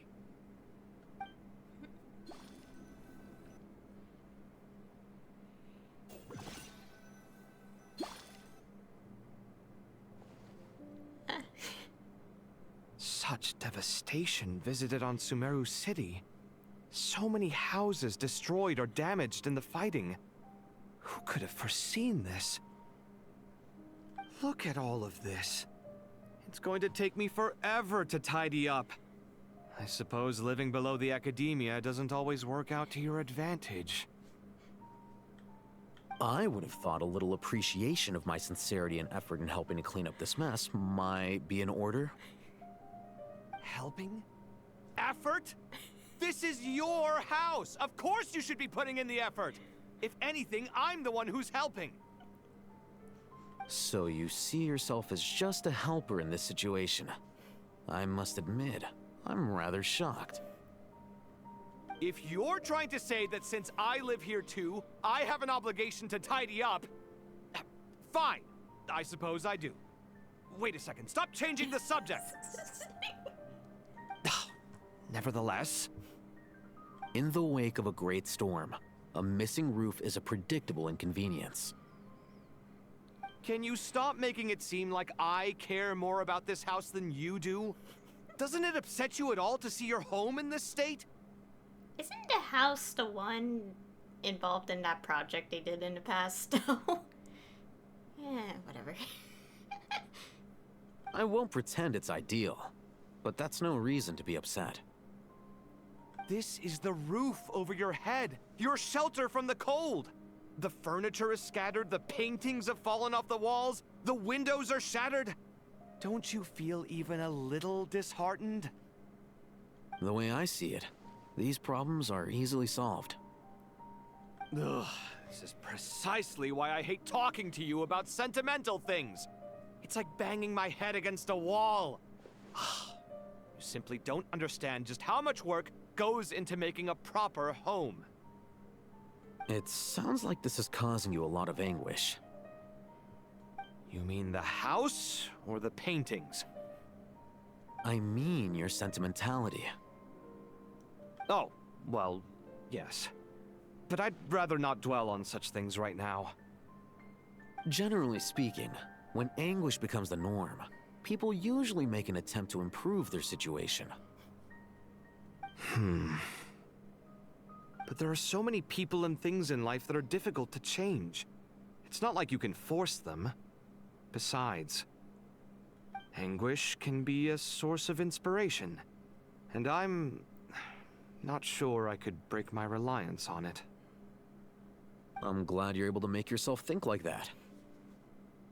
What kind of a response is that? I was stating a profound truth about the very nature of art. Suffering is the cradle of all creation. Even you can't deny that. And I wasn't trying to. I'm just happy for you. Pure and simple. Can't you tell? Happy about what? Happy that you can always find an answer that backs up your views. You... More often than not, life is a process of running into problems and then searching for answers. Yours more than most. Not everyone's so good at justifying things to themselves. It's something that you've been steadily mastering. Huh. What about you, then? What skills have you been mastering lately? Pass me that box. Huh? Okay. You may consider this my progress on the path to mastery. What? Wait a second. Isn't that box mine? Hey, it is! It must have fallen off that shelf. I'll hate them. Those are my paints and inks. Would you like me to put it in your bedroom for you? Huh? I mean, sure, if you don't mind.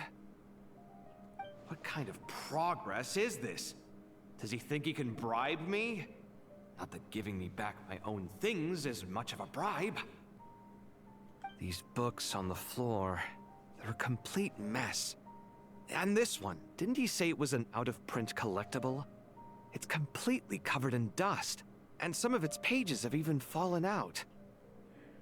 Ugh, guess I should help him repair it. This one too. And this one.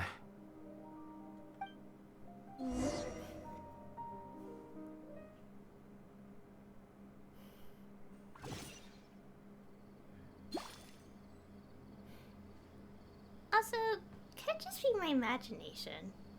And especially since it depends on direction, I guess, for the voice acting, but I feel like Hism sounded quite soft there.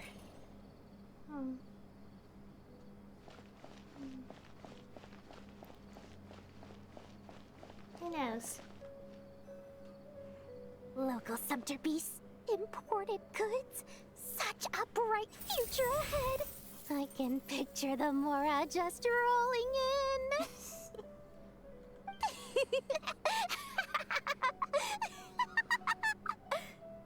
You do realize you sound like a choking cow? It's called being imposing. Can't you feel it? Are you not intimidated? Wait, does Dory know Ito? Gosh. Oh wait, he might have came across her nod cry. Gosh, it's so hard to keep up with all this.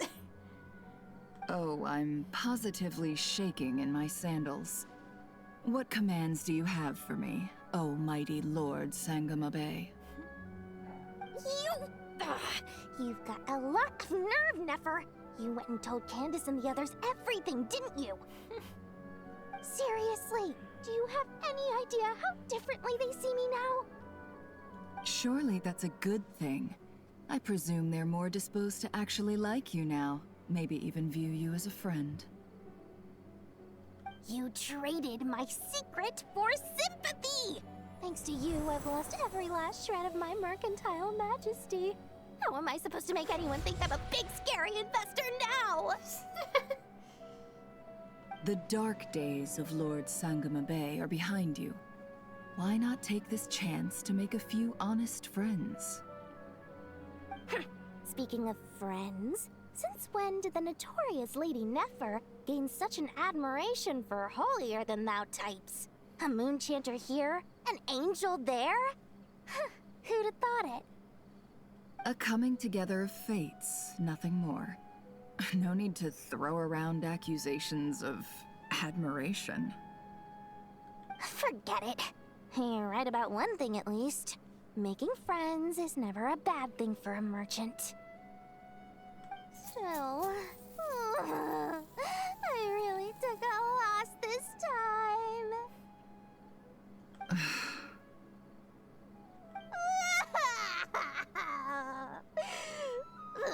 What are you looking at? I'm trying to see if you're really crying or if those are just crocodile tears. A little birdie told me that when Lord Sangamabe makes money, the tears flow from the center of her eyes. But when she loses it, they flow from the corners. Which is it this time? Ugh, you are so annoying. I'm not talking to you anymore. Nefer! Thank goodness you're here. I've been looking everywhere for you. Huh? Oh, well. If it isn't the House of Dana's very own librarian. What can I offer you today, Miss Katayun? Oh, Dory. Oh, no. I'm not here to buy. I'm here to bring Lady Nefer a book, and a fascinating one at that. We agreed to meet at the entrance to the mausoleum of King Deshret. One more thing. I bought this copy with my own money. It's not borrowed. Reasoning knows not time of day, but suspense always follows a blizzard. That's quite the mouthful. Huh? Isn't that the one that... It was all the rage for a while. People throughout the city were clamoring to get their hands on a copy. The names inside were all circled. Everyone thought it was a riddle. Oh my gosh, it's the... it was that whole thing? Don't bring up that book in my presence. I don't even want to hear its name. That thing was nothing but a scam. Surprisingly enough, I've actually heard of this book. Though it doesn't seem of much consequence. So, what truth lies behind it? You're from the Vahumana and you're asking me what the truth is? I'd say the actual truth was about the least important part of the whole episode. I brought you this book because it probably has the most interesting backstory of any in the House of Dana's collection, at least in recent years. As for its quality, well, you can judge that for yourself. Don't tell me it's actually any good. You may not know this, Lord Sangamabe, but Lady Nefer has a fondness for books with... how should I put this? Mixed reviews? No eye for good literature, huh? Perhaps she feels that bad books hide interesting secrets? But I shouldn't put words in her mouth. It's probably fair to say she prefers the conversations that books can spark over the substance of the books themselves. Suits my style as an intel broker, wouldn't you say? Very interesting, thank you. I'll return it to you once I'm done reading. And as it happens, I have something for you, too. Incense? I imagine you've already used up the incense I gave you last time. Here's some more. This batch is from Nodcry, so the scent won't be quite the same. Well, actually, I've been saving the incense you gave me. I couldn't bring myself to waste it without a special occasion. But I'll gladly accept this, too. And I promise I'll use it this time. Katayun, you haven't changed a bit.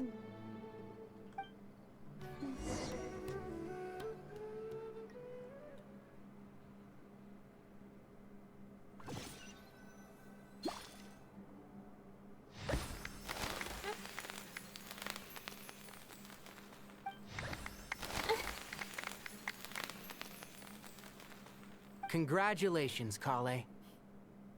Well done, Kale. After studying for so long, you've finally become a full-fledged ranger. Sure hasn't been easy for you, huh? This really is fantastic news. All grown up. No longer a trainee, but an official forest ranger. Oh, the next step is to secure tenure in the academia. Thanks, everyone. It's true. I'm an official forest ranger now.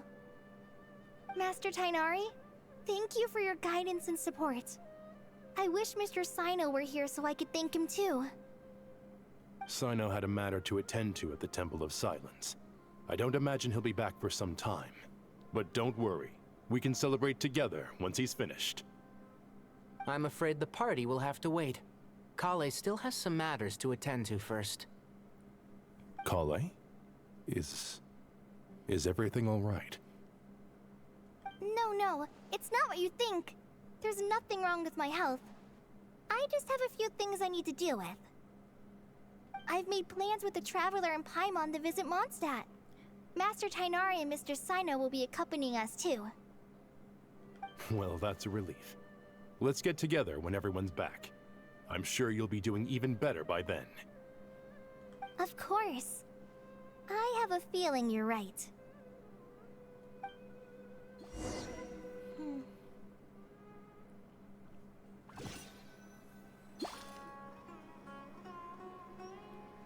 Phew! After all that catching up on sleep and food, Paimon's feeling full of vim and vigor again. For someone who spends so much time resting, your recovery routine is surprisingly simple. Hey! Paimon's been working her butt off too, you know. She flew all over the city helping everyone out. Don't worry. I saw how hard you worked. Alright, we all know you're the most hardworking person in Tavad. As long as you're rested and full, that's what really matters. Paimon's been looking around the place, and it seems like the city's already on the mend. But Paimon's been wondering how Nahida's doing. We should check in on her. Yeah, we certainly have to after everything that's went down. Oh my goodness. We're about almost done, I think. Man.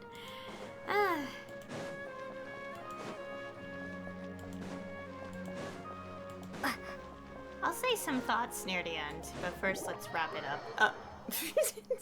The game just immediately.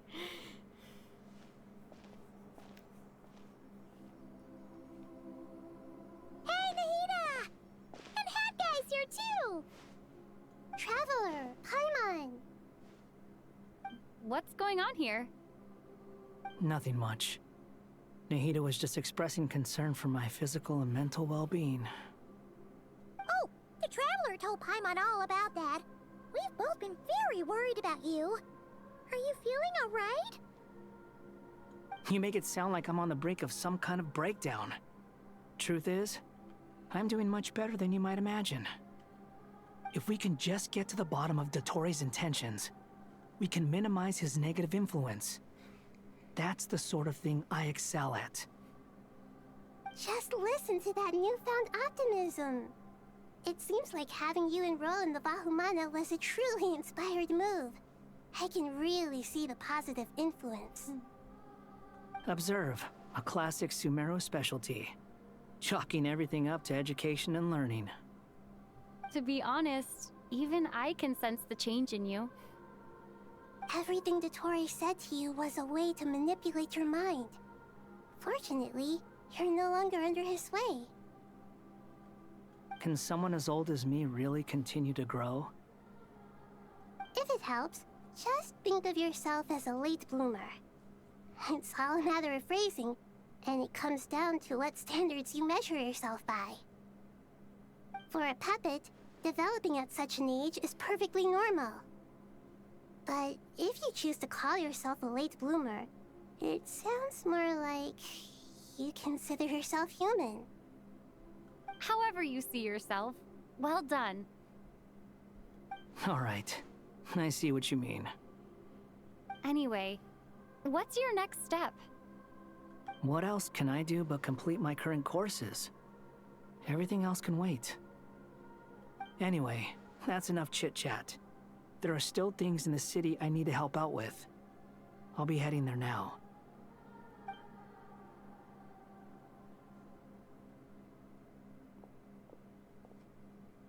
I'm so happy that Hat Guy is doing better than we thought. But what about you, Nahida? How are you holding up? The pyronosis burned down the corrupted Irminsul. The flames blazed for 7 days and 7 nights before they finally subsided. All that was left were the parts underground. Now, Aru shoulders the responsibilities that once belonged to Irminsul. The situation was contained before it got out of hand, so Tevat's most vital information has largely been preserved. Irminsul has a strong influence over you, doesn't it? How will you cope now that it's gone? There is no need to worry. Thanks to Nicole's extraordinary talents, my connection to Irminsul has been severed and transposed onto Aru. Angels can do things like that? They can. Such abilities are precisely what makes them so powerful. The goddess of flowers, Nabu Malikata, once claimed that she too could perform feats beyond the reach of mere mortals. In my eyes, much of what she went on to achieve reached such transcendent levels. Her and Nicole really are both fascinating and magnificent. So, does that mean your situation is stable now? Correct. Just imagine that Aru has become the new Irminsul, and the essence of my existence has been bound to it. The wisdom of Sumeru has ultimately converged into a single, unified entity. Should we ascribe this all to fate, or is it merely fortune? Whatever it is, the important thing is that you're okay, Nahida. Dendro Archon, Lesser Lord Kusanali. Oh, thank goodness you're here. Greetings, Traveler and Paimon. Sir Nevis, do you have something urgent to say? Yes, there's something I need to report. We've received a message from Snezhnaya. Oh?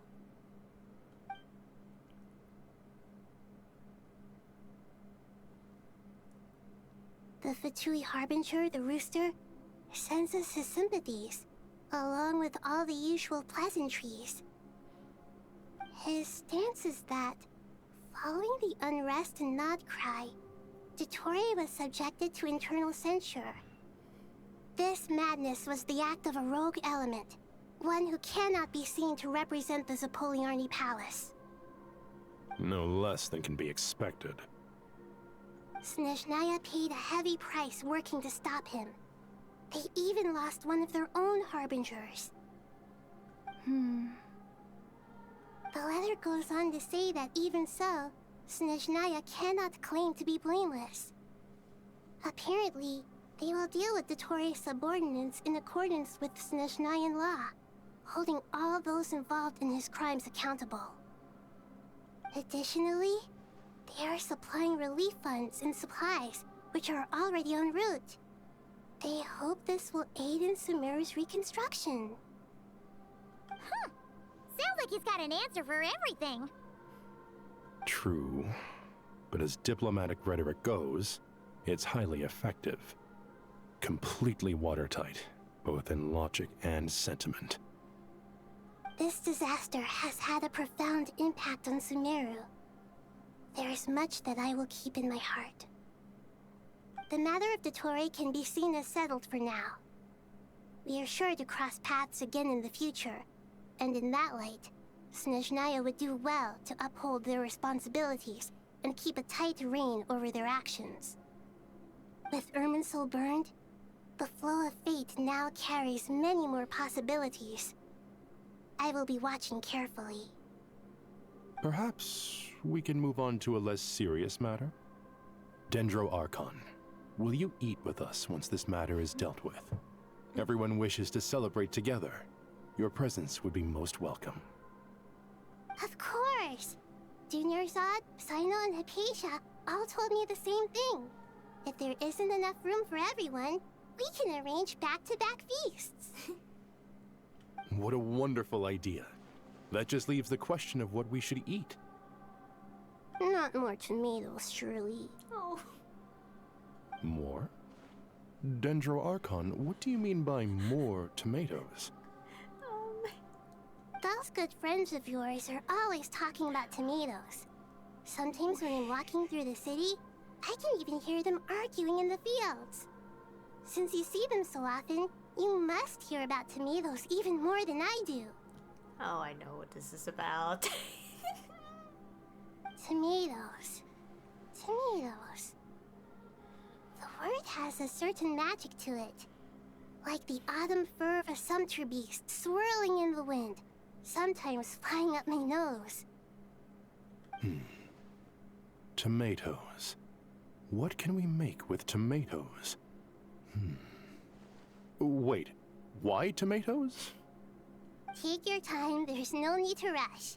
The Traveler, Paimon, and I still have somewhere we need to visit. You'll have plenty of time to think it over before I return. Does this mean you're going to Natlan? Meet them there in person. It will require a long journey. I know. But this is necessary. I must go myself. Traveler, Paimon, we'll set off as soon as you're ready. Is that all right? Sure. We'll be ready whenever you are. You'll hear no objections from Paimon. We should grab some snacks along the way, though. It'll be just like going on a long holiday. Wonderful. I'm looking forward to this so much.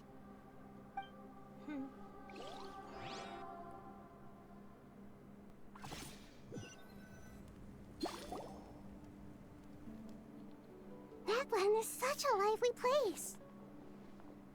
It's super cheerful and positive, too. I can see that.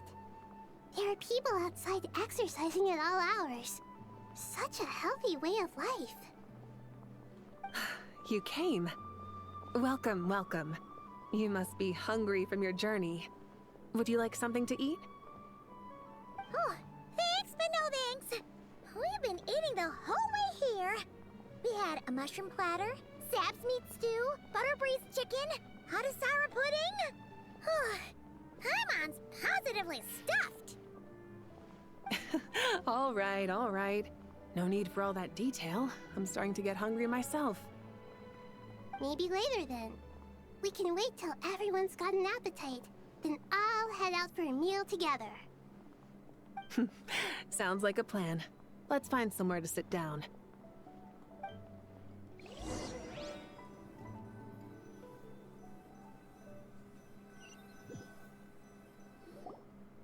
I should tell you, I already have some sense of why you've come. Why's that, Malika? To say thank you. Your senses are spot on. But on top of that, we also feel guilty. Because the pyronosis has vanished? I sensed its loss. Oh. Despite scouring through the remnants of Irminsul, we couldn't find any sign of the pyronosis. Not even any trace of it burning to ash. That's certainly unusual. Still, the potential fallout from Irminsul's loss is significant, to say the least. Perhaps the pyronosis's disappearance is simply a knock-on effect of the impact it's had on a certain strand of fate. There's no need to feel guilty. We were clear that this time, there was to be no returning, only giving. Pure and simple. Thank you really is a fascinating phrase. We use it to express gratitude for the smallest of things. Yet, when faced with a kindness too immense to describe, we use exactly the same words. It's not that we lack other means of expression. It's that when we truly need to express our feelings, the simplest and purest words are always the most powerful. You're right. In Natlan, we prefer simple expressions too. Companionship, friendship, support. They might not sound fancy, but the sentiment behind them is sincere. That's wonderful to hear. Sincere feelings are often a vehicle for the deepest wisdom of all. Irminsul's destruction doesn't seem to have done you much harm. I'm glad to see you're doing well. There's still a lot of work to do, but before we begin, we felt it was important to come here and speak with you. Partly to express our gratitude, but also because we felt that seeing you, in a sense, is like basking in warm sunlight. That's a nice way of putting it. I like that. To tell you the truth, though, I'm not a fan of somber meetings. So, since there's nothing more to say, why don't we go bask in some actual sunlight? The weather's beautiful today. What a great idea! Paimon's gonna lie back and soak up some breeze.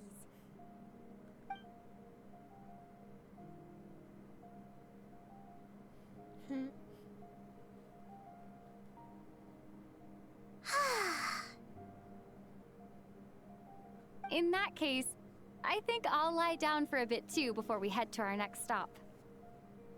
And where might that be? Mondstadt. Paimon and I are gonna head back there with Kale and the gang. Long ago, I sensed that the god remains inside Kale had come from the goddess of flowers, but I kept it a secret. Those remains weren't hurting Kale, not as she is now. They simply exist. Besides, I could sense a deep yearning within her. A yearning for an ordinary life. A yearning to hold on to the hard-won happiness she now enjoys. With someone like her, I have a responsibility to keep her secret. She should be ready to face the truth by now. Whenever people meet, there is always the potential to create warmth and kindness. Every child grows up, but even as adults, they are still children in the eyes of certain people. Oh, just like how Paimon sometimes sees Nahida as a little kid. Is that so? Well, anyone who's friends with a kid is probably a kid themselves. Of course! And there's nothing wrong with that. When we get back, we'll actually be hanging out with another of our friends who happens to be a kid. Or more like looking after, in her case. Anyway, we'll always be there to watch out for our friends. Dear Sucrose, when you receive this letter, I'll probably be as busy as always. But busy with wonderful things. That's because I'm no longer a trainee. I'm now an official forest ranger. Impressive, right? Sino said that official rangers sound much tougher than trainees. Though we did say it was already pretty tough to start out with. You probably heard that something big happened in Sumeru recently. Don't worry, it's all been taken care of. We're heading to Mondstadt soon, so if you're free, maybe we could meet up? Plus, it's not just me. A few of us are going. Hey, do you still remember that time we all got together? You know, when we all went to the Windbloom Festival? It'll be just like that.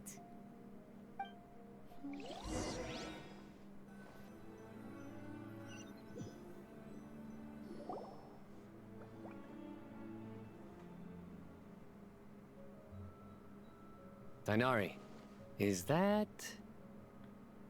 Don't you say it! Is that the great Vayuviastra? Behold, the great Vayuviastra, General Mahamatra. Dainari is just so done. How times have changed. I wasn't expecting you to beat me to the punchline. You've changed. What does that mean? You've really upped the aggression in your battle against Sino's jokes. Kale, how did you know what I was going to say? For the love of...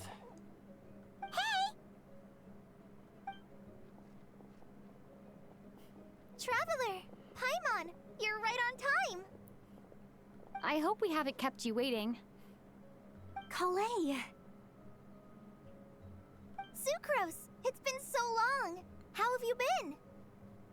I've been well. Everything's going great. What about you? Are you still busy? Not at the moment. Oh, right! That juicer you gave us works amazing! Farzan loves it. Seriously? That's wonderful. I don't suppose you drew up a detailed test report.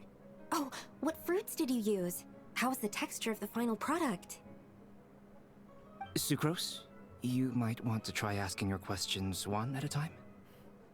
Albedo! Paimon didn't see you there! It's been a while since all of us were together like this.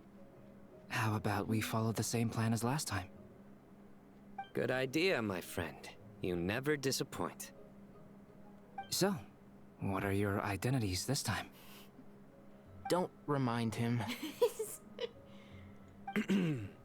First things first. Allow me to introduce our very own official Forest Ranger Kale. The rest of us are simply her humble travel companions. This sounds like one of those mushy stories that gets people hooked on some corny, heartwarming premise. Oh, is our story not heartwarming? If I recall correctly, there was even a scene like this in King of Invocations. Besides being heartwarming, our story's also about tough, impressive-sounding job titles. At least that's what I think.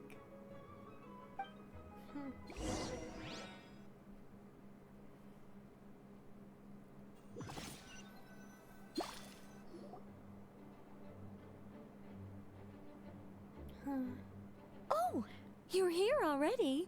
I'm still giving Dodeko a little trim. I won't be a moment. Oh, that is so cute! A trim? Does Dodoko need haircuts too? Of course. It's important to know how to take loving care of the apples of your eye. All of these trivial matters get left to me. It's because I'm an angel, and angels are, in a way, the guardians of all Tavad. Why is it so bright? Oh, right! Well, that's definitely an impressive-sounding job title. What are you writing? I'm just brainstorming some cool-sounding lines. Oh, write them on these card backs. Of course. Clearly, my lines are pretty amazing, wouldn't you say?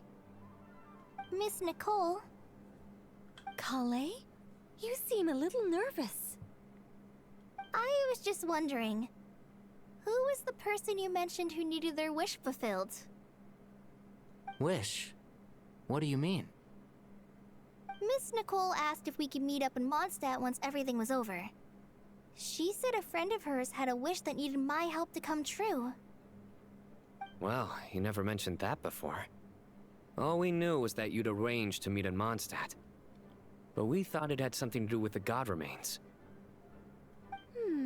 To be fair, everything I told you was true. Anyway, my friend is waiting. Come on, let's pay her a visit.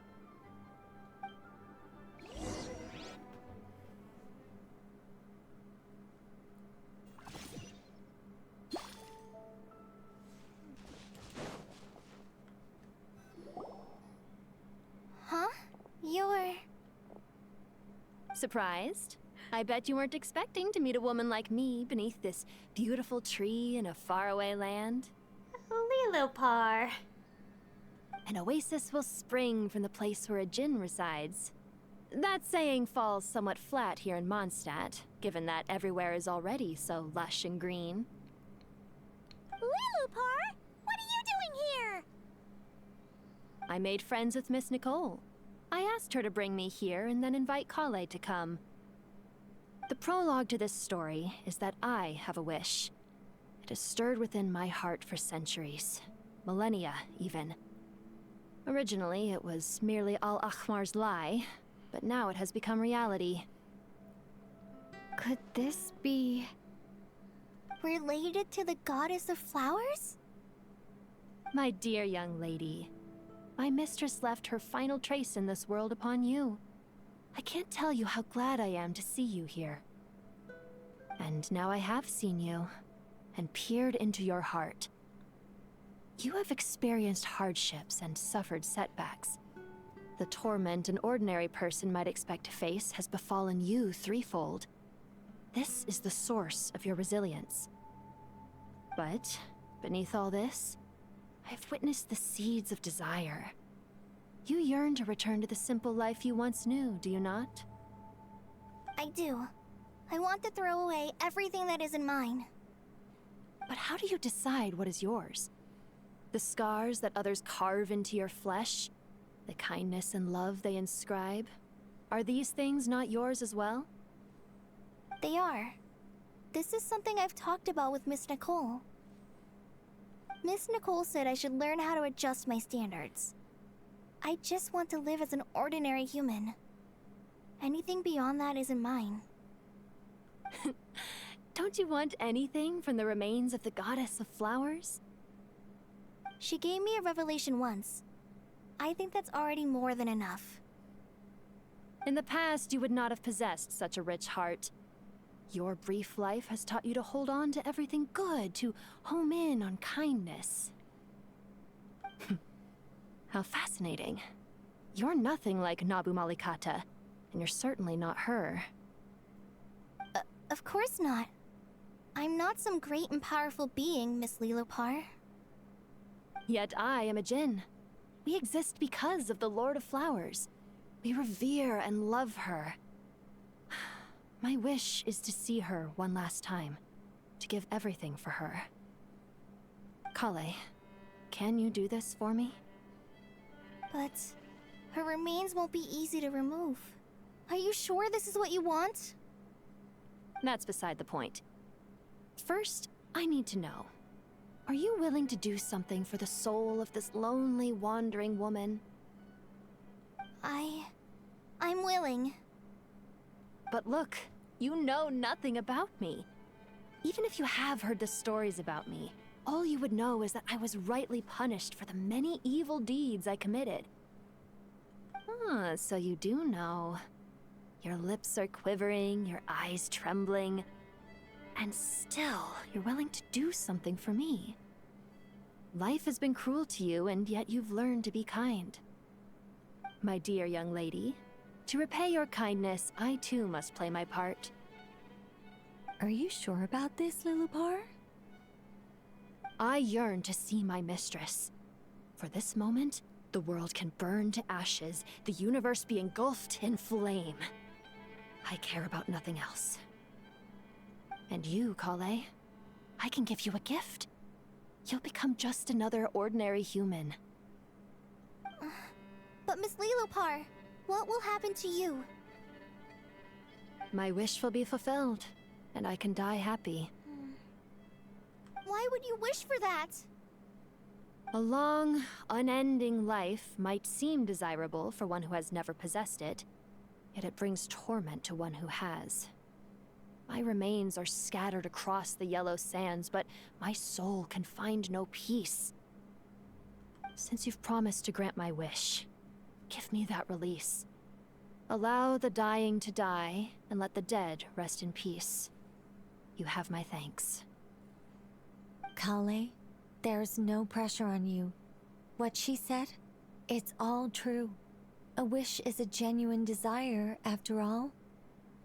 It's as if you want to use the last of your life to give me a better future. Nothing's so selfless. We'll be using our futures to fulfill each other's wishes. This is a noble act, a beautiful and secret transaction between two women. I understand. Miss Lilupar, I'm ready. Close your eyes, Kale.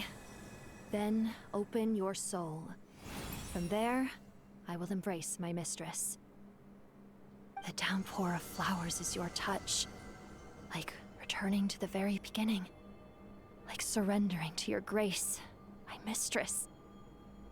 People say that devotion is beautiful, yet filled with pain. How foolish of them.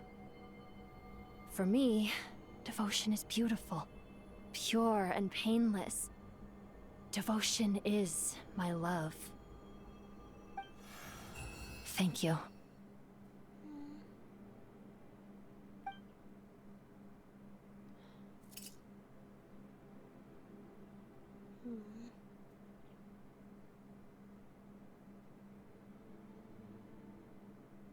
Lilupar!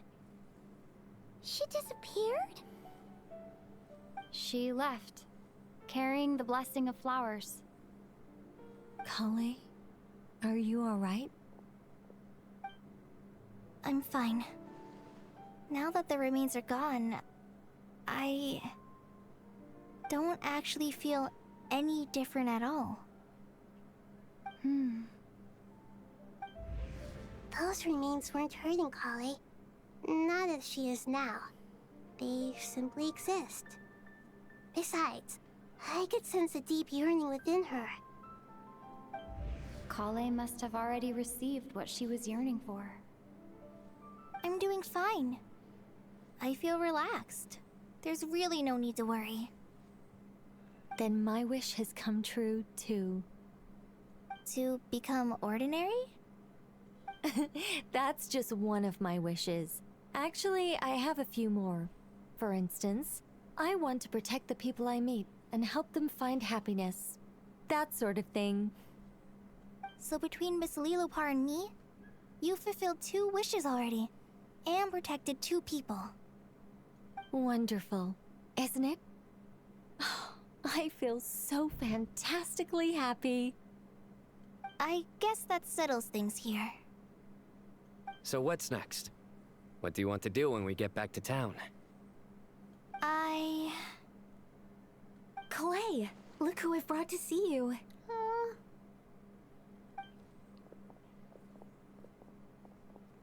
Hey, Kale! I heard you guys were holding some kind of secret event. How come you started without me? Huh?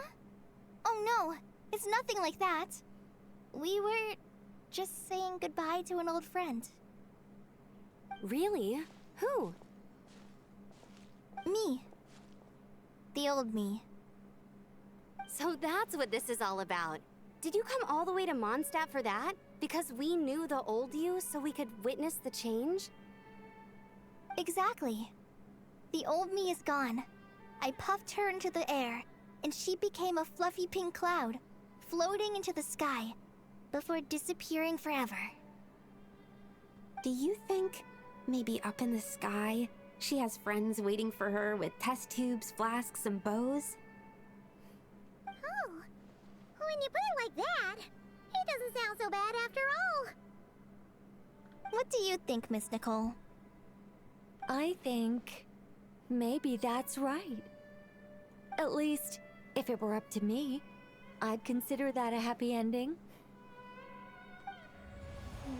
Dear Sucrose, even though my childhood ended long ago, these past few days have really felt like growing up again. I've become stronger, and I feel like I can finally accomplish things by myself. Surely someone as mysterious as you will find a friend like this fascinating? Always growing, always thriving like a plant. I came to say goodbye to my old self. I know that after this, she'll be gone. Thinking about it makes me feel a little lonely. I know the weakness that kept me company will one day leave me too. But somewhere in my heart, I feel a great sense of joy. It feels like I've always wanted to take this step, to walk towards the new me.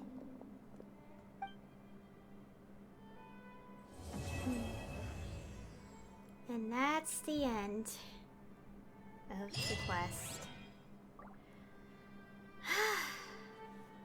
It's done. Oh my goodness. 9-hour stream this is.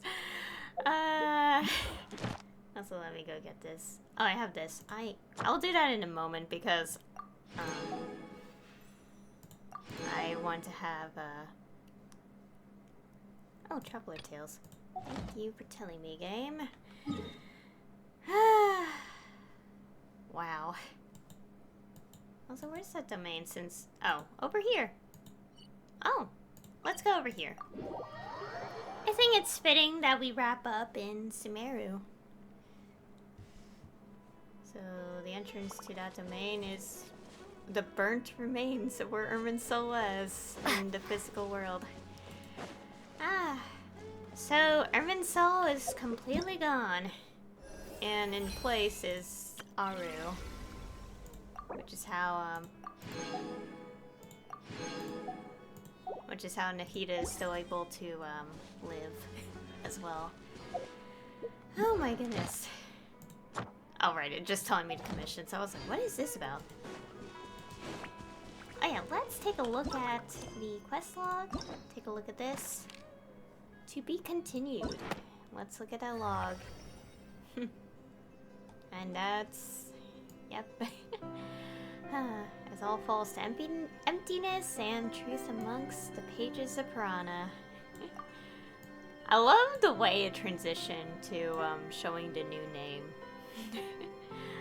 The name that we've wondered for so long why an actual Archon quest wasn't called that. But every other name in that Travail video was used. So far. So far. Oh my goodness. Also, can I take a look at this real quick? It's not the same as the timeline. Yeah, okay, so it's a little Sumeru thing. Anyways, I'm just curious. Anyways, that is it of the new Archon quests of the update. And also a very long stream, oh my goodness. Well, I was prepared this time, unlike the last time I did this, where it was 8 hours, and I was definitely very tired by the end of it. But I was also not prepared for such a thing, so that's probably why. Man, I enjoyed this one, and also a nice wrap on Kale's story as well. Considering the poor girl has suffered through a lot, and she's finally at peace from all the pain and suffering she's been through. Still remember when we saw, like, she basically first showed up in that, webcomic, I think, for Genshin. Like, we've known about her for years, before Sumeru even released. And now after all this time, she's finally, like, the pain, like, obviously, pain always, like, is always with you, but the lingering effects, the cause is now put to rest. And I suppose considering all that's happened, Ettore is more or less gone for good.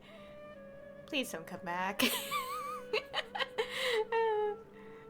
I did mention, and some people have made comparisons saying that he's like the William Afton of Genshin, but hopefully, like William Afton, he never comes back again. Oh my goodness. Well-written villain, though.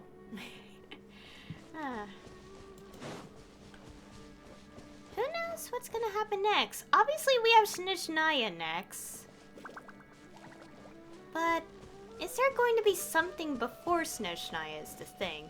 And also, the bigger question is, where is it gonna be? I know it's mentioned that Nodcry's in the southern region, but it's like, look at the map. Where? Where is it gonna go? Because,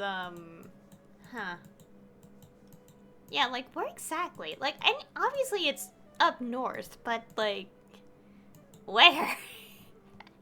Where is it gonna be?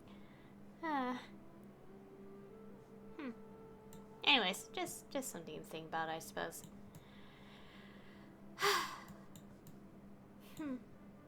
Anyways. Guess there's a lot to unpack. And also a lot to think about, too, after all this. I've enjoyed these quests. And also, I really love the Sumeru cast. I think that's pretty obvious. Anyways, it was nice to go back to Sumeru. And really nice that we got to finally, like, wrap up, like, something that was teased 3.5 years ago? Actually, no, almost 4 years ago now. Because in that Fatui Harbinger trailer, we had that at the end showing Irminsul burning and Kale waking up from the nightmare.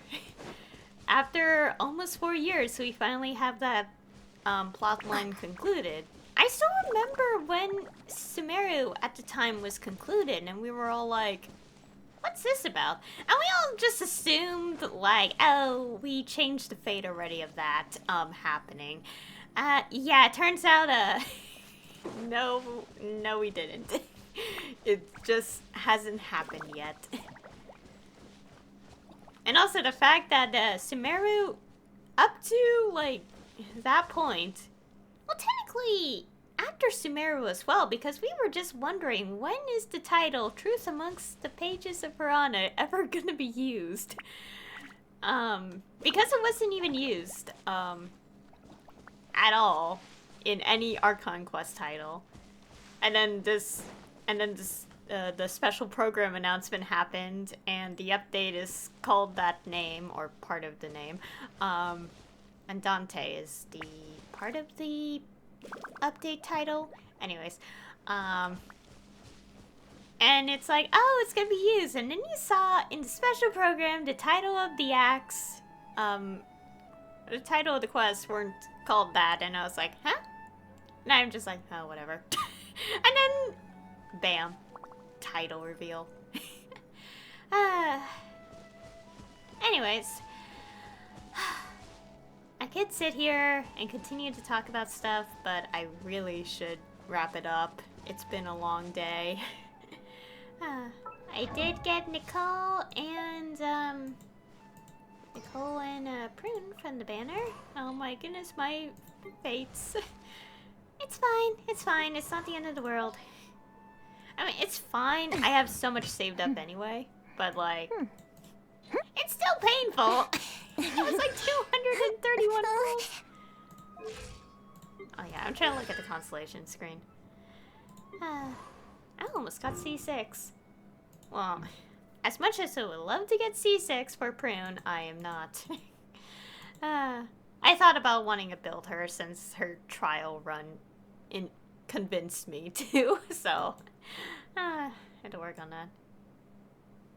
Also, I guess the reason I'm a little upset about how many fates that took is because at some point, and whenever Varka gets reruns, I'm already planning to C6 him. So that's why he's C0, because I made it a rule to not get constellations on the first banner. But I do want to get C6. I have decided I will. So that's why I cried a little bit. Not literally. Also, he would be my second C6 because I'll hate them here is my first in terms of limited 5-star. Also, when I mention that, I do mean limited 5-star. Standard 5-star, it's inevitable. You will eventually, at some point or another, get C6 for them. But for a limited character, you have to pull under banners. So, also, Alhaitham really is my first ever C6 5-star in general. Because, surprisingly, I didn't get a standard character to C6 before him. So, anyways, that's enough about that. So yeah, that is all for today's stream. And I can't wait to see what'll happen next in the story. I'll be curious, considering, like, obviously Snezhnaya is next. We'll definitely be seeing... gosh, thinking about it, it's just like... I'm excited to see what will happen. And everything else. And especially now, since I think, based on how things are progressing, we're at the point in the game where we're finally getting to know more about Celestia, the gods.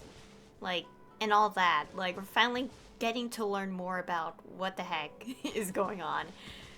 Like, what led to, essentially, the Teyvat of the present.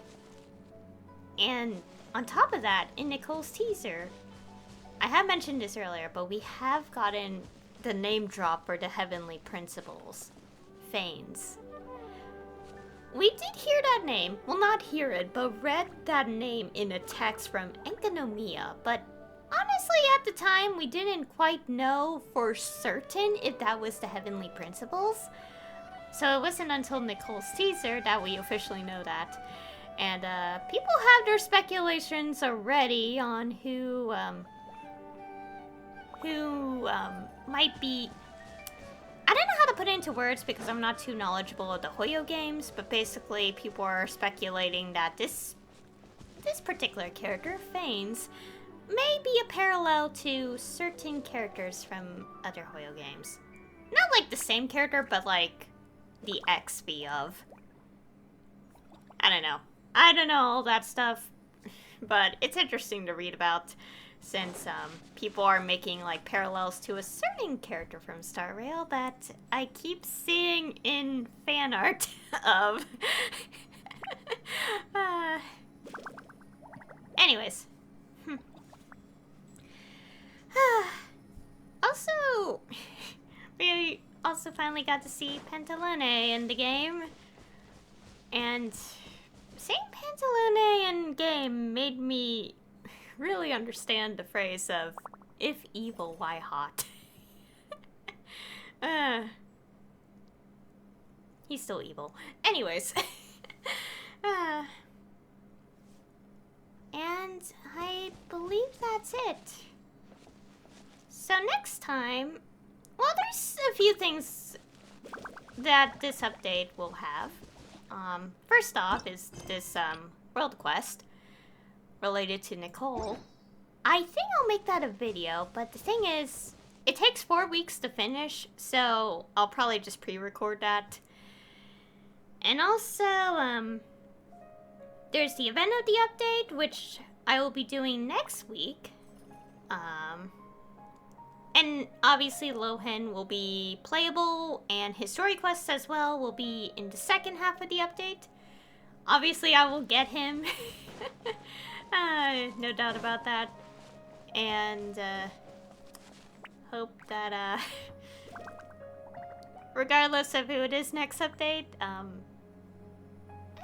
we don't know yet. We have to wait for the drip marketing. I don't know. I guess part of me is like, I'm hoping that the next character drip marketed isn't going to be a character I want to get immediately, or who knows? Because I'm spending so many pulls this update. And I want to keep saving for, like, you know, when I want to see 6 Barca at some point. Probably not in one sitting. I'll probably get like a few constellations and then in a future rerun gets C6, but still.